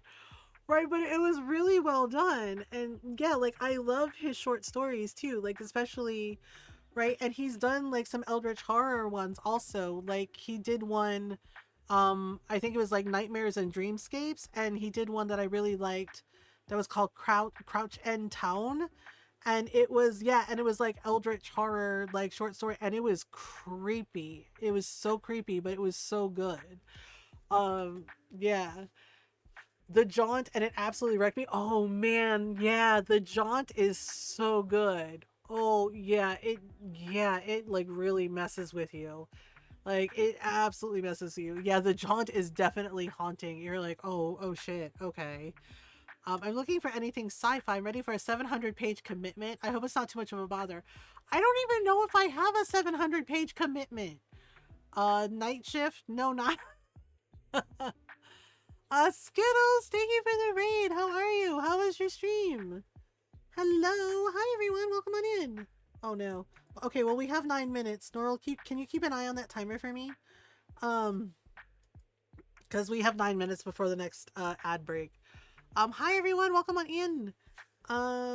Can we get a shout out for Skittles, please? Yeah, go follow Skittles. Skittles is cool.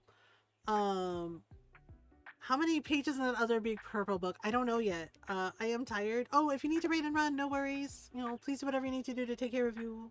Oh, Dead by Daylight. Nice. I hope you had fun. But yes, please go follow Skittles. They're awesome. Awesome person, awesome streamer. I did, yay! And also, fellow teammate on our stream team, the Wishing Well. So give them a follow. Go say hello. Are you still doing the charity for Trevor project? Yeah, are you still raising money for Trevor project? I couldn't remember if you were doing it all month or not. I am till the end of the month. Oh, nice. Okay, so yeah, yeah, go hang out with Skittles, go give a follow. Can also, donate to Trevor project. Um, you have Stephen King book club later today. What? That's cool. Yeah, and hi everyone, welcome on in. I hope you're doing well. We are progressing. Yay! I hope you're doing well. If you're new, hi, hello, I'm Mothergamer. I'm a variety streamer. I like to play story games. Lots of RPGs, lots of indie games, as well as lots of Animal Crossing and cute farm sims and cute relaxing games. And we do our best to be kind, welcoming, and supportive of everyone. So welcome on in. We're glad you're here. We are also raising money for Trans Lifeline for the entire month of June. We are at $209 in donations. So if you would like to donate, Streamlabs charity donation link is pinned at the top of chat, or you can use the command charity, and that also brings up the donation link. So we're like $91 away from our $300 donation goal. So, yay!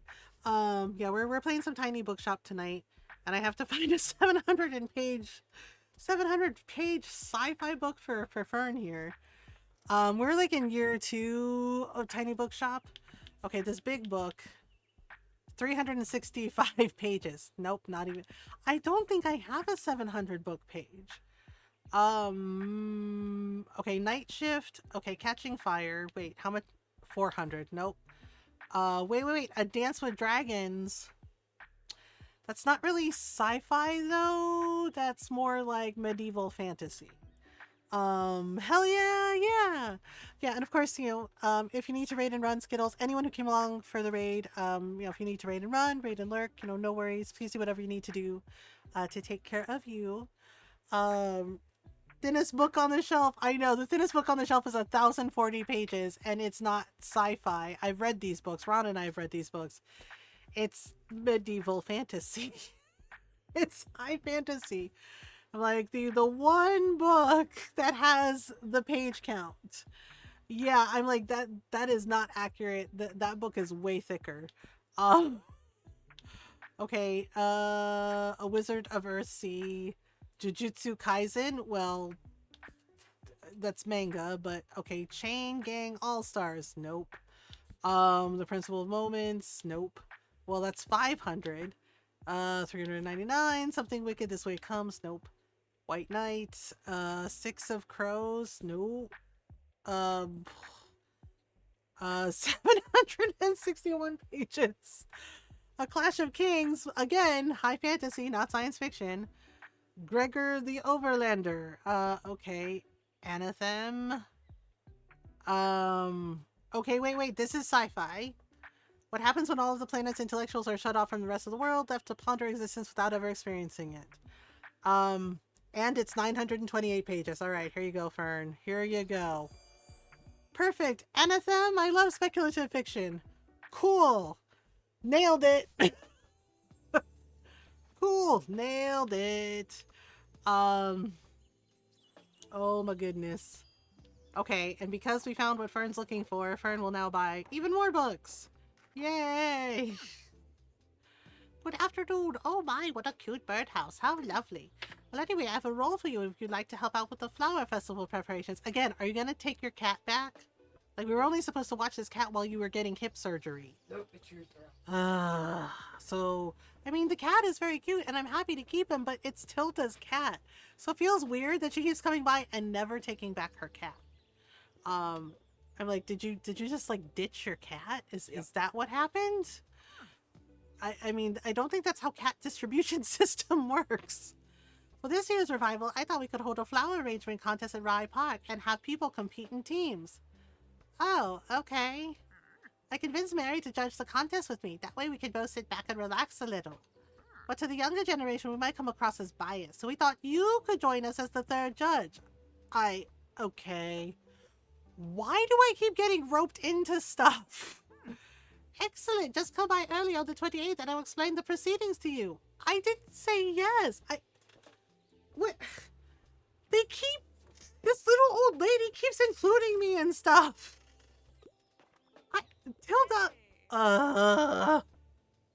it's like Miriam with the business council thing. I did not ask to join the business council or do all the weird tests, but she's like, oh, you can be part of the business council. Here you go. This is all the tests you have to do in order to join. And I'm like, I don't want to. I'm good. And they're just like, okay, bye. I'm just like, why do y'all keep doing this to me? I'm like, seriously? Hi, buddy. Hey, Moira. Do you need me to get you anything from the flea market? No. I was planning on going this Saturday, just to meet some friends, maybe pick out a new pair of earrings or whatever I can find. Or actually, why don't you come too? Like a date? Is it a date? I know you have work, but we can fill in for you whenever you want to have a look around. Okay, I guess so. Everybody keeps including me in stuff. And I'm like, sometimes people are good with just being, on their own for a little bit. I'm just saying. Weird story thing, I guess. I'm stuck on my research. Okay, what's that got to do with me? I quite enjoy crime novels, and I usually enjoy elements of folklore. I couldn't find anything at the library. How can you not find anything at the library? Like, the library has, like, everything. Okay, crime novels with elements of folklore. Okay. All Your Twisted Secrets? No. Agatha Christie? Oh, there's Poirot, but that's not quite folklore. The Dry. True Grit? Nope, that's not it. Case Closed? The Frozen River? The Secret History? Carrie? Well, that's a good one, but not quite folklore. Home Before Dark? Oh boy. Death Note? Yes, Death Note. Pet Cemetery? Oh boy. Pet Cemetery is a cautionary tale, honestly. The Unexpected Mrs. Polifax. How about a time to kill? Oh boy. The Strange Case of Dr. Jekyll and Mr. Hyde. Well, that could technically be. Yeah. It. Oh boy. Gone Girl. Well, let's try it. Let's try it and see. Wait, I wanted something mythical. I mean, you know what? Yeah, it's the first one I've gotten wrong. And there's nothing wrong with, you know, Dr. Jekyll and Mr. Hyde. It's pretty good. What a week. I'm looking for a nonfiction book. I have to get out of the house. Give me a travel book. You have to get out of the house, so you want. Okay, yeah, I guess logic. New Encyclopedia of British, European, and African Birds. Okay. Cook Korean, a comic book with recipes. A Year in Tokyo, A Voyage for Madmen, Notes from a Small Island, Hunting Mr. Heartbreak, Wide Sky, Narrow Path, Coffee First, then the World. Okay. Blue Highways. Wait, maybe we can try this.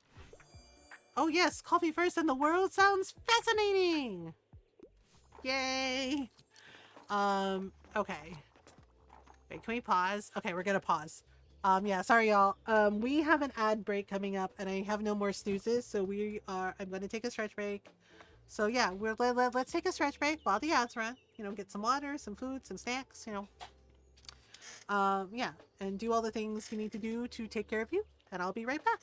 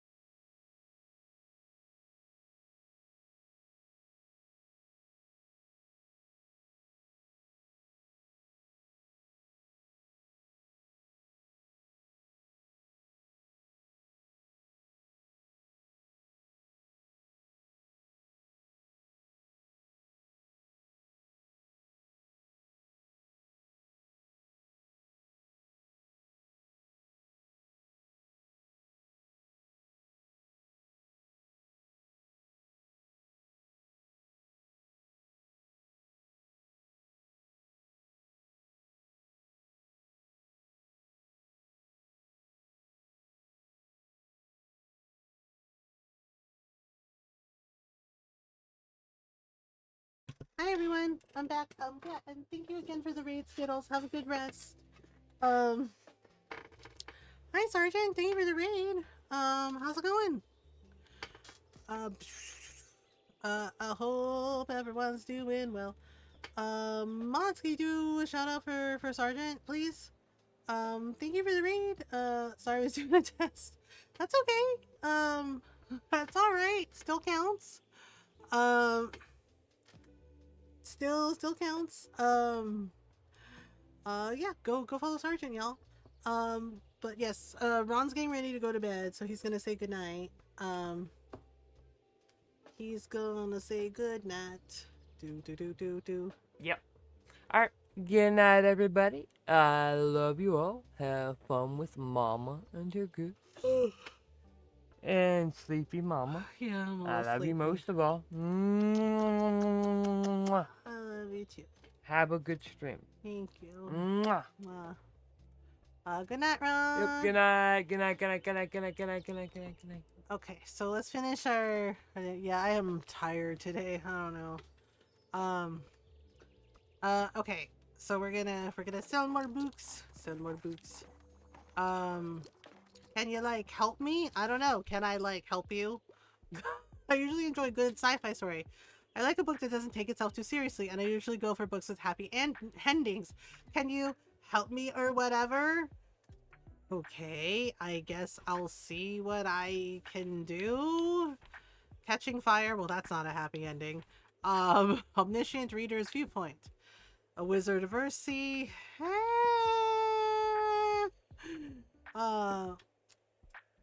My microphone isn't working either. What the fuck? Yeah, tech problems are always a pain in the ass. Chain Gang All-Stars. Okay, The Hunger Games. Nope, that's definitely not. White Knight. Oh, that's Dresden Files. Yeah, I've read that one. I've read them all. I'm actually reading the latest one. A Clash of Kings. That is also not. Okay, The Outcasts. The Truth. Discworld. Well, you cannot go wrong with Discworld. Discworld books are a good time. Here you go. Discworld. I don't think this qualifies as sci-fi. It 100% counts as sci-fi. I need a fact book. Oh boy. Because I have a book not many people have. Oh. I'm not gonna read any of that popular science though. Yep, I already finished the last one. What, the kid doesn't like popular science? The World Encyclopedia of Trees. Here. Yeah, I'm half-assing it with this kid. Woohoo! The World of Encyclopedia of Trees. I'm not familiar with this topic yet. Okay, there. Good. Cool. Discworld totally counts as sci-fi and fantasy. I don't know what that guy was talking about. It's rare because of the author. Oh, okay. Who's the author? Got a sec? Yeah, I guess. Just dropping by real quick. I need a good laugh, so I was looking for a comedy play. Lisa Strata is one of my all-time favorites. Okay. Around the World in 80 Days. A Streetcar Named Desire. Well, that's not comedy. Canterbury Tales. Wuthering Heights. Oh, boy. Dracula. The Emperor's New Clothes. To Kill a Mockingbird. The Cask of Amontillado. Well, that's not. Nope. Gulliver's Travels. Okay, let me check the drama section. Rare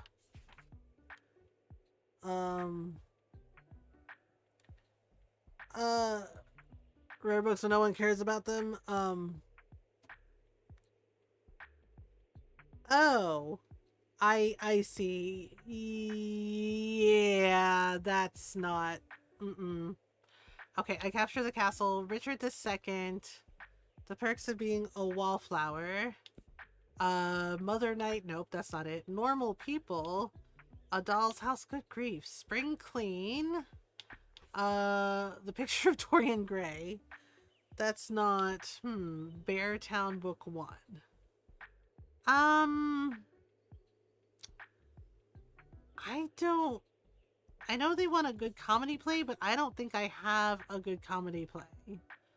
Normal people, Mother Knight, the perks of being a wallflower. Uh, yeah, I don't have anything. I um bought it home from the war. Oh, okay. Well, around the world in 80 days. They want drama, but the thing is I don't think. I guess I can try. I capture the castle, but I don't think this is right. This one should do. I was only interested in plays. Well, then you should have gotten here sooner. I mean, you know what's gonna. You know that the stuff is gonna sell out quickly, so. Um. By a German dictator, yeah, I didn't allow it. Automa denied it, and I'm gonna stick with that. Um.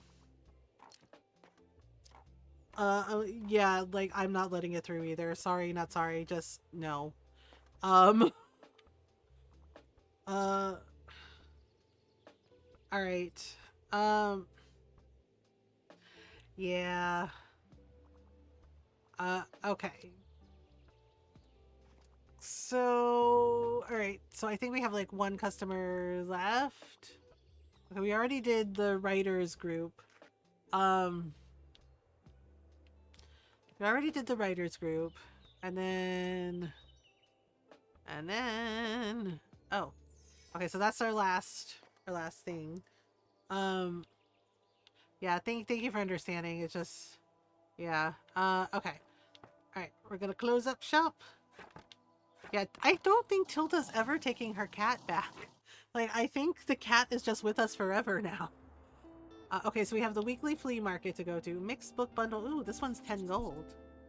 Oh! Okay. Used books for sale. I don't think I'm gonna get the other ones just yet because they're like 30 gold. Sometimes you wait a couple days and then they reduce the price. Okay. Alright, so we're gonna go to the weekly flea market. Can sell a lot of books. Okay, so let's see. What is after the flea market? Oh, Mega Savings Day. Cruise ship departs. Oh, okay. And then the waterfront fish market. All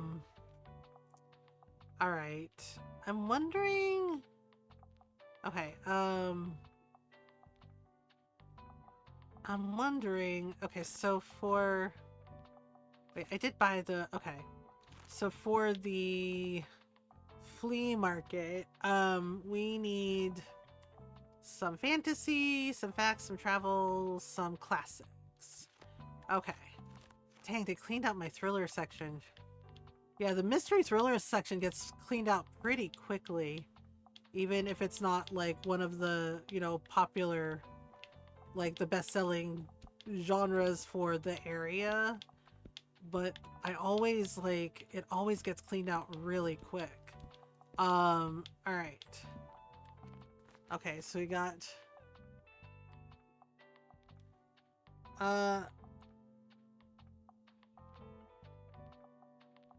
okay, so fantasy. Wait, I said fantasy, right? Yeah, it was fantasy. Okay, so I gotta do 2 shelves of fantasy. Tired Dr. Seuss thanks to his grandparents keeping them from when I was his age. Yeah, my grandmother had like all of the Dr. Seuss books. Right? Like I had to I got to read them a lot when I was a kid. And then of course find out later on that he was not necessarily a nice person. But the books are fun, but there were some things that made me uncomfortable as an Asian kid. Like I can't remember what book it was. I think it was a book about like all the different eggs of the world or something. Yeah. And the way Asian people are portrayed in the books was very much a racist stereotype. Yeah, and as a Filipino kid, like I just noticed it and it was just like, and it just kind of, it kind of made me uncomfortable. And it was weird. Because it's a children's book, but like the way the Asian like people are portrayed in that particular like children's book is like, Yeah, like it was racist stereotype. And I was just like, oh, okay. Um, okay, so we need fact books, travel books, and classic books. I am gonna do like a shelf of kid books because you never know. Okay, so we'll do the kid books here. Okay, and then we need travel books on this shelf. Like we grew up with turned out to be nice people. I grew up with Chuck Norris and John Wayne, and I don't know, they were both assholes. Oof, big mood. Yeah, John Wayne was not a nice person. Yeah, and yep, it's really disappointing too, you know, because you like grow up with like a lot of these. Yeah, because my grandmother would watch like John Wayne movies sometimes, but she was matter of fact about it, saying that he was not a good person. And I was just like, wait, really? Yeah, and then she pointed out the time that he did Yellowface, and I was like, wait, what? Yeah, my dad's mother, right? Because my dad is white. And said, yep, he played Genghis Khan in a movie, and I'm like, but he's not Asian? And my grandmother was like, exactly. I was like, but he was, I was like, okay. Yeah, like he wasn't a good person. And then she mentioned, right, and I've seen some TikToks of it now, but like mentioned him being really awful to a Native American actress. Like he actually was like marching up to the stage to fucking hit her, and Marlon Brando protected her. And I'm just like, because she spoke out about like how Native Americans are portrayed you know, in movies and TV. Yeah, John Wayne was not a good fucking person at all.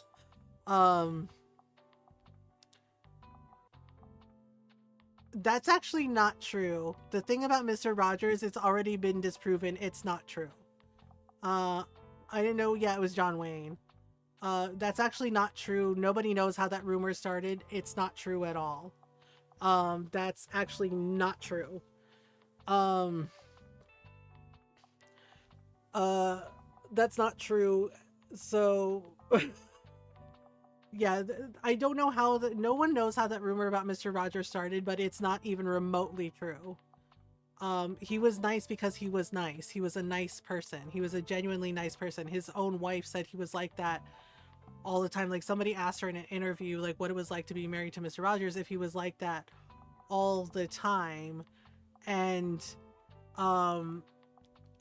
and yeah, like and apparently there was also a funny story she told about like they were having like issues with like car thieves in their neighborhood. They literally stole Mr. Rogers' car. Right?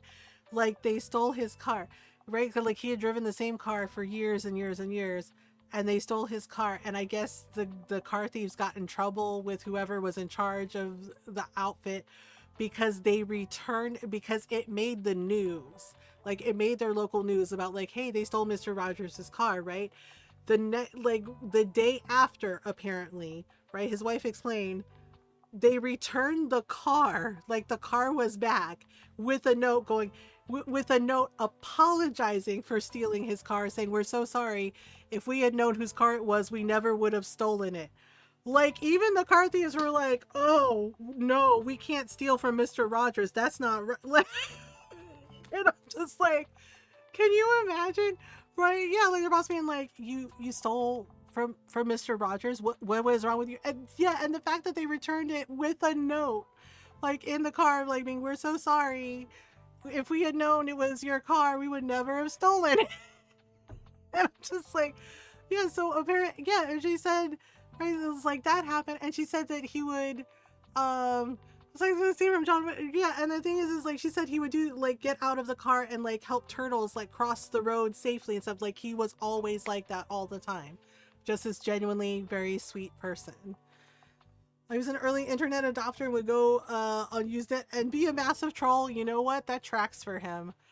See from John Wick. Yeah, like basically because the fact that made the local news, and then I guess they realized they didn't know that it was his car that they stole. We're like, oh shit, we gotta fix it. I was like, and it's just hilarious to me, just the fact that they also like wrote a little note apologizing for stealing the car, just being like, That's our bad. Sorry. I'm like, oh, okay. Um, okay, so we have, facts and travel, right? And then classics. Um, uh, about Bob Ross. Yeah, Bob Ross was a drill sergeant, and but yeah, he didn't like yelling. Like apparently he didn't like yelling. He didn't like that energy. So that's why he made a point of always speaking in like a very quiet voice whenever he did, the joy of painting. Um, yeah, and it's just like, oh, okay. Um, 1, 2, 3, 4, 5. 1, 2, 3, 4. Okay, we're gonna add one more. And hi, Belle. It's nice to see you. Um, and 1, 2, 3, 4, 5. Okay, and then we're gonna do 2 bookshelves full of this. Okay, we're ready. We're ready to hit up the flea market. Um, yeah. Plus, yeah. So Marlon Brando like stood up for that lady, right? Because John Wayne was really gonna try to take a swing at her. He was like, "Oh, like I'm patriotic and all this other shit," right? But the thing is like John Wayne was a fucking poser.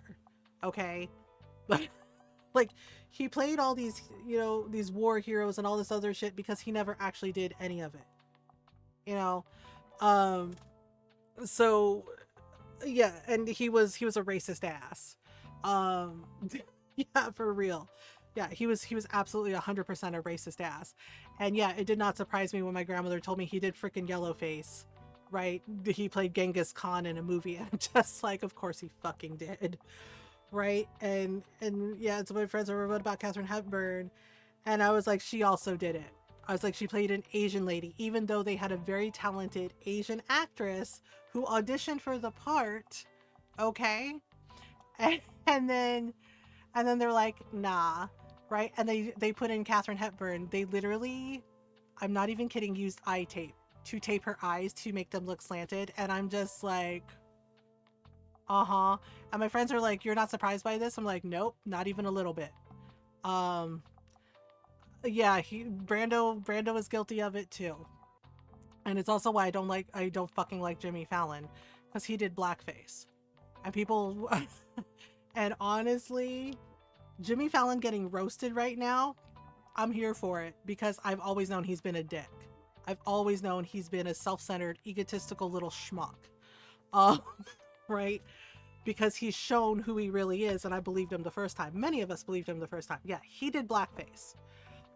He did blackface on SNL, and I'm just like, that's a choice, dude. Um,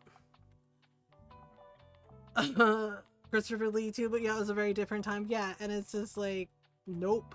Uh, when he wasn't doing military acting, yeah, and it's just like, right, and they do this shit, and yeah, and then there are people who don't know that Jimmy Fallon did blackface, and I was just like, yeah, he did, and I'm just like, so did the guy who does the late show. He also did blackface. And people are like, what the fuck? And I'm like, yeah, right. And the thing is, right, because one of my friends was like, she was like, oh, you don't like Jimmy Fallon, but he's so nice. I was like, no, he isn't. And she's just like, what do you mean? And I was like, no, he isn't. I'm sorry, who's blackface? Blackface is when white people, okay, it's giving minstrel shows. Historically, it's racist. It's racist as shit. Basically, it's giving minstrelry, where basically the white person paints themselves to look black, and they mock black people, and they do racist stereotypes, racist jokes. Jimmy Fallon did this for an SNL skit. I don't know how he fucking got away with it, but then again, it's Lorne Michaels, who's also kind of an ass. Hate that shit. Yeah, right. And my friend was just like, oh, but Jimmy Fallon's so cute. I was like, no, he's not. And she's like, oh, and he's so nice and charming. I was like, no, he's not. And she's like, you really don't like him? I was like, no, I don't. Yes, yellowface is the Asian targeting of that. Yep. Um, and I pointed out to her he did blackface, and she was like, "Wait, he did?" I was like, "He does not get better." Okay, like I'm not really a big Tina Fey person, right? But I do think she's funny in some degrees, and Amy Poehler too. But Tina Fey told a story about Jimmy in the SNL writers room when they were like, Amy Poehler was like doing a joke, you know, because she wrote, her and Tina Fey worked together, wrote a lot of the, you know, really funny jokes. And there was a skit they were doing, and Amy Poehler, you know, was like making Tina Fey and the others laugh, and Jimmy Fallon did this shit, right? Like he was uncomfortable apparently, um, right, and basically made a fucking comment towards Amy Poehler about basically going, ew, women shouldn't be vulgar. Ew, that's gross. Like, yeah, right? And I was cackling when I read the story, right? The interview, because Tina Fey said Amy Poehler then did this, got up. She made a point of getting up from her chair, walking around the table to Jimmy Fallon, got in his face, right? Got right in his face, right? And told him right to his face, she's like, you do not get to tell me or any woman how to behave. She's like, you don't have to, she's like, you don't get to tell me or any woman how to behave. She's like, you don't get to dictate whether or not we're vulgar. She's like, you think I give a shit about your fucking misogynist opinion? She's like, I don't. She's like, go ahead, Jimmy. Tell me again that women shouldn't be vulgar. She got all up in his business, right? And yeah, and Tina Fey said that they're kind of like, oh shit, right? And she said Jimmy Fallon backed down. Like he actually looked scared of Amy Poehler. Like, oh God, is she gonna hit me? But she was right. It was just like, why the fuck did you say anything? Why the fuck are you trying to dictate how women get to act, dude? Right? Yeah, exactly. And I was like, good for Amy Poehler getting in his face, being like, you don't get to tell me or any woman how to behave, bro. And it was just like, oh shit, okay. Right? Bright red donut lips are, yeah, exactly. And a fellow German would get tired of getting compared to them. Yeah, I mean, on my dad's side, like my grandfather was German, and he did not like fascists at all. He was like, nope. Yeah, Jimmy Fallon was always a loser. And then the recent, you know, and the whole thing with, you know, the fascist in chief, where Jimmy like had him on his show and like petted his hair like he was a fucking dog. I mean, like, oh, being all buddy buddy with him, and I was like, bro, are you serious? My sister's was like, okay, Dad, what did you bring? Right? And then the current thing that he's getting roasted for is because he had Conor McGregor on his show, right? Conor McGregor, and I'm not going to go into details because it's really absolutely horrifying, but everyone knows that what Conor McGregor did to that woman, right? Everyone knows, okay? And Jimmy had him on his show, right? Yeah, and now he's getting roasted. Like Christina Ricci like roasted him and was like, this is disgusting, what is wrong with you, right? But do you think Jimmy cares about that? No. You know what Jimmy cares about? Because basically, you know what Jimmy cares about? He cares about, quote, they quoted him, right? They quoted like his team, that it, quote, tarnished his image. That's what he cares about. Not about the women that asshole hurt. He cares about his image being tarnished. His image. That's it. That's what he cares about. And I was like, yep, that tracks. I was like, that absolutely tracks for him, right? Because of course he doesn't care that this POS basically chose to hurt someone, right? And has hurt multiple women. Nope. Jimmy cares that it ruined, it's tarnished his squeaky clean image. And I'm like, what squeaky clean image, Jimmy? You literally did blackface. Oh, and it's just like, what? Really? Yeah, like that's what he cares about. And, you know, and I'm just like, yep, here we go. Here we go. You know, and yeah, and he doesn't like that he's getting roasted, right? And he's just being like, well, it's ruined my image. And it's just like, honey, your image was already ruined because most of us already know about you, okay? Most of us already know about you and see you for exactly what you are. You're not hiding. You're not hiding. Not even a little bit. Yeah, and he basically tried to like hide the fact that he had him on the show. And it's just like, how did you think you were gonna hide that? Like, really? The Fox knows celebs and can look it up if curious enough. Yeah. Yeah, like, you know, and I'm just like, seriously? yeah, and that honestly genuinely ticked me off. Right? Like, was I surprised by it? Nope. Was I disappointed by it? Yeah, absolutely, always. Right? But I was not surprised at all that the only thing he cared about was, quote, his image is tarnished. And it's just like, if that's all you care about rather than like actually caring about other people, then why are you here, man? It's just like, seriously. There's only one good late night Jimmy, right? Yep, exactly. And it's just like, oh my god, are you serious right now? Um, yeah, he's like, my image is tarnished. And I was just like, good for Christina Ricci roasting the crap out of him. Right? And I was like, but honestly, she's always been that girl. Where she calls that crap out. Just like, Slimmy Jimmy's. Okay, so we're supposed to wait, does this guy have art? Bonjour. Chartreuse, a painting of a tower, Liberté Blue, aluminum. Feel free to touch the artwork. It's an experience. You're not supposed to touch the paintings. The oil from your fingers damages. Oh boy. Being real, late night snacks. Hi, Patat. Hi, Patat. It's nice to see you. What are you looking for? Oh, is there, wait, newspaper rack? Perfectly organize your papers. Book collection? What do we have? Oh, we have this. We have, I can buy a box of books from her for things. For things, yeah, Ron said he wasn't surprised either when I told him about it. He's like, wow. He's like, so he's always been that way. And it's like, yep. I'm like, he's always been that way. Just like, yeah, my friend was like, you've never watched his show? I was like, no. I was like, I like Conan O'Brien. I was like, because Conan has never done crap like that.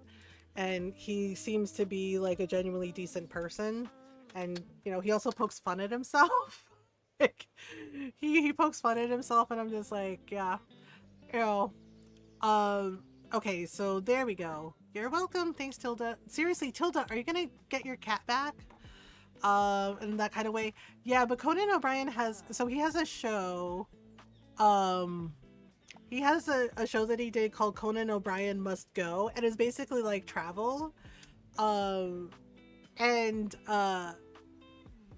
And he like, and it's actually really funny. Like, he was very respectful, but he was like learning like about the different foods there and all the different all the different things. And yeah, and it was, I think one of the funniest ones was when he went to Norway. Like, the Norwegians did not know what to do with him. They kept looking at him like, okay, what do we do? Like, this guy is so weird. Yes, I did. I saw the Bubblegum and Marceline spin-off thing. They haven't done a release date for it yet. But I'm really excited to see it. I finished up Fiona and Cake, and I know we have Adventure Time side quests coming up, which I'm really excited for, because I love Finn and Jake. But Marceline and Bubblegum, I'm so excited for that, because I liked the like stuff with BMO and them for the other Adventure Time spinoff. So yeah, they don't have a release date though for Marceline and Bubblegum.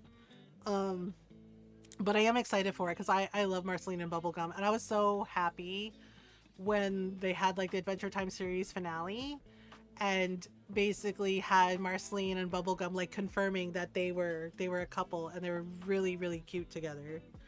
Like, I absolutely love them together. And then Marceline like wrote songs for Bubblegum. I'm falling asleep to an old Twilight Zone marathon with the original commercials, kind of girly. I mean, Twilight Zone is legit.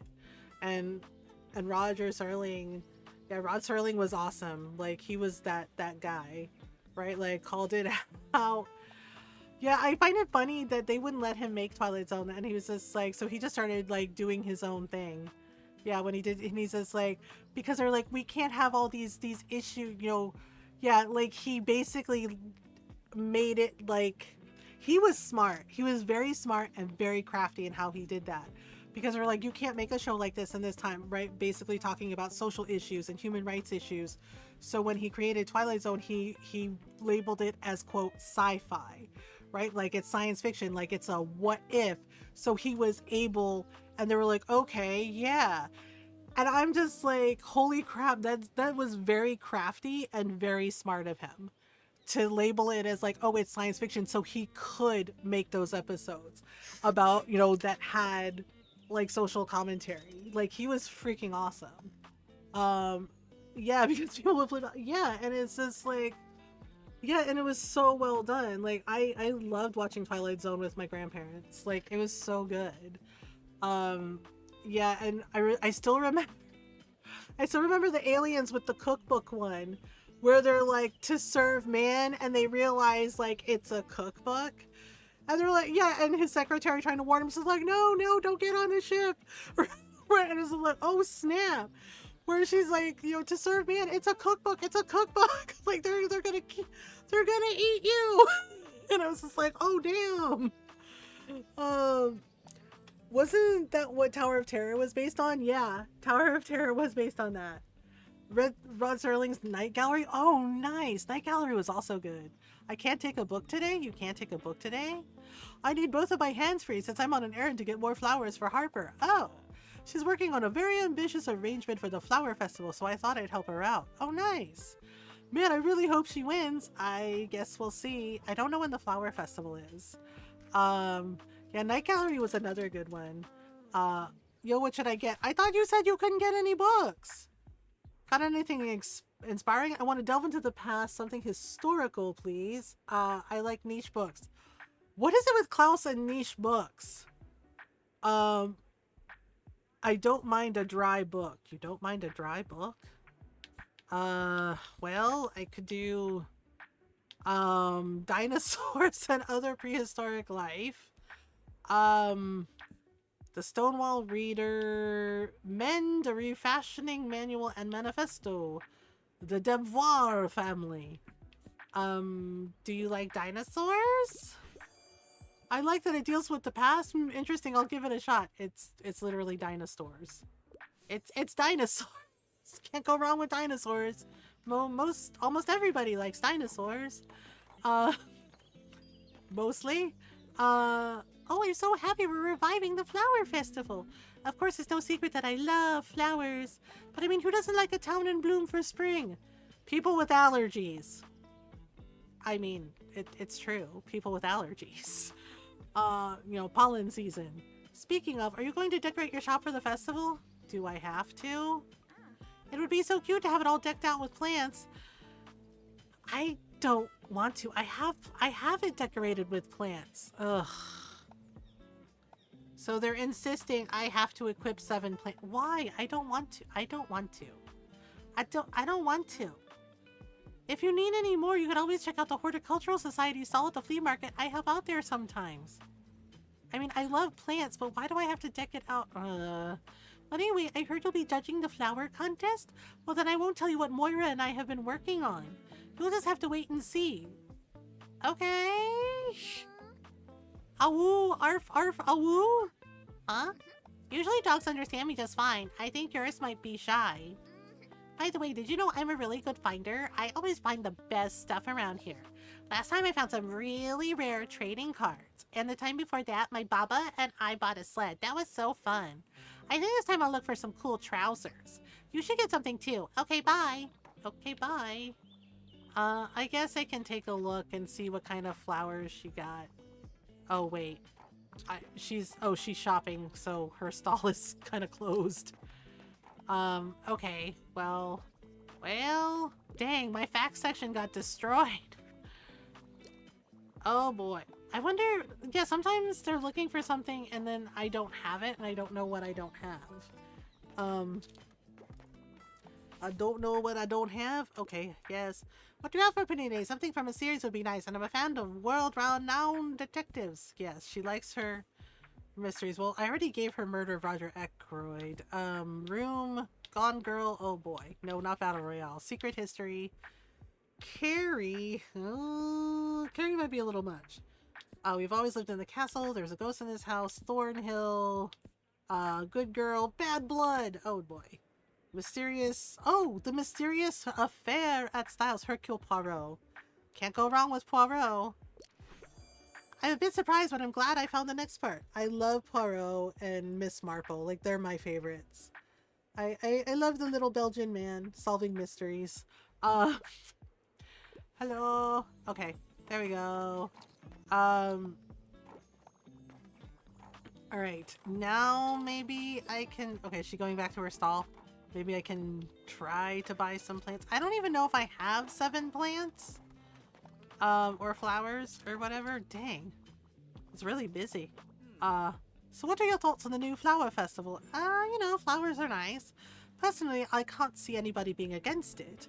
The flower contest in particular will foster community engagement. Tilda's been trying to get me to participate in the contest as well. I do think I have a good eye for composition. I suppose it comes from my experience with photography, but I won't be able to finish anything in time if I try it alone. Everyone else is competing in teams after all. That means I would have to ask someone to be my teammate. Yeah. I mean, I would put some of these under horror, I think. So many things I need to read and listen to in so little time, right? Yeah. I'm a total fan of dystopian novels. Why? And I have a soft spot for science fiction, but I sometimes find light reading a bit boring. What can you recommend for a collector like me? Frankenstein? Frankenstein? You know, I mean, it's a classic. Dystopian. Catching Fire, The Hunger Games Book 2. Okay. The Hobbit, Omniscient Readers, The Wizard of Earthsea, White Knight, Hunger Games Book 1. Okay, here you go. Hunger Games Book 1. Oh wow, The Hunger Games seems dark. I'm intrigued. Yeah, you have no idea. You have no idea, lady. Okay. Can I buy Hi again? Hi again, Monstera? Sold. Some ferns? Sold. Real ivy plant. I don't want the ivy. Come again soon. Okay. Try not to die. Yeah. Yeah, and I did understand why people were comparing it to Battle Royale because there are a lot of similarities, like a lot. But it is its own thing too. But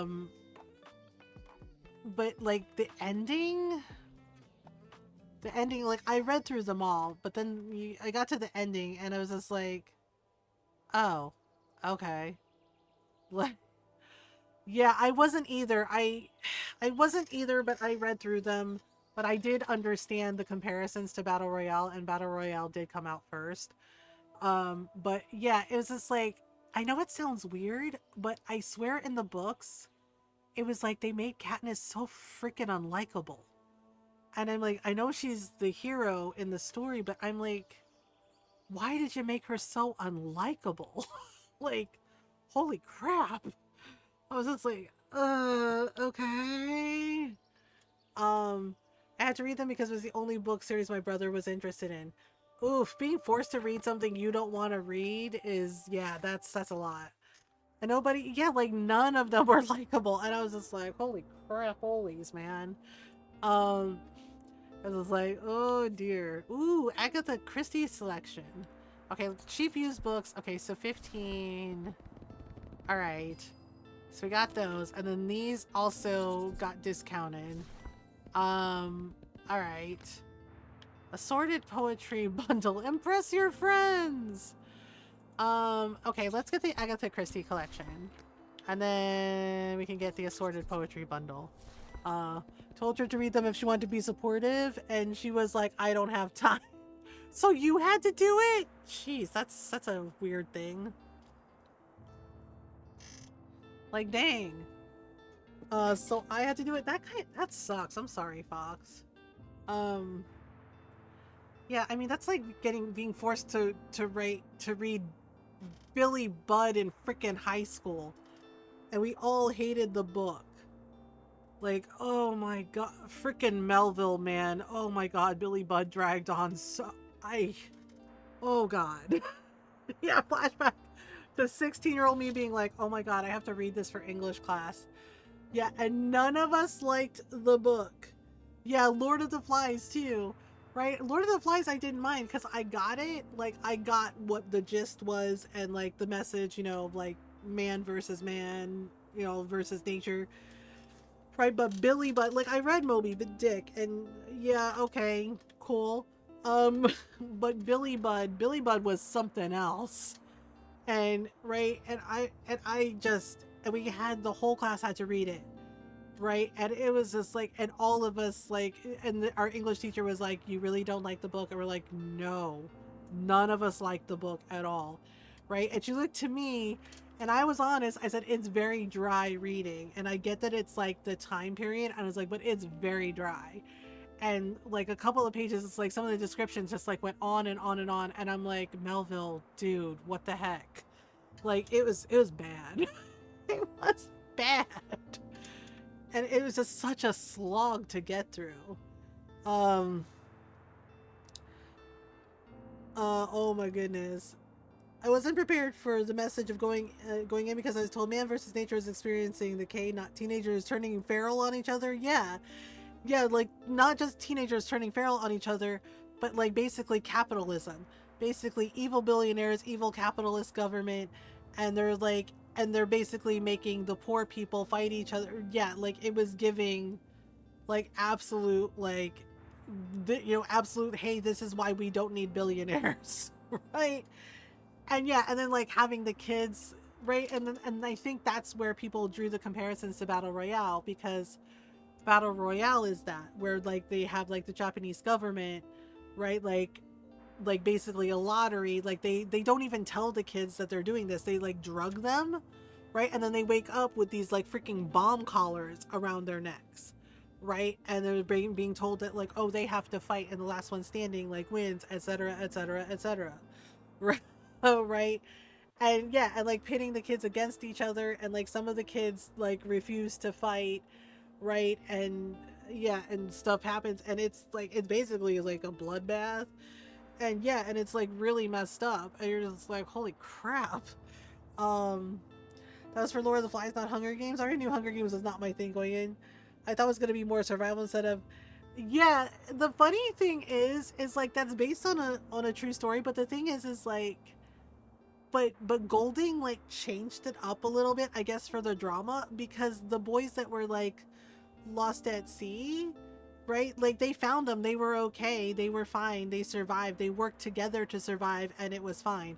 But I guess that's not as dramatic as like all the kids go feral on each other.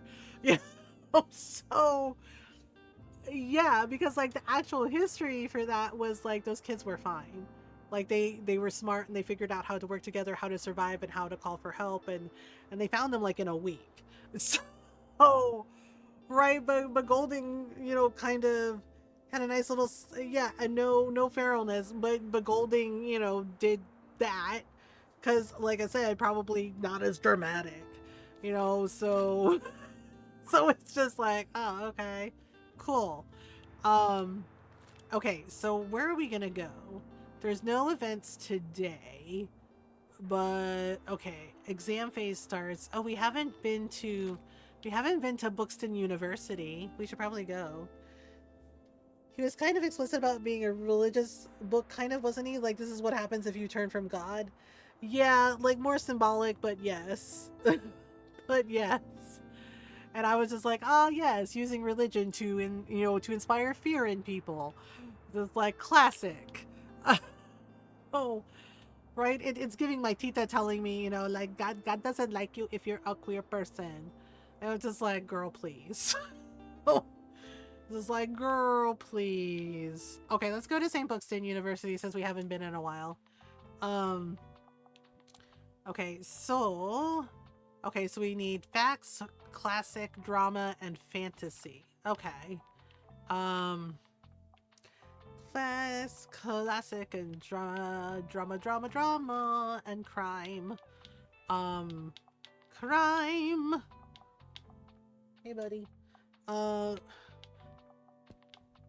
I don't know what Jake was doing. He was like peeking through the bars of the pet gate, and then he just like wandered off. And I'm like, okay.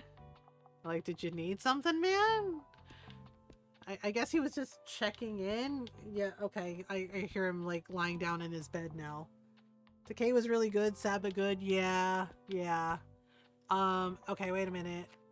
Oh, right, fantasy. Fantasy was the next one, right? Okay, so we're gonna do 2 shelves of fantasy. 2 shelves of fantasy. All right, like this. I'll go here, like this. And then we need drama. All the drama. All the drama. Okay. Okay, so we'll do 2 things of this. Yes. Alright, so... Okay, so travel facts. Oh, right, facts and classics. Um, okay, so let me do a shelf of fact books. We'll do that, like this. And then we'll put the classic books over here. Humans tend to actually pull together when there's a real emergency situation. Yeah. I mean, I got to see that firsthand with my family, growing up, especially in my mom's side of the family. Yeah, like when they pulled all their money together to get my Lola out of the Philippines. This one was when Marcos Sr. was in power, and he was doing the most, to elders and young people and anyone who spoke out against him. And my Lola was one of those elders that spoke out against him, and they were worried about her safety. And yep, she came to live with us in the States. Luckily she was okay, but yeah, but they did that. Everybody like pulled their money. I was a kid, right? But my mom and my titas and my titos, like everybody pulled their money together to get my Lola out of there. And a couple of my other titas too. So yeah, that was like a year. Like first was my Lola, and then like a few months later, they had like 2 of my titas come over. Um, Laura Fly's reference to Beelzebub, yeah, but if you know that was what it meant, it was very symbolic in the story. Yeah, and the hallucinations one of the kids kept having, and it was just like, oh, okay. Okay, so yeah, it's been an hour. It has been 1 hour. So we have an ad break coming up. I don't think I have any snoozes. Wait, let me see. Do I have any snoozes? I do not. Okay, so there's no snoozes, so I'm gonna take a stretch break. And I suggest y'all do the same, take a stretch break, get some water, get some food, get some snacks. Yeah. And I will be right back, and then we'll sell stuff at the college. Well, we'll sell books at the college. Yeah. All right, I'll be right back.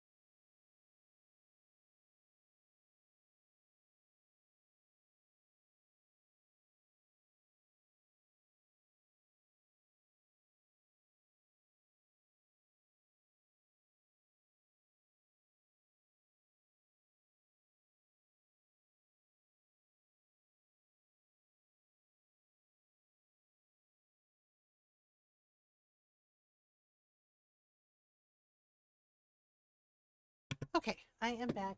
Thank you for waiting. That should be over. I hope everyone had a good stretch break. Okay, so we're gonna do the university thing. I still haven't figured out the thing about like finding the lost books. I keep finding lost books, but I don't know like who we turn them into. Oh, the professor. Hello, you are here. On the weekend too, very dedicated. But you won't get extra credit. I'm not one of your students, lady, but sure, go off, I guess. Uh, she's like, we will not be giving you extra credit. I'm like, I'm literally not one of your students, but sure. Oh, we can pet the dog. Our who's the sweetest boy? Yeah. I love the dog. Yes you are. And we can also pet the cat, but I forgot the cat's name. It's Tilda's cat, so, but I don't think she's ever gonna take her cat back home. So I'm just like, okay, I guess it's fine. I'm like, I guess it's fine. I'm stuck on my research. Okay. Young adult, please. I'm obsessed and I'm hopelessly in love with romance novels, but I don't tend to read kids' books. I couldn't find anything at the library. Okay. Catching Fire, Frankenstein, haha, Lord of the Rings, well, Don't Let the Forest In, White Knight, The Last Wish, that's The Witcher, Z for Zachariah, The War of the Worlds, oh boy, A Feast for Crows, The Stand. Okay, I'm just saying, the slim volume of that book is not, no, because I've read The Stand, and it is way thicker than that. Night Shift, Binti, Book 1, okay. The 5th season, Southern Book Club's Guide to Slaying Vampires. Okay. Let's see. A Darker Shade of Magic. A lot of the really long books seem to be the thin ones for some reason. Just, yeah, it's a little odd. Parable of the Sower, Starsight. Okay. Or we could do drama. An Experiment with an Air Pump, Who's Afraid of Virginia Woolf? Oh boy. Birdland, What You're Looking For is in the Library, Henry V, oh boy. Confess, Red, White, and Royal Blue, To the Lighthouse, Villette, Waiting for Godot, oh boy. Birds of Wander, The Namesake, The Weight of Our Sky. Okay, Out Here, Living in Alaska, Helen. Oh, romantic interpretation of Helen of the Iliad. Okay. Richard III, Jane Eyre. Jane Eyre? You want a young adult novel. Good morning, Coffee Shun. But you want romance, and I'm like, you know what? No. I'm so happy for Tilde that the Flower Festival is coming back. I've heard so much about it from her. Tiny text and biblically thin pages, maybe? I guess. Twilight, they want Twilight, right? I was like, yeah, they're like, I love romance. And I'm like, yeah, and some of my friends were like, so Twilight's romance. I was like, is it? Or is it just constantly harping on the importance of having a boyfriend, even though he's a vampire? I was like, and also the werewolf stuff was kind of creepy too.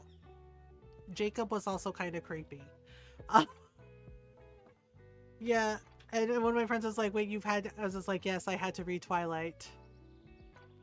Not by choice. Not by choice. It was a pretty toxic set of relationships all around. Yeah, and then the writer, she's weird. They were all creepy. They were all insanely creepy. Yeah, and then the writer, she's just weird. So I could critique it. I had to read it because when I worked at the bookstore, one of my coworkers did, like book discussion club, and they were reading the Twilight books, and there was Twilight discussion, and I had to read, he couldn't make it in one day, and I had to, you know, basically, right, and they asked if I would like cover for days that he wasn't there or couldn't make it in, and I had to read the books. Yep.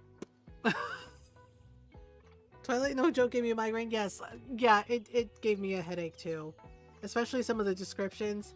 Blah blah blah blah. Something something was red as an apple, and I'm just like, oh, okay. It was me. I was hoping it got better because everyone else liked it. Yeah, sometimes it's just not good. Getting in bed for 3 days, migraine couldn't finish it. I powered through, I slogged through, and then it was weird, like people, because it wasn't like just like young girls, it was like some guys too, which is fine, you know, if that's what you're into, cool. But it got weird there, like I didn't know there was like rivalry about like Edward and Jacob. Like some people were for Edward and some people were for Jacob, and in my head I'm like, you know, they're both really creepy, right? I'm just like, you know, they're both creepy, right? Same with the shades, oh my god. Yeah, I didn't like either of them, and I was like, holy crap. And I was like, well, let's get back to, you know, like the story and, you know, the characters. And yeah, like it, like honestly, I would rather herd a bunch of feral cats. I'm not even kidding. Like it was that bad. And I told my coworker, I was like, you freaking owe me, dude. Because oh my god. Like having to run that discussion group at the book, you know, I was just like, I work in the multimedia department. I was like, why am I doing this? Why am I stuck doing this? Well, second book was her being super depressed and doing dangerous stuff because the guy she knew for a couple months moved away. Like that's so right? It's just like, what is happening? Right? And then like like I said, some of the way things were written, you know, like, oh, the truck was as red as an apple, blah blah blah blah blah, and I'm just like, okay, do you not have an editor? I was like, did your editor not catch this crap? I was like, because a good editor would have roasted her for that sentence and would have been like, hey, you need to change that. Like, that's not a good sentence. And it was, yeah, things like this was red as an apple. This was, you know, like yellow like a lemon. And I'm just like, why? So she would chicken out of them. Yeah, and then like interviews with her were really weird, right? Like she apparently she insulted Dracula, y'all. Like seriously, she got all like, you know, like she hates that Bram Stoker's Dracula exists because, you know, oh, because she wanted to be the one to write the first vampire novels. And I'm like, you know that Dracula is basically like the, you know, the vampire novel Bible in a sense, right? And I'm just like, are you I was like, and considering the time period that Dracula was written in, yeah, it's like it was just like Dracula was not that too. And I'm just like, Dracula was not the first. I was just like, are you forgetting like the sapphic vampire short story, Carmilla? Yeah, Carmilla. I was like, right. I was like, Carmilla was the first one. It had like sapphic undertones. Dracula was just the biggest. Exactly. Yeah, and I'm just like, right. And then her being like, you know, Dracula's boring. And I'm like, well, that's just like your opinion. It's fine if you didn't like it. I was like, but maybe you're missing the bigger picture, considering when Dracula was written, the time period about how it was considered scandalous for its time because of like basically the heavy sexual undertones. So, and it was just like, holy crap, this lady. And I was just like, girl, right? And then of course, you know, it's just like her acting like, you know, like, oh yeah, like I'm the best. And I'm just like, you know, there's also Interview with the Vampire, like the Vampire Chronicles. Anne Rice wrote those first too. I was like, you're not first, and it's okay that you're not first. That's cool. Right, but sitting there being like, I'm only the best vampire writer ever. I was just like, are you though? Like, really? Yeah, and it's been really amusing to me because Ron and I have read the Vampire Chronicles books, right? Like all of them. And it's really funny to me how people are getting like annoyed with the Vampire Lestat with the new season of the Vampire Chronicles. With your slap fight vampire disco balls, yeah, I mean like, well, when do we get to see Akasha? Well, when do you get to see this? And I was like, you do understand that they have to kind of like compress some things for TV, right? And yes, you're not getting Lestat's full story right away. It's in bits and pieces because that's the thing, right? You know, pointing out that Louis isn't necessarily an accurate storyteller, but neither is Lestat, right? Neither is Lestat because there's things that he's blocked out. Like he's carrying like trauma from his past and he's blocked a lot of that stuff out, right? So he's not exactly, you know, a concise storyteller either. There's like bits and pieces that he leaves out.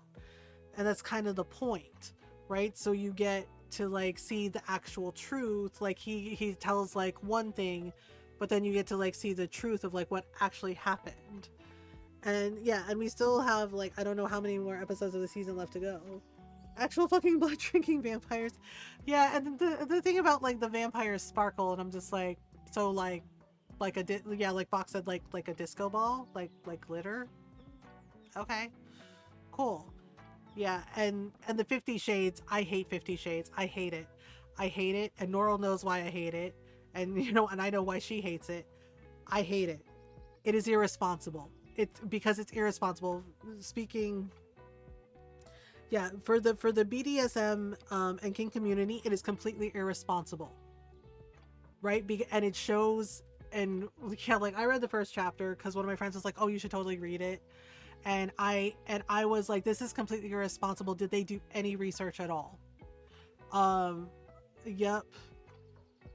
No consent into the Sora better. Yeah, because like just like yeah, my issue was like the whole just like diving in with a person who knows nothing about the kink community, nothing about BDSM, and not even like not getting consent from them. Like that's a big red flag, and there's a big no in our community. You do not do that. You do not do that. You have to there are rules to this, okay? And like yeah, and it was basically apparently supposedly it was like a Twilight fan fiction thing that took off, right? And the writing, yeah. And I'm like, cool, that's great, but all these people are like, oh, it's so good. It's just like, no, it's not. I was like, for those of us in the kink community, I was just like, that's not safe. That's not safe practices. What is portrayed in there? Kellogg's didn't release an all Bram cereal, and that's a missed opportunity. Oh my goodness, right? Yeah, and my friends were like, wait, is it really that bad? I was like, yes, it's really that bad. I was like, you were supposed to talk to your partner first. You were supposed to go over safety practices, safe words, consent, right? And proper aftercare. And I was like, none of that is addressed in the book. They're just like, oh, yeah, let's do this because it's hot, it's sexy. And it's just like, no, you need to actually, for something like that, for the like 50 Shades of Grey books, you actually need to do actual research. Like actual research with actual people from the BDSM and kink community. Seriously. And it was very, very irresponsible. Completely irresponsible.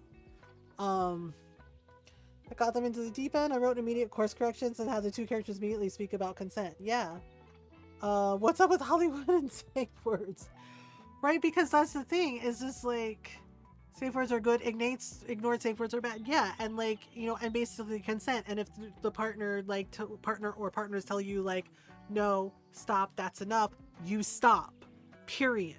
Right? So it's absolutely why I don't like the 50 Shades books. I was like, because it was very obvious they did zero research, right? One of my friends, she's a dominatrix, okay? And she also teaches classes. That's right, teaches classes at her club about like different types of kink, BDSM, about the importance of safe words, and also goes over practical and safe aftercare, about how important that is. Yeah, educates people about this, right? Yeah. And so, and she doesn't like those books either. And she said the same thing I did, that it is incredibly irresponsible that they did not do any research about the topic before writing the story and just made it seem like, oh, like anyone can do it with like zero like consequence, zero responsibilities. Um 50 Shades of Pink talks about that. Yeah, it's just like holy crap. Yeah, it's just like I get it. You know, we you know, for writers, we make up our stories, we write them, but it's also for things like, say, in the kink community, there are things that you should research first before you write them, so you have that knowledge and you know like how to come at it properly and write about it properly and responsibly. Um, going to use this language, but ignore me. Let's just say exactly. Okay, so I'm helping with the organization. Okay, I thought it said origami. Um, so I'm helping with the organization where I can, except for the contest preparations, of course. Otherwise, people are going to think I have an unfair advantage, which I will have, but for a different reason. Raise his hand. I'm going to team up with Anne Cohen. We know each other from uni, and I heard she's an expert when it comes to plants. Before writing my first story with heavy kink like months. Yeah, exactly. Yeah, I mean, one of my friends, she was writing, she asked me about knitting, and I was just like, really? And I was like, sure, I can go over stuff with you. I was like, well, what's going on? Yeah, basically she wrote a short story, right? She was working on a short story that was like a murder mystery thriller, and like the person in her story loved to knit. And yeah, but she needed to know, like, you know, all the different stitches and like the different types of knitting, and I was like, oh, okay. I was like, interesting. Just know what you're doing. Yeah, like it's important to know what you're doing, and you know, and learn and educate yourself, and like go to the classes and go to like little seminars like what my friend hosts, you know, going over like the information and education. Was it you or my aunt that I talked to about knitting while mostly blind? I don't think it was me. Maybe it was your aunt. Um, we're so gonna take this trophy. See you there. Okay, bye. I remember that talk for some reason. Oh, I don't think it was me. Do do do do do do do do do do. So she just came by to tell me she's gonna totally win the garden party. Well, the flower festival. That was it. Just came to White Knight. Yep, White Knight's a good one. Do do do do do do do do do do. Do do do do do do do do do do do. Okay, are we going? Are we going places? We're going places. Okay. I need some inspiration. Okay. I need a fact book because I want to acquire knowledge, and I only read contemporary books. However, I'm not really much of a pop science reader. I'm on a deadline. Acquire knowledge, Le Corbusier, the Enigma Girls, the Hairy Bikers, ultimate comfort food. But I had a lot of them. Keep back some of your stuff. Yeah, I wrote a visually impaired character who still knits, and I was like, hey, is this even possible? She told me that, yeah, some simple stitches become so ingrained she doesn't even look at her fingers while doing. Yeah, it's true. Like when I knit stuff that's like garter stitch, that's easy because garter stitch is just knit every row. It's very simple, right? Same thing with stockinette stitch because it's like you knit one row, purl the next row. Yeah, so for those particular stitches, yeah, I don't really like look because yeah, it's very simple and easy. Um, yeah, keep back of logs of your stuff. Yep. Non-binary lives. Okay. Face it. The Stonewall Reader, Mend, a refashioning manual and manifesto. Encyclopedia Bookstonia. Do you want an Encyclopedia Bookstonia? Perfect, another piece of knowledge acquired. No problem? Well, at least they're happy. Thought I bought some hard drives a year ago. Yeah, definitely gotta back up your stuff. Oh my goodness. Okay.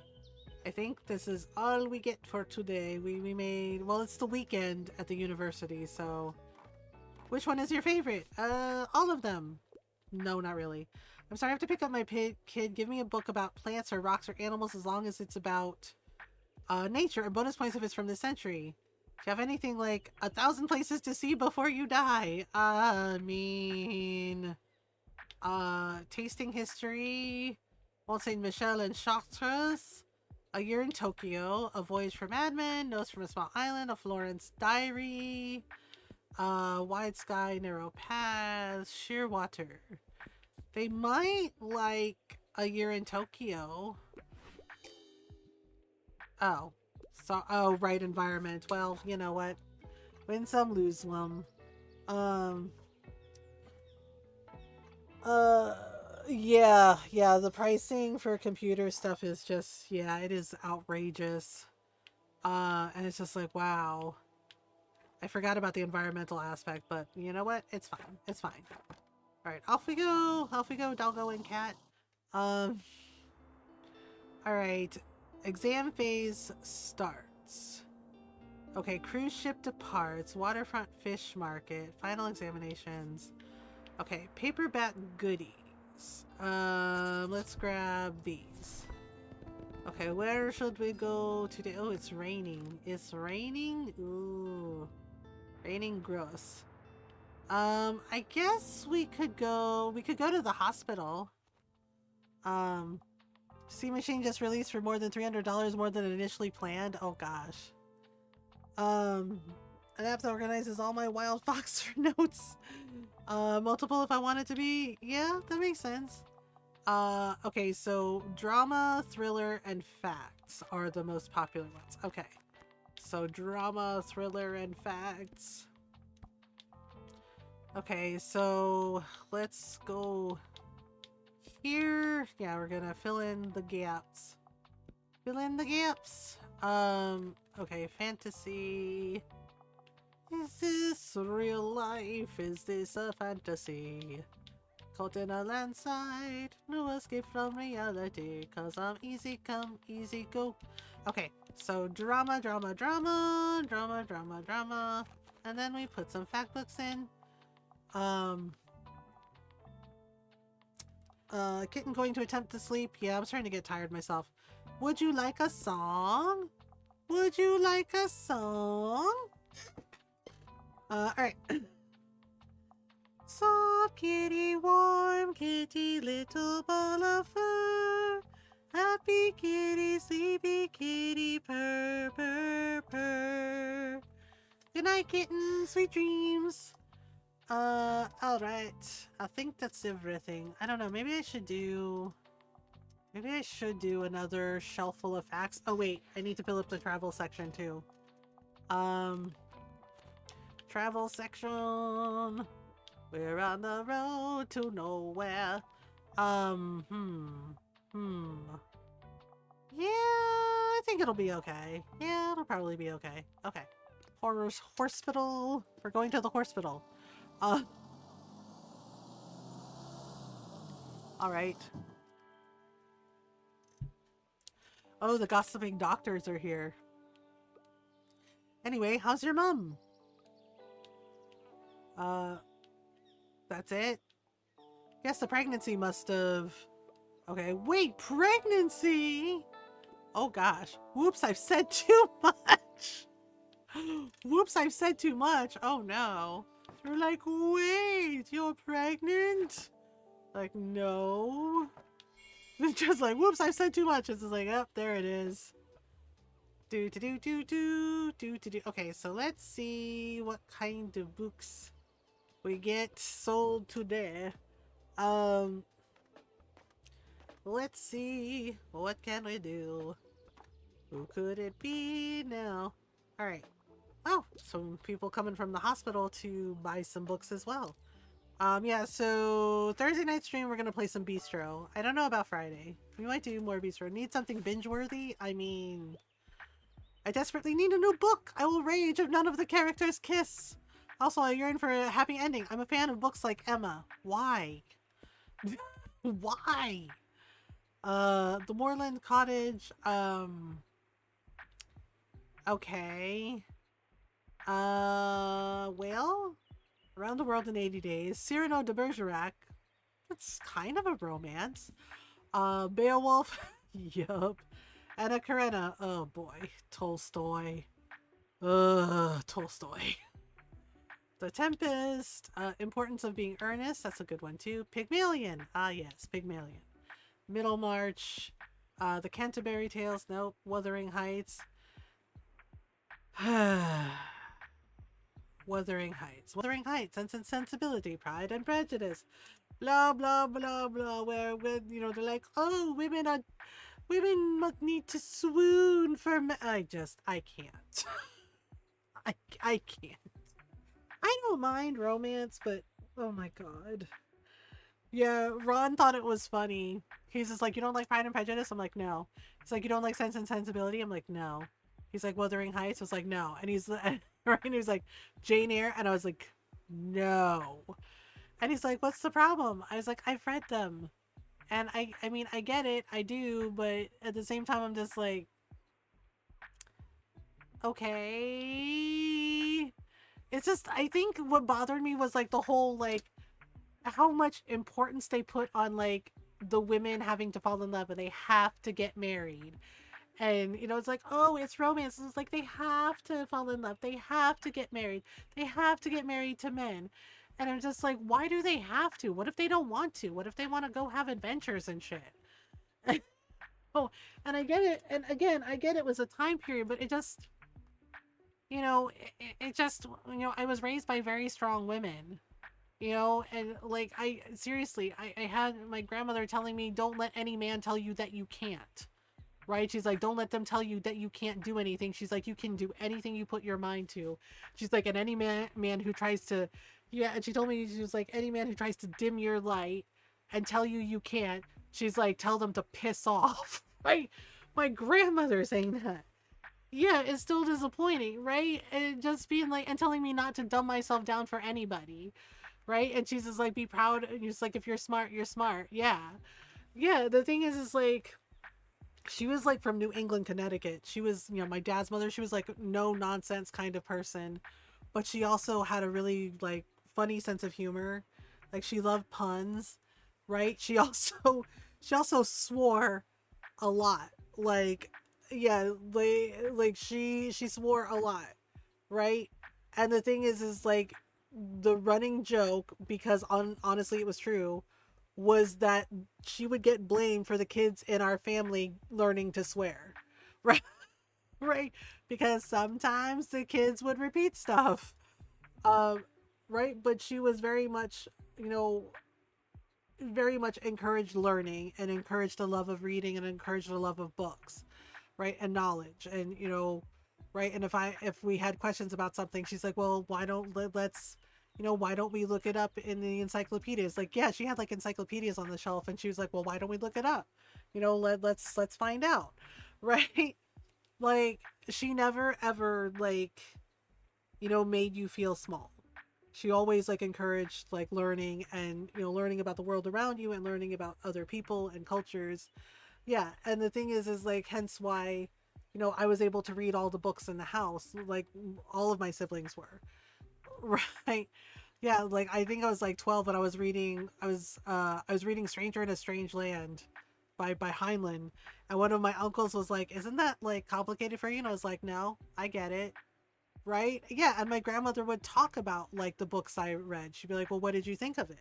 What did you think of this book? Right? And yeah, and like sitting with her and getting to like read stories out loud, and um you know and she would read young adult novels too. Like, she loved to read, and she would also gift books, right, to all of us, right, for Christmas, for our birthdays, just because. Yeah, there's we both loved Alice in Wonderland, and um she would like sometimes get me a gift, or I would get her something, and say happy unbirthday. Like, that was our thing. Like, we'd be like, oh, I it's your unbirthday present, right? So yeah, and she, like, all the kids in our family always got books from her. Like, she would ask what kind of books we liked, and if we had a favorite author, and yeah, and she would gift us books. And my grandfather would do the same thing, and he was more into like historical books and like nonfiction books. So, and both of them liked historical books too. Still haven't read Stranger in Strangeland. I've read some other Heinlein though. Stranger in Strangeland is excellent. And yeah, and yeah, I grew up on his books. I grew up on Bradbury too. Um, yeah, like I remember reading Fahrenheit 451, right? Like sitting on the front porch and one summer day and just reading it, and I read the whole thing. And then my grandmother talked to me about it. She's like, "Well, what did you think? What did you think about this? And like asking, and we just like and we would sit there and have this discussion about all those things. But yeah, Stranger in the Strangeland is excellent, and yeah, Heinlein himself is excellent. Although I will say, Starship Troopers, it kind of bothered me. Like not the book, like the movie, because I was annoyed, right? Because in the book, right, Johnny Rico, he's Filipino. He's Filipino. But in the movie, they made him a white boy. And I was like, but the main character, I was like, but Johnny's Filipino in the book. And my grandmother knew, yeah, like as an adult, right? And I talked to her about it. I was like, he's Filipino in the book. And my grandmother laughed about it too. She was like, I know. She's like, and they made him white. I was like, why did they make him white? I'm like, what the heck? Young me was so annoyed by that, right? It was just like, but in the books, he's Filipino. And, and right, yeah, like that was one of the things, like I thought it was interesting, right? And the movie is very like campy, obviously, but it just like I don't know why it bothers me, and it still bothers me. I'm just like, I'm Filipino. I was like, what? Why did you make him white? You know, and it's just like, what the heck, right? It's just like, yeah, but it's like, hi, Golden. Okay, so I guess we could give her, well, not the cask of Amontillado. That's bad. The Pillowman, the Moorland Cottage, Around the World in Days. It's unfortunate casting to say the least. Yeah, because I'm just like, it was such an odd choice, and I was just like, oh, okay. Cyrano de Bergerac, Beowulf, Anna Karenina, The Tempest. I guess we could do Pygmalion. Um, I'm a fan of books like Emma. Okay, Middlemarch. I guess. Well, I guess we could do Wuthering Heights. Is Wuthering Heights okay? Wuthering Heights sounds romantic. Yep, I guess so. Yep, sure. Uh, uh, yeah, Paul Verhoeven is cool though. People just misinterpret his movies a lot. Yeah, Paul's cool, but yeah, it's just like, oh, okay. Uh, oh my goodness. Yeah, it was like Ron said he had that kind of thought with Kung Fu, right? With Kung Fu and like David Carradine, like he wondered, like he's like, it's called Kung Fu, and he's like, but why, right? And I was like, well, I think David Carradine was actually like Asian, like part Asian, and he was just like, oh really? And he's like, but he looks white. I was like, yeah, well, to some people I look white, but I'm Filipino. And I was like, it's because my dad is white, right? And Ron was like, oh, yeah, because he said he asked his dad when he was a kid. He's like, well, it's kung fu. Why isn't he Asian? Why is he white? And he said his dad didn't know how to answer him. And his dad was like, I don't know. I guess they just decided that he fit the part. Like that's what his dad said to him. And Ron was just like, oh, okay. But he said he saw like how uncomfortable his dad was. Is like, how do I answer my kid's question? Like shit. Assassin goes for me after I counter another assassin in self-defense. Decide to ignore me and go elsewhere in Assassin's Creed Rogue. Oh yeah, I remember. Yeah, Assassin's Creed Rogue, definitely. So like when people accuse Ben Kingsley of brownface. Yeah, and I'm just like, well, it's like it's a slippery slope for sure. And I know, and I think I can't remember the actor's name, but he did Short Circuit, and he said today, right? Like he said in these times, like he would never have done the role. He said that he had no excuse, right? Because yeah, like they did like darken his skin with makeup and everything, and he did the Indian accent. Um, and yeah, and he said, that he had no excuse. That he's like, if he could go back in time and talk to younger him, he would have told him like, don't do that role because of like how it comes across. And I was like, oh shit, yeah. And I think that's also why Hank Azaria stopped voicing Apu, like for The Simpsons. Like he realized, yeah, he said, you come to realize, like, yeah, this isn't good. Um, okay, what a week it would hurt if it had a thrilling plot, and I'm partial to a good crime novel. However, I'm afraid of most animals. You're afraid of most animals? Oh, but most animals are nice. But I get it. Um, I get it. If tomorrow comes, okay, all your twisted secrets. Okay, the mystery of the blue train. Um, they might like this one. It's Poirot number 5. You like this one? I'm a bit surprised, but I love a juicy crime novel. Can't go wrong with a Hercule Poirot novel. Poirot is awesome. Um, okay, so wow, wow. Okay, so we're buying a lot of books. Face it, so great. Um, hmm. All right, nice. So, do. Okay, so we got this. All right, I think, I think that's the end of the day. Would you mind giving me a hand? I can try. I'm looking for a book that suits my interest. I'm interested in fact books. I usually go for 21st century publications, and I wouldn't mind something niche. Again, how come they keep asking me for niche books? Or like, I want something niche. And I'm just like, why? Me and Paifu watched all of the ITV Poirot series together, and I read her some of the stories. Oh man, yeah, the ITV series is so good. Um, Did you watch the movies at all with Kenneth Branagh? Um, his mustache in the movie was weird. I did like his adaptations of the Poirot books. Like Murder on the Orient Express. There was one before that one, but like the way he did Poirot's mustache was weird, and I was just like, that's not what Poirot's mustache looks like in the TV, like in the TV series, but also the description of him in the books too. Like that is not what his mustache looks like. But I thought he did. I did like the movies. I thought they were really good. Yeah, yeah. It was Murder on the Orient Express. I really liked Death on the Nile. Yeah, Death on the Nile was like it was just okay. Yeah, it was just okay, but it wasn't great. I did enjoy Murder on the Orient Express. Like that was a good adaptation. But yeah, Death on the Nile. It was like this is kind of a mess.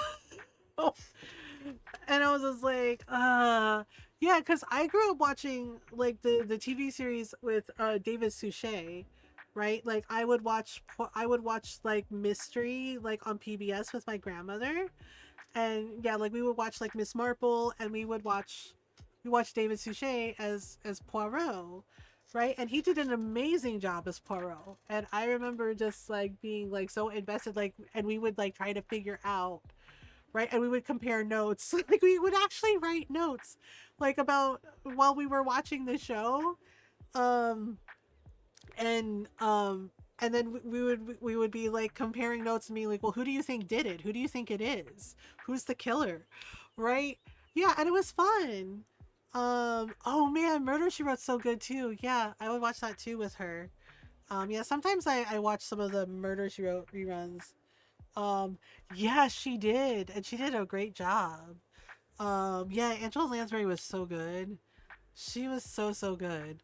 Um, yeah, I also loved hearing that she helped out her fellow actors. Like, yeah, so they could like keep working. Yeah, I found that out about her, and I was like, oh my god, that is like that was so sweet of her.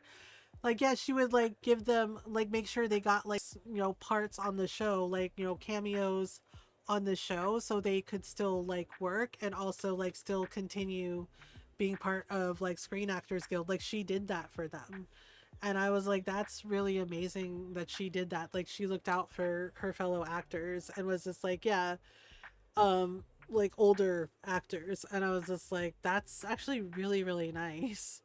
Because yeah, it's really hard, after a certain point you don't get like hired as much. um and so Yep. And Glass Onion. Oh my god, yeah, Glass Onion. She was so good. Those movies are fun too. Like Ron and I liked those a lot. We watched Glass Onion, and then we watched the yeah, we I think there's like three. It's getting hot in here again. Are you okay, Fox? I know. Have they fixed your air conditioning yet? Um. Okay, I'm interested in fact books. The Harry Bikers. Do you want? What's a cookbook? Um. In fact books, 21st century publication, something niche. I don't know, is Harry Bikers comfort food kind of niche? No, it was supposed to be here yesterday, but it didn't show up. Oh my gosh. The guy installing it was really apologetic. The third one is really good. Ron and I were cracking up at the jokes. Like they're like it is, you know, mystery thriller, but there were some jokes in there that had us laughing. Like they were really smart, really smartly done. Um yeah. So right, and we yeah, like it was excellent. Highly recommend it. We really liked it. The guy installing it was really apologetic. Oh gosh, I'm so sorry that it's not there yet, Fox. That sucks. um I guess we could do, okay, Stonewall Reader, mend a refashioning manual and manifesto. uh okay, guess I guess we could do this one, or we could do the bikers one. Le Corbusier, dinosaurs, and other prehistoric life. Okay, I'm gonna go out on a limb here. I'm gonna try this one and see if this works. Whoa, mend will be useful. Okay, cool. But Knives Out and Glass Onion are both great. Rian Johnson really understands the genre. Yeah, he really does. And then like the third one was also excellent. Um, like there was kind of a twist to it, and Ron and I did not see it coming, and we're like, whoa. Like it was really well done. Um you look relaxed. Have you gotten around to taking a break yet? I have. Oh good, you deserve it, dear.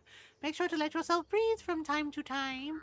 And if you need company next time, I can always come along. Other than that, how are you faring today? I see that the shop is doing well. I quite like your selection. Let me see if there's anything I haven't read yet. Oh, okay. Maybe. Um, maybe. Yeah, I also liked Enola Holmes. I watched the first two movies, and apparently the third movie is coming out in a couple weeks. Yeah, Ron watched them with me. He said he wasn't interested, but then he ended up watching them with me and going, okay, it actually turned out to be interesting. And I was like, and I told him, I was like, it's based on the books. Yeah, and he was like, there are books, and I was like, yeah, it's like young adult books. Like basically she's like Sherlock Holmes's little sister. Yeah, and Henry Cavill plays Sherlock. And he actually did a really good job. Yeah, so third one is coming out soon, and I told Ron that, and I was just like, I know you said you weren't interested in the first two and you ended up watching them with me. I was like, are you gonna watch the third one with me?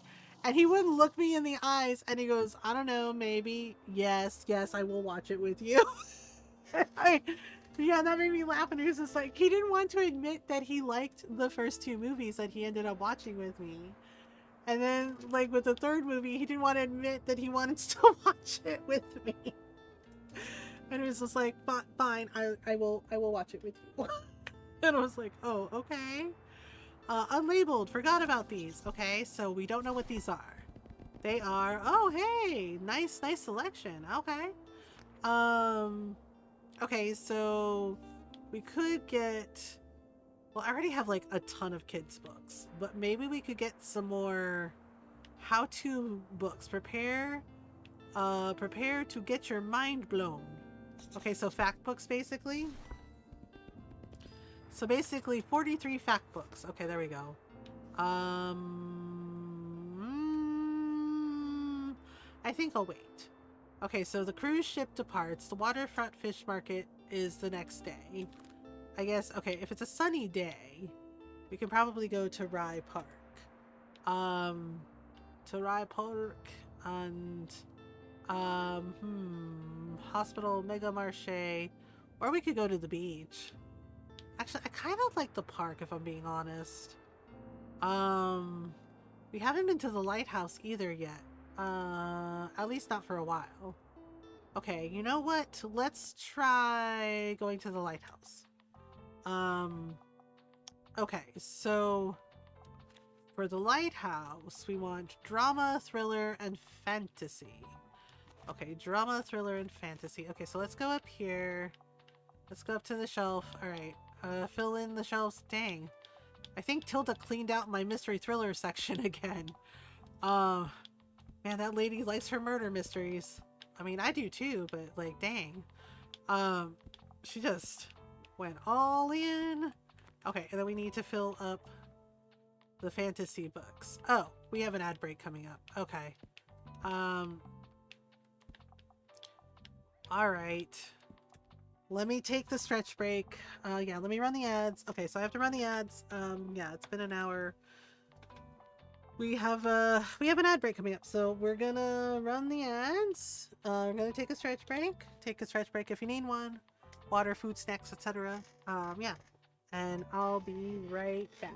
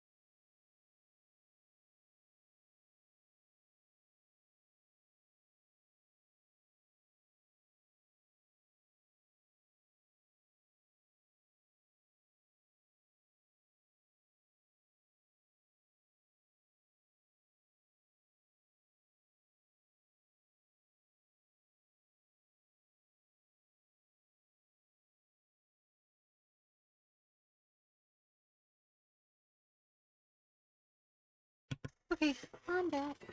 Thanks for waiting. Ads should be over. Hopefully everyone had a good stretch break. Yeah, I'm starting to get tired. Uh, I'm thinking. Okay, so we're trying to get all the things. Um, all the things. I trying to see the things.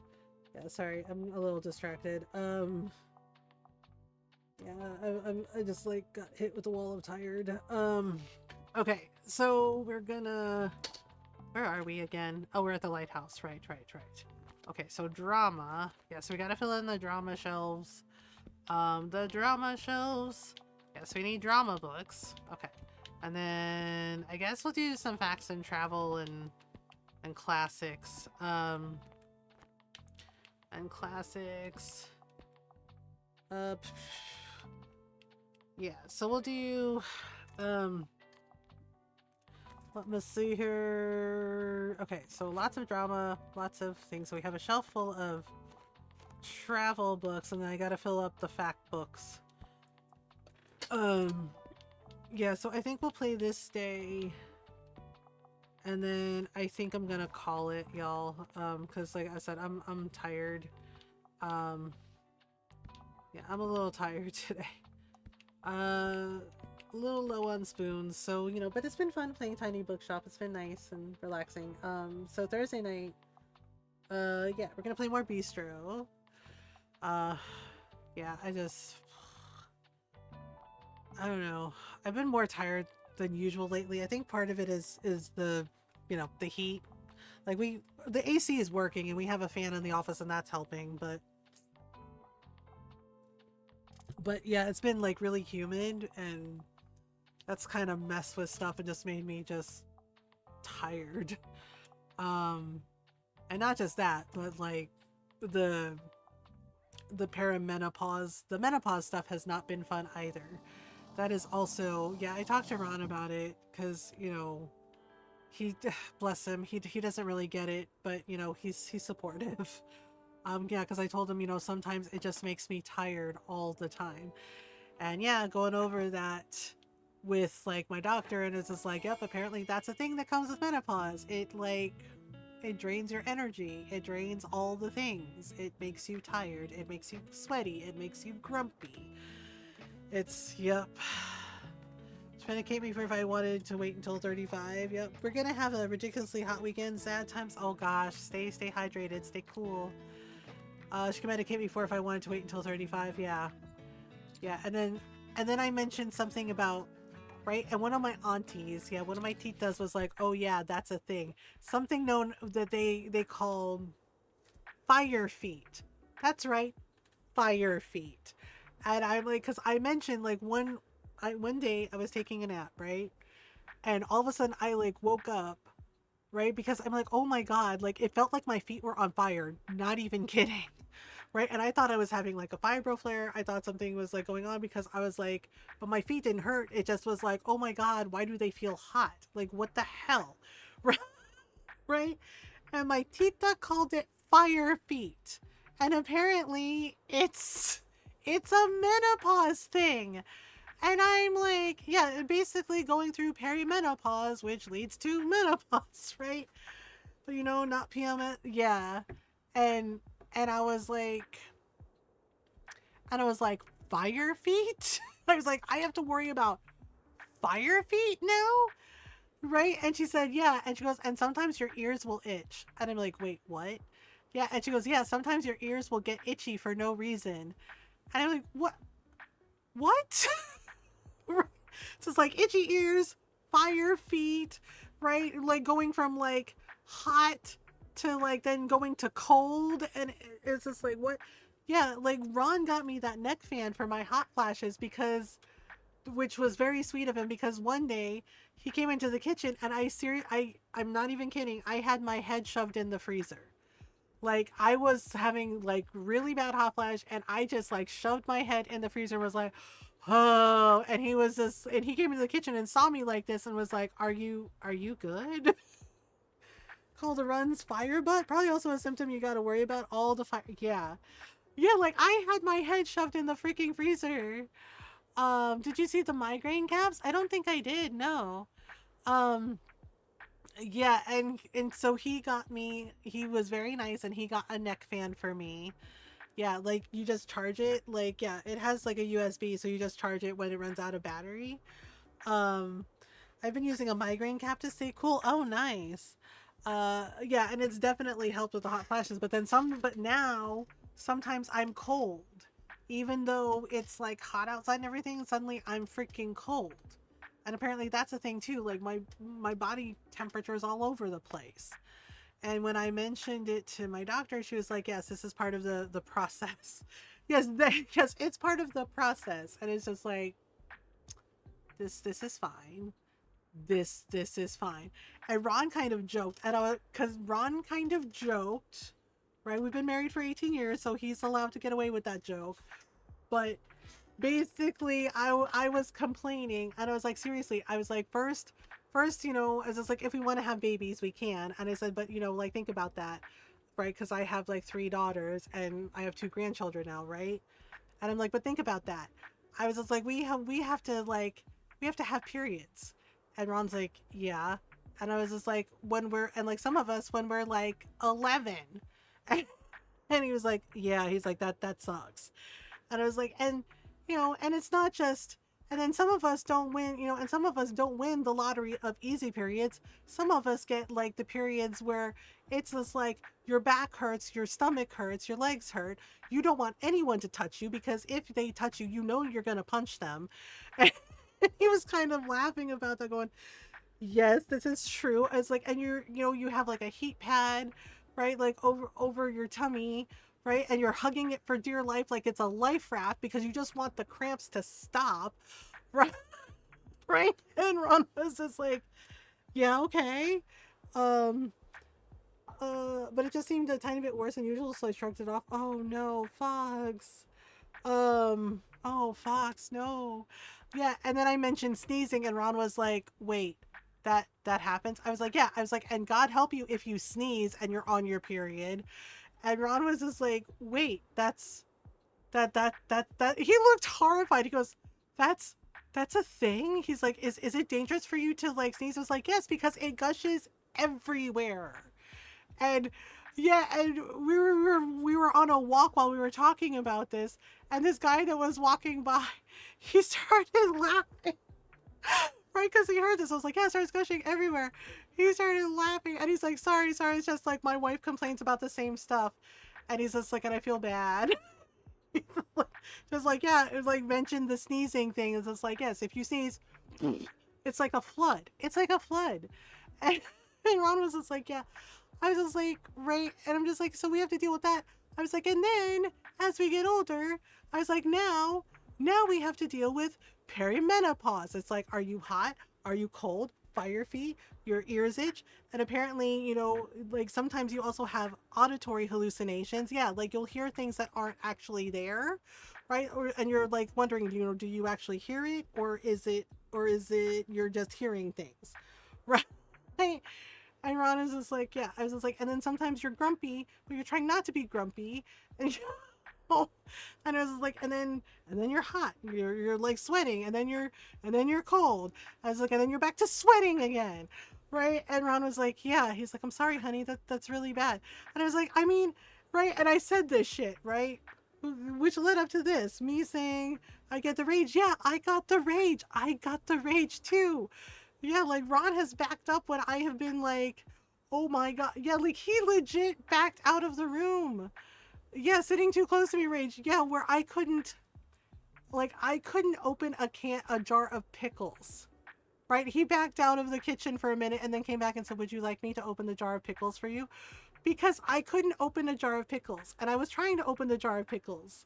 Right? And I was just like, why can't, and I'm swearing into God, like, why can't I open, and then being like, why can't I open the damn jar of pickles? And I was just like, I just want a pickle to go with my sandwich. Why can't I open the damn jar of pickles? Right? And then I cried. And that's when Ron came in and says, would you like me to open the jar of pickles for you? And I'm still crying, going, yes, that would be lovely. Thank you. Right? The chocolate incident was not one of my favorite ones. Yeah. And it's just like, and I'm like, I really crashed out, like had a full meltdown over not being able to open a jar of pickles. For fuck's sake. This is one of those old-fashioned handheld fans for her hot flashes. She looks really sophisticated while using it. Oh yeah, the handheld fans are nice. Quite a moose, right, Golden? Yeah, and we're walking. And I'm telling Ron about that. I was like, and then I mentioned the pickle jar incident, and he was like, yeah. He's like, that was pretty bad. He said, but we got through it. It's okay, right? And I said, and I was like, it drives me nuts. I was like, it drives me nuts. So the women have to go through this. We have to go through this. And I was like, and you men, I was like, you men don't have to go through menopause at all, right? And Ron very quietly said this joke and said, actually, we do. We do go through menopause. Right? Basically giving this look of like, we're right there with you, trying not to die because we know you will murder us. Right? And I was like, oh my god. Just the way he very quietly like looked side-eyed me and said, oh, but we do. We do go through it. And I just started laughing and I said, oh, because you're with us. And he's like, yep. And he's like, and he's like, and I just do my best to support you and, you know, not give you a reason to kill me. I mean, he's not wrong. Yeah, I mentioned it to my mom and my mom started laughing and she's like, I mean, to like, Ron has a point, right? Because, yeah, because I sent her that TikTok of that lady that was like, women cry because we can't kill you. She's like, you know why we cry? She's like, we cry because we know we cannot kill you. She's like, she's like, you make us so mad. She's like, you do the things. She's like, you say the things. And she's like, and that is why we cry. Because we can't kill you.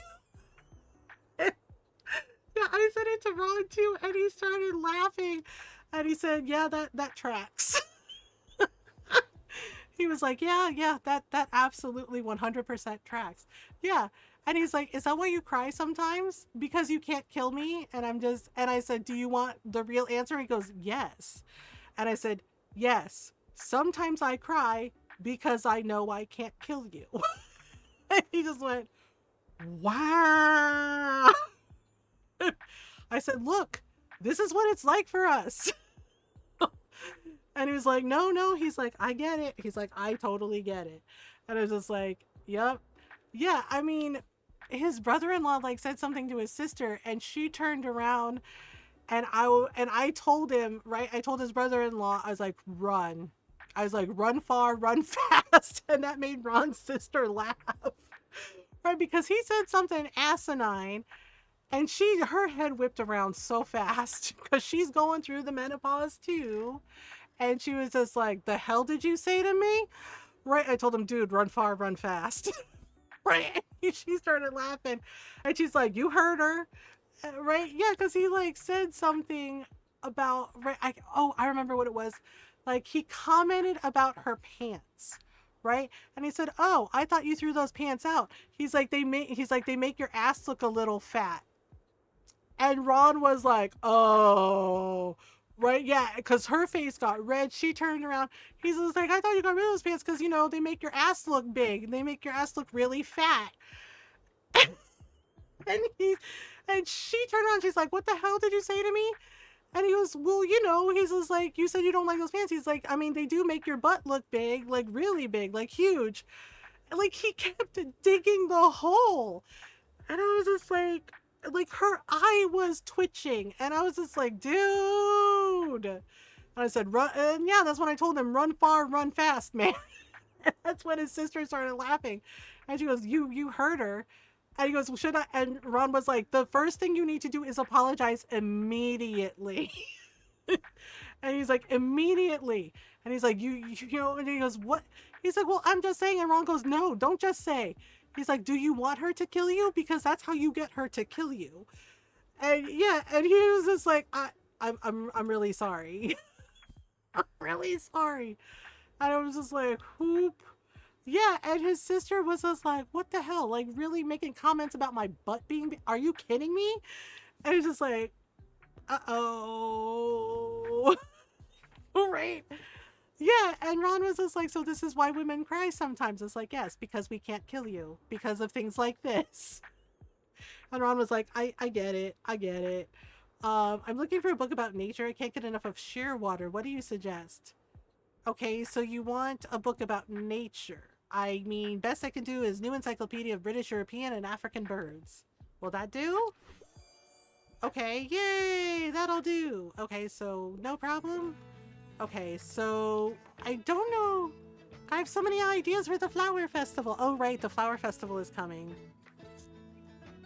I mean, he's not wrong. Yeah, it's just like, well, because Ron's like, we're going right right through it with you.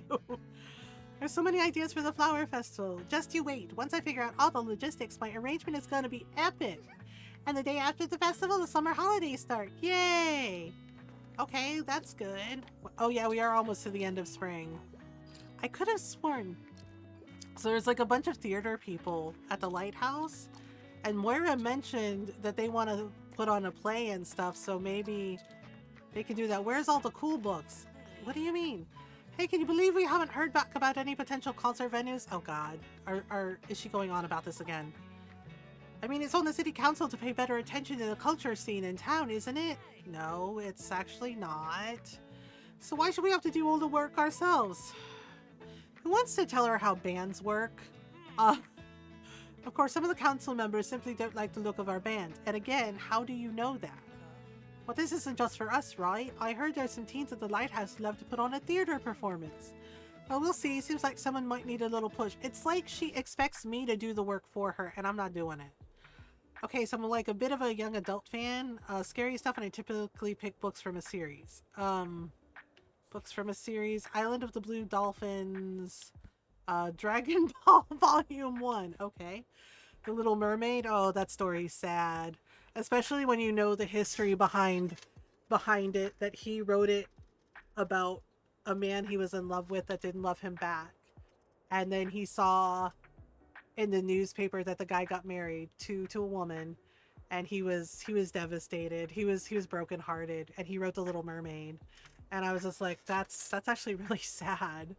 The Lighthouse Mystery. Okay, Boxcar Children number 8.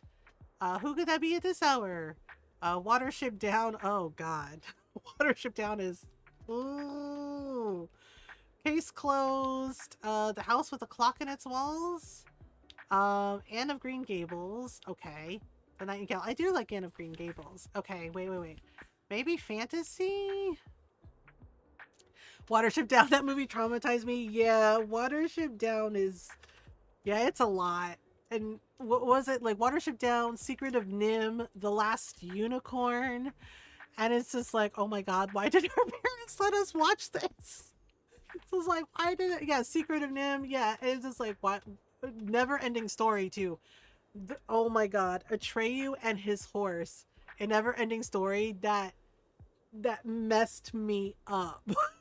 That messed me up.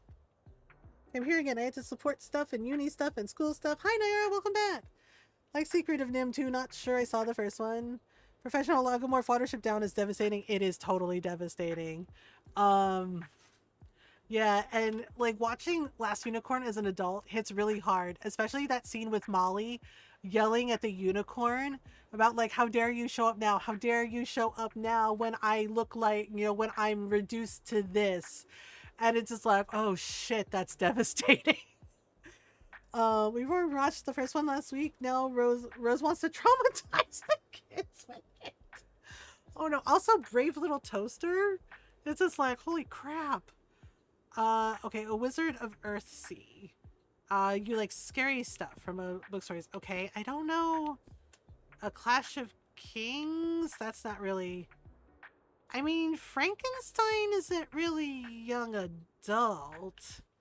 Okay, Starsight.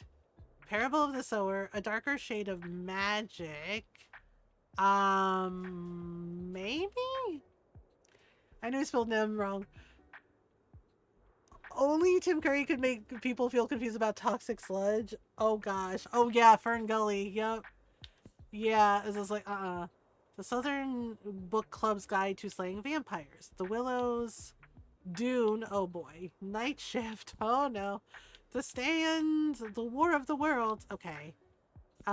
Maybe the house with a clock in its walls? Cool, young adult is popular for a reason. Okay, so I guessed correctly. I read the book as a kid and it was so good. Brave Little Toaster 2 was so good. Oh yeah, I forgot there was a 2. Fox is weird and only like some of the trauma movies. I mean, look, some of those trauma movies are a lot. Oh, yeah, like to this day, yeah, Ron even said like the scene with Atreyu and his horse a Never-Ending Story messed with him.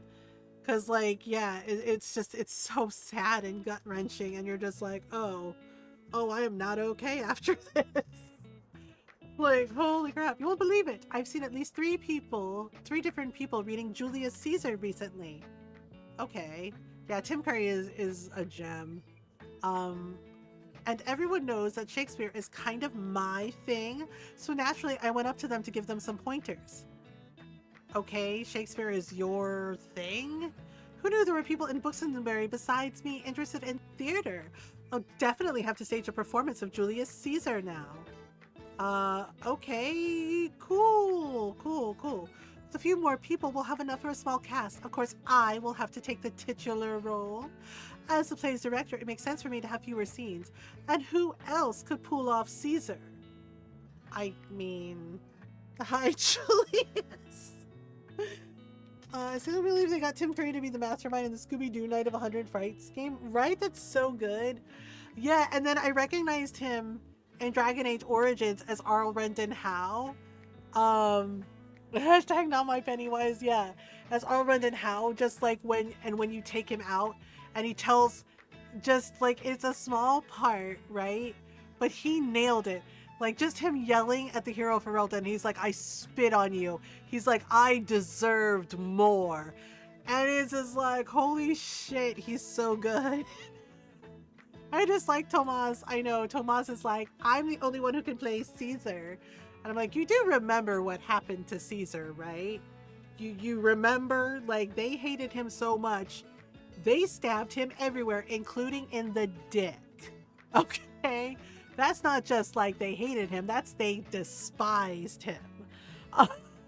Like, I am the mastermind, evil chuckle.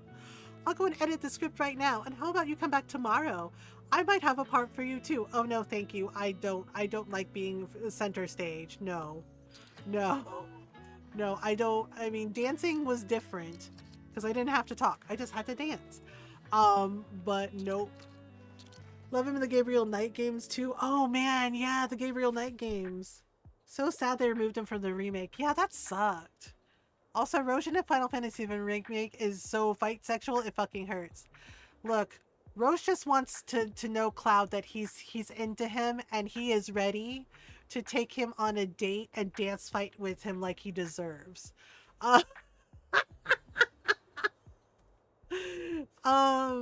Like Roche just wants to let Cloud know he's available. For fighting and possibly more. It's like Majima showing up all the time for Kiryu. He just wants to, show Kiryu a good time. And by date you mean brutal cage deathmatch, right? Yeah, sure. Let's go with that. I'm looking for a book with a twist. Also, you can't go wrong with a play. I can't get enough of Hamlet. Dear God, why? Can you help me or whatever?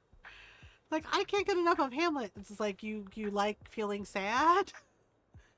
Some kind of wrestling, at least. Yep, some kind of wrestling. The Moorland Cottage, Around the World in 80 Days, Cyrano de Bergerac.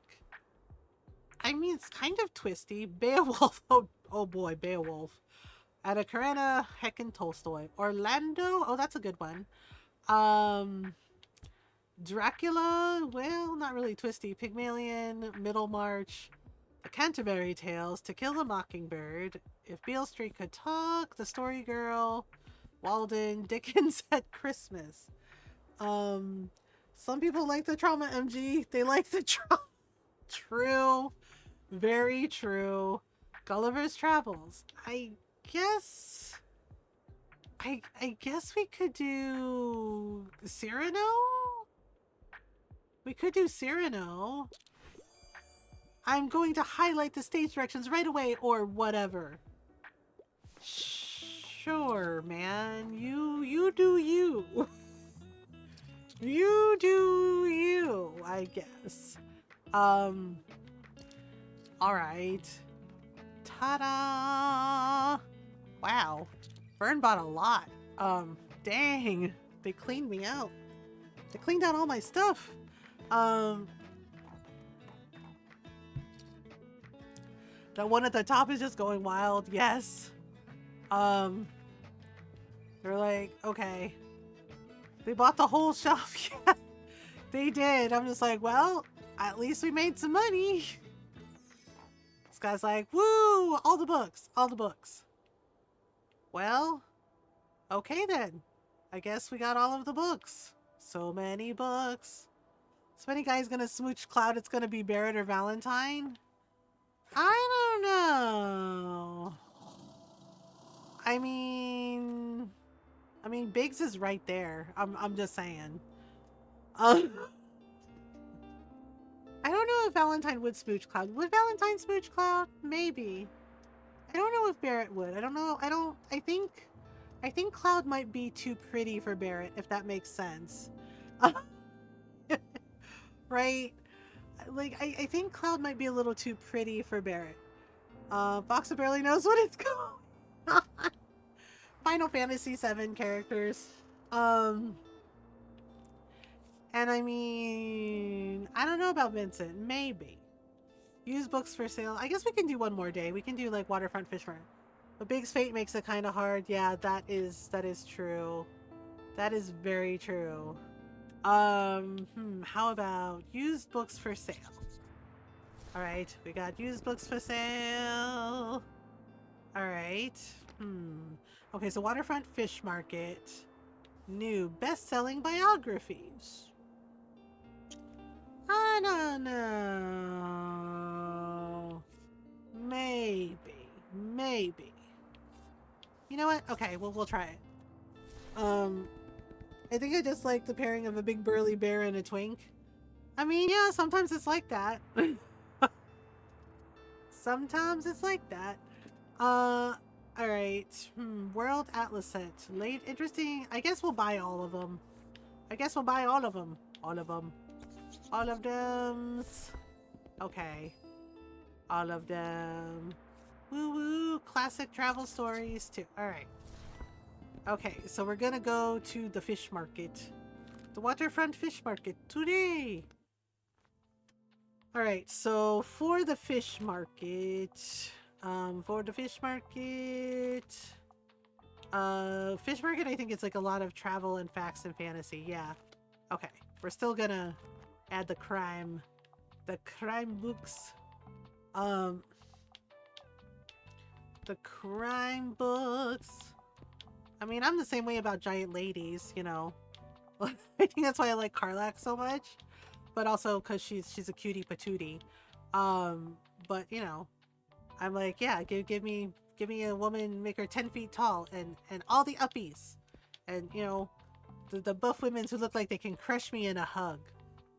I am here for it. I'm here for getting crushed in a hug. On that we agree. So it's like, what can I say? Yeah, Ron thinks it's funny. He's like, you've dated people shorter than you, right? I'm like, yeah, I have. And he's like, oh, okay. And he's like, but you seem to like people who are taller than you. And I'm like, yes, I do. And he's just like, oh, is there a reason? I was like, my mother is 5'2". Several of my titas are 5'2", 5'4". I was like, I'm 5'8". And Ron was like, oh. And he's like, it's because, I was like, it's because I'm taller than them. And growing up, all the time, you're taller than me. Can you please reach the top shelf? Yep. Yeah. It was like, and when you're surrounded by lots of tiny, you know, people who are smaller than you, you appreciate people who are taller than you. Men who like fit girls but say no to buff tall women are cowards. Are they cowards or do they just have a preference? I mean, if they're not rude about it, it's okay. you know, like people have like types that they like. Like I'm not really into blondes, but brunette, brunette, raven, black hair, brunette, red hair, gingers. I'm like, yes, please. Uh, I meant mostly the gym bros that get insecure about it. Yeah, it's weird that they get insecure about it. I'm just like, is this really that big a deal for you? I'm like, it's not that bad. Okay, we need travel books. Um, Travel books. Okay, so I need some travel books, and then we need some fact books. Okay, so I think we'll do what we did last time. We'll have like some fact books here. 1, 2, 3, 4, 5. We'll do like 5 and 5. Yeah, that can work. Okay, 5 and 5. And then we need classic books filled in too. Okay. Hey, Foxy Nerd, how are you? It's nice to see you. I'm trying to see. Yeah, because we're doing one more day and then I'm calling it. We might go say hi to Nozo. To Nozo homie, Nozo and Ed. Rascally Grampy is on and so's Queen Chanlene. Good, just relaxing with Ava. Oh, that's nice. Tifa should have abs. The losing of a few cup sizes makes sense for a monk. I think she does have abs. I think she does have abs. It's just not as defined. Because the person can have abs, but it doesn't necessarily toned. No. Okay, no. I'm just gonna say it. I don't like it when people say toned. Right? Toned is just another word for muscular. Right. Oh, sorry. No, it's okay. No, it's okay, Julius. If you want to use toned, you can. Just for me personally, I'm like, no. Because they do that at women who like lift or who are muscular or strong, and they go, oh, they're toned. No, they're not toned. They have muscle. They have muscle. Right? They are muscular. Yeah, and I always thought it was weird when they're like, oh, they have this aversion to like referring to women as muscular, especially if they're like built like Tifa, and they're like, oh, no, they're toned. And I'm like, no, they're not. They're muscular. Women have muscles. Women who work out like the way Tifa works out, or women who like, are weightlifting, they are muscular. It's not toned, it's muscle.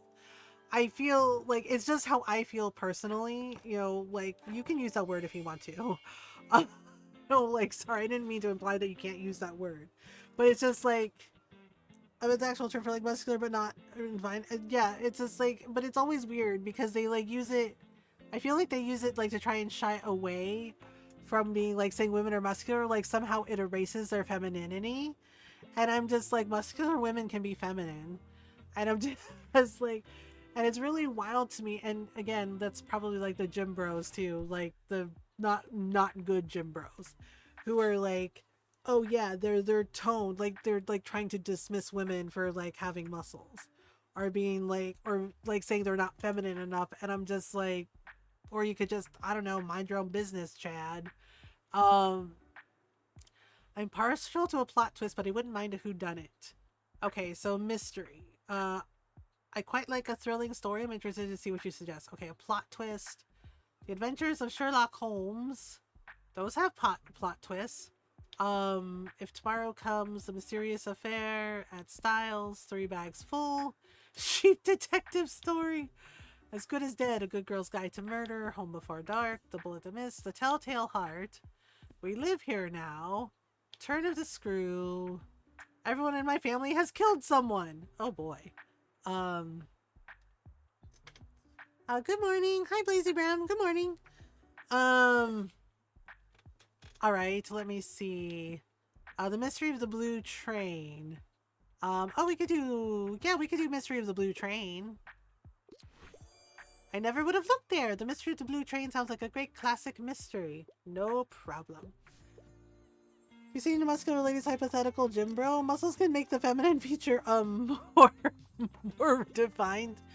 Yeah, it's just like, and the thing is like, I never really understood the insistence that, you know, women have to look feminine, right? Or that men have to look masculine. I mean, you know, like, let people just be, you know, like, let people just be. If they're not hurting anyone, who cares? You know, and gender itself is a social construct anyway.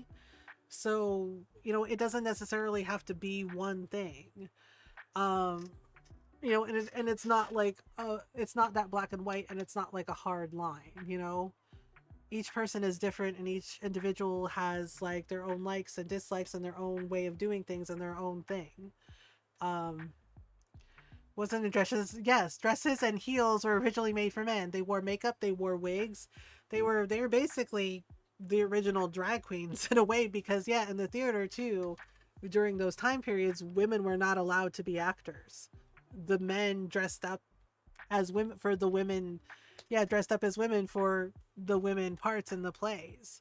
So, yeah, like the heels, the wigs, the makeup, you know, the the yeah, the powdered wigs. And just like, well, yeah, so it's just like whatever, you know, it's just like, so who cares?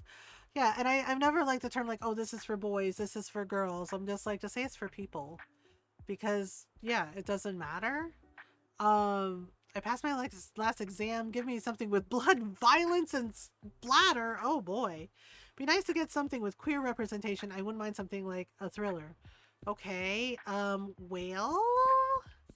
Okay. A Time to Kill. No. Adventure of Sherlock Holmes. No. If Tomorrow Comes. Okay. I could have sworn. Okay. Home Before Dark. Okay. We have the Telltale Heart. Telltale Heart could work. We Live Here Now. The Turn of the Screw. Also a good one. Listen for the Lie. Silence of the Lambs. Uh, Truly Devious. All She Was Worth. Yellow Face. Well, I guess, I don't know. Would she read Silence of the Lambs? Yay, gloriously gory. Oh boy. Uh, I played with Tamagotchi. If I let the toys have shoes, I would have not touched the thing. Sign is a girl toy, but all of us played with them. Yeah, it's just like they're just toys. Um, yeah, they're just, you know, they're just toys. They're just clothes. Uh, okay, wait. So we got. All right. Whew, it's busy at the fish market. Hey there! Oh wow! Look at that fantasy selection. I'll just pick out a new book if that's okay. Fern, of course it's okay. Yeah, enjoy the rest of your day. And let's hope the nice weather holds up until Saturday. Everyone's counting on it for the flea market. Okay. What do you recommend? I enjoy reading serious, sophisticated literature. Also, I tend to like most stories with a detective. Okay, Sherlock Holmes it is. Now that's a surprising treat. I'm gonna get super invested in that investigation. There you go. That'll work. Oh boy. Okay, so no problem. All right, and then, no, and then. Okay. Wow, somebody is like cleaning out my fantasy section. Holy crap. Uh, wow. Busy. Um, okay. Give me a hand, matey. Okay, what do you, oh no. What's the scuttlebutt? Give me something utterly scary. I'm rather fond of sci-fi stories. I'm a fan of books like Red Rising. Oh boy. Something utterly scary. The Cream Tea Killer. I don't think that's scary. The Turn of the Screw? You like sci-fi stories, but you want something scary. Okay. Twisted Love, Northanger Abbey, Spring Clean. Nope, that's not it. That's not it. Let's try Camp Damascus. There's a Chuck Tingle book in here. That is funny. Really, really. A Chuck Tingle book. Camp Damascus. Oh, that is hilarious to me. Complete Father Brown. True Grit. Nope, that's not horror. Taking Van Thorn, The Shadow of the Wind. Murder on the Orient Express. The Cream Tea Killer. That's weird. Um, maybe. Home Before Dark. The Telltale Heart. Do you want the Telltale Heart? I'm not ready for it. Hit 30 plus C today. I'm sick of being Grumpy Puddle. Oh gosh, I'm so sorry. Yeah, summer heat is something else. I guess we'll try this. It's not sci-fi, but I didn't think much of the cover, but quite unsettling, but I like it. Okay. Cool. Uh, man, yep, my travel section and back section is just devastated. Woo! Oh boy. Alright. I think we have one last customer and then like that's it. Okay. Off we go. Alright, we're closed for the evening. Ta-da! Alright, y'all. Okay. I think we are gonna call it here. Yeah, stream for about 6 hours, so I think that's pretty good for me. I'm tired. I'm starting to run out of steam. This pure heat wave last night was our normal summer heat for the day. At night, oh gosh, I'm so sorry. Yeah. All right. Let me do the thing. I think we're gonna go say hi to Nozo and Ed. Yeah. I think that's what we're gonna. Let me make sure they're still streaming though. Thank you for stream. Take care of yourself. Thank you, Pika. I appreciate you. Yeah. I don't remember what game they're playing, but Nozo homie. We're gonna go say hi to Nozo homie. Nozo and Ed. They're my friends. They're really cool. Yeah, they play all kinds of story games and chill games, and sometimes they do co-working streams. I don't recognize the game they're playing right now. But yeah, we're gonna go say hi to them. Come with me. Give a follow if you haven't already. For Thursday night stream, we're gonna play some Bistro. Yeah, Bistro for sure. I don't know about Friday. It's either gonna be more Bistro or Animal Crossing. But if you want to follow on the socials, that's where you can find me. There's a YouTube channel as well. If you miss a stream, you can catch them on the past VODs there. So if you're not subbed, you can copy and paste this raid message, and if you are subbed, you can copy and paste this one. Yeah, so no donations tonight, but that's okay. Yeah, we're pushing to try to get to the $300 donation goal for Trans Lifeline.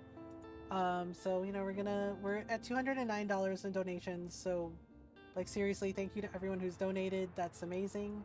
That's gonna go towards helping trans people in our communities. Yeah, like thank you. It means a lot. Because there are people in my life, family, friends, people in our community who are trans, and I feel it's important to show up for them, and the way they have shown up for us. Yeah, so we're gonna keep doing our best to raise money yeah, for the entire month of June. So yeah, let me do the shout out for Nozo and Ed, because I know sometimes Twitch mobile is weird, and if it leaves you behind, this is where we're going if you want to pop on over. Yes, we're gonna raid Nozo and Ed. Come with me, say hello, hang out. Again, thank you so much for hanging out. Thank you for the raids. Thank you for just hanging out with me. We're gonna do bistro things on Thursday night stream, but I love y'all. I appreciate you. Please remember to do your best to be kind to yourselves and be kind to each other. I'll see y'all later. Until next time, bye everyone.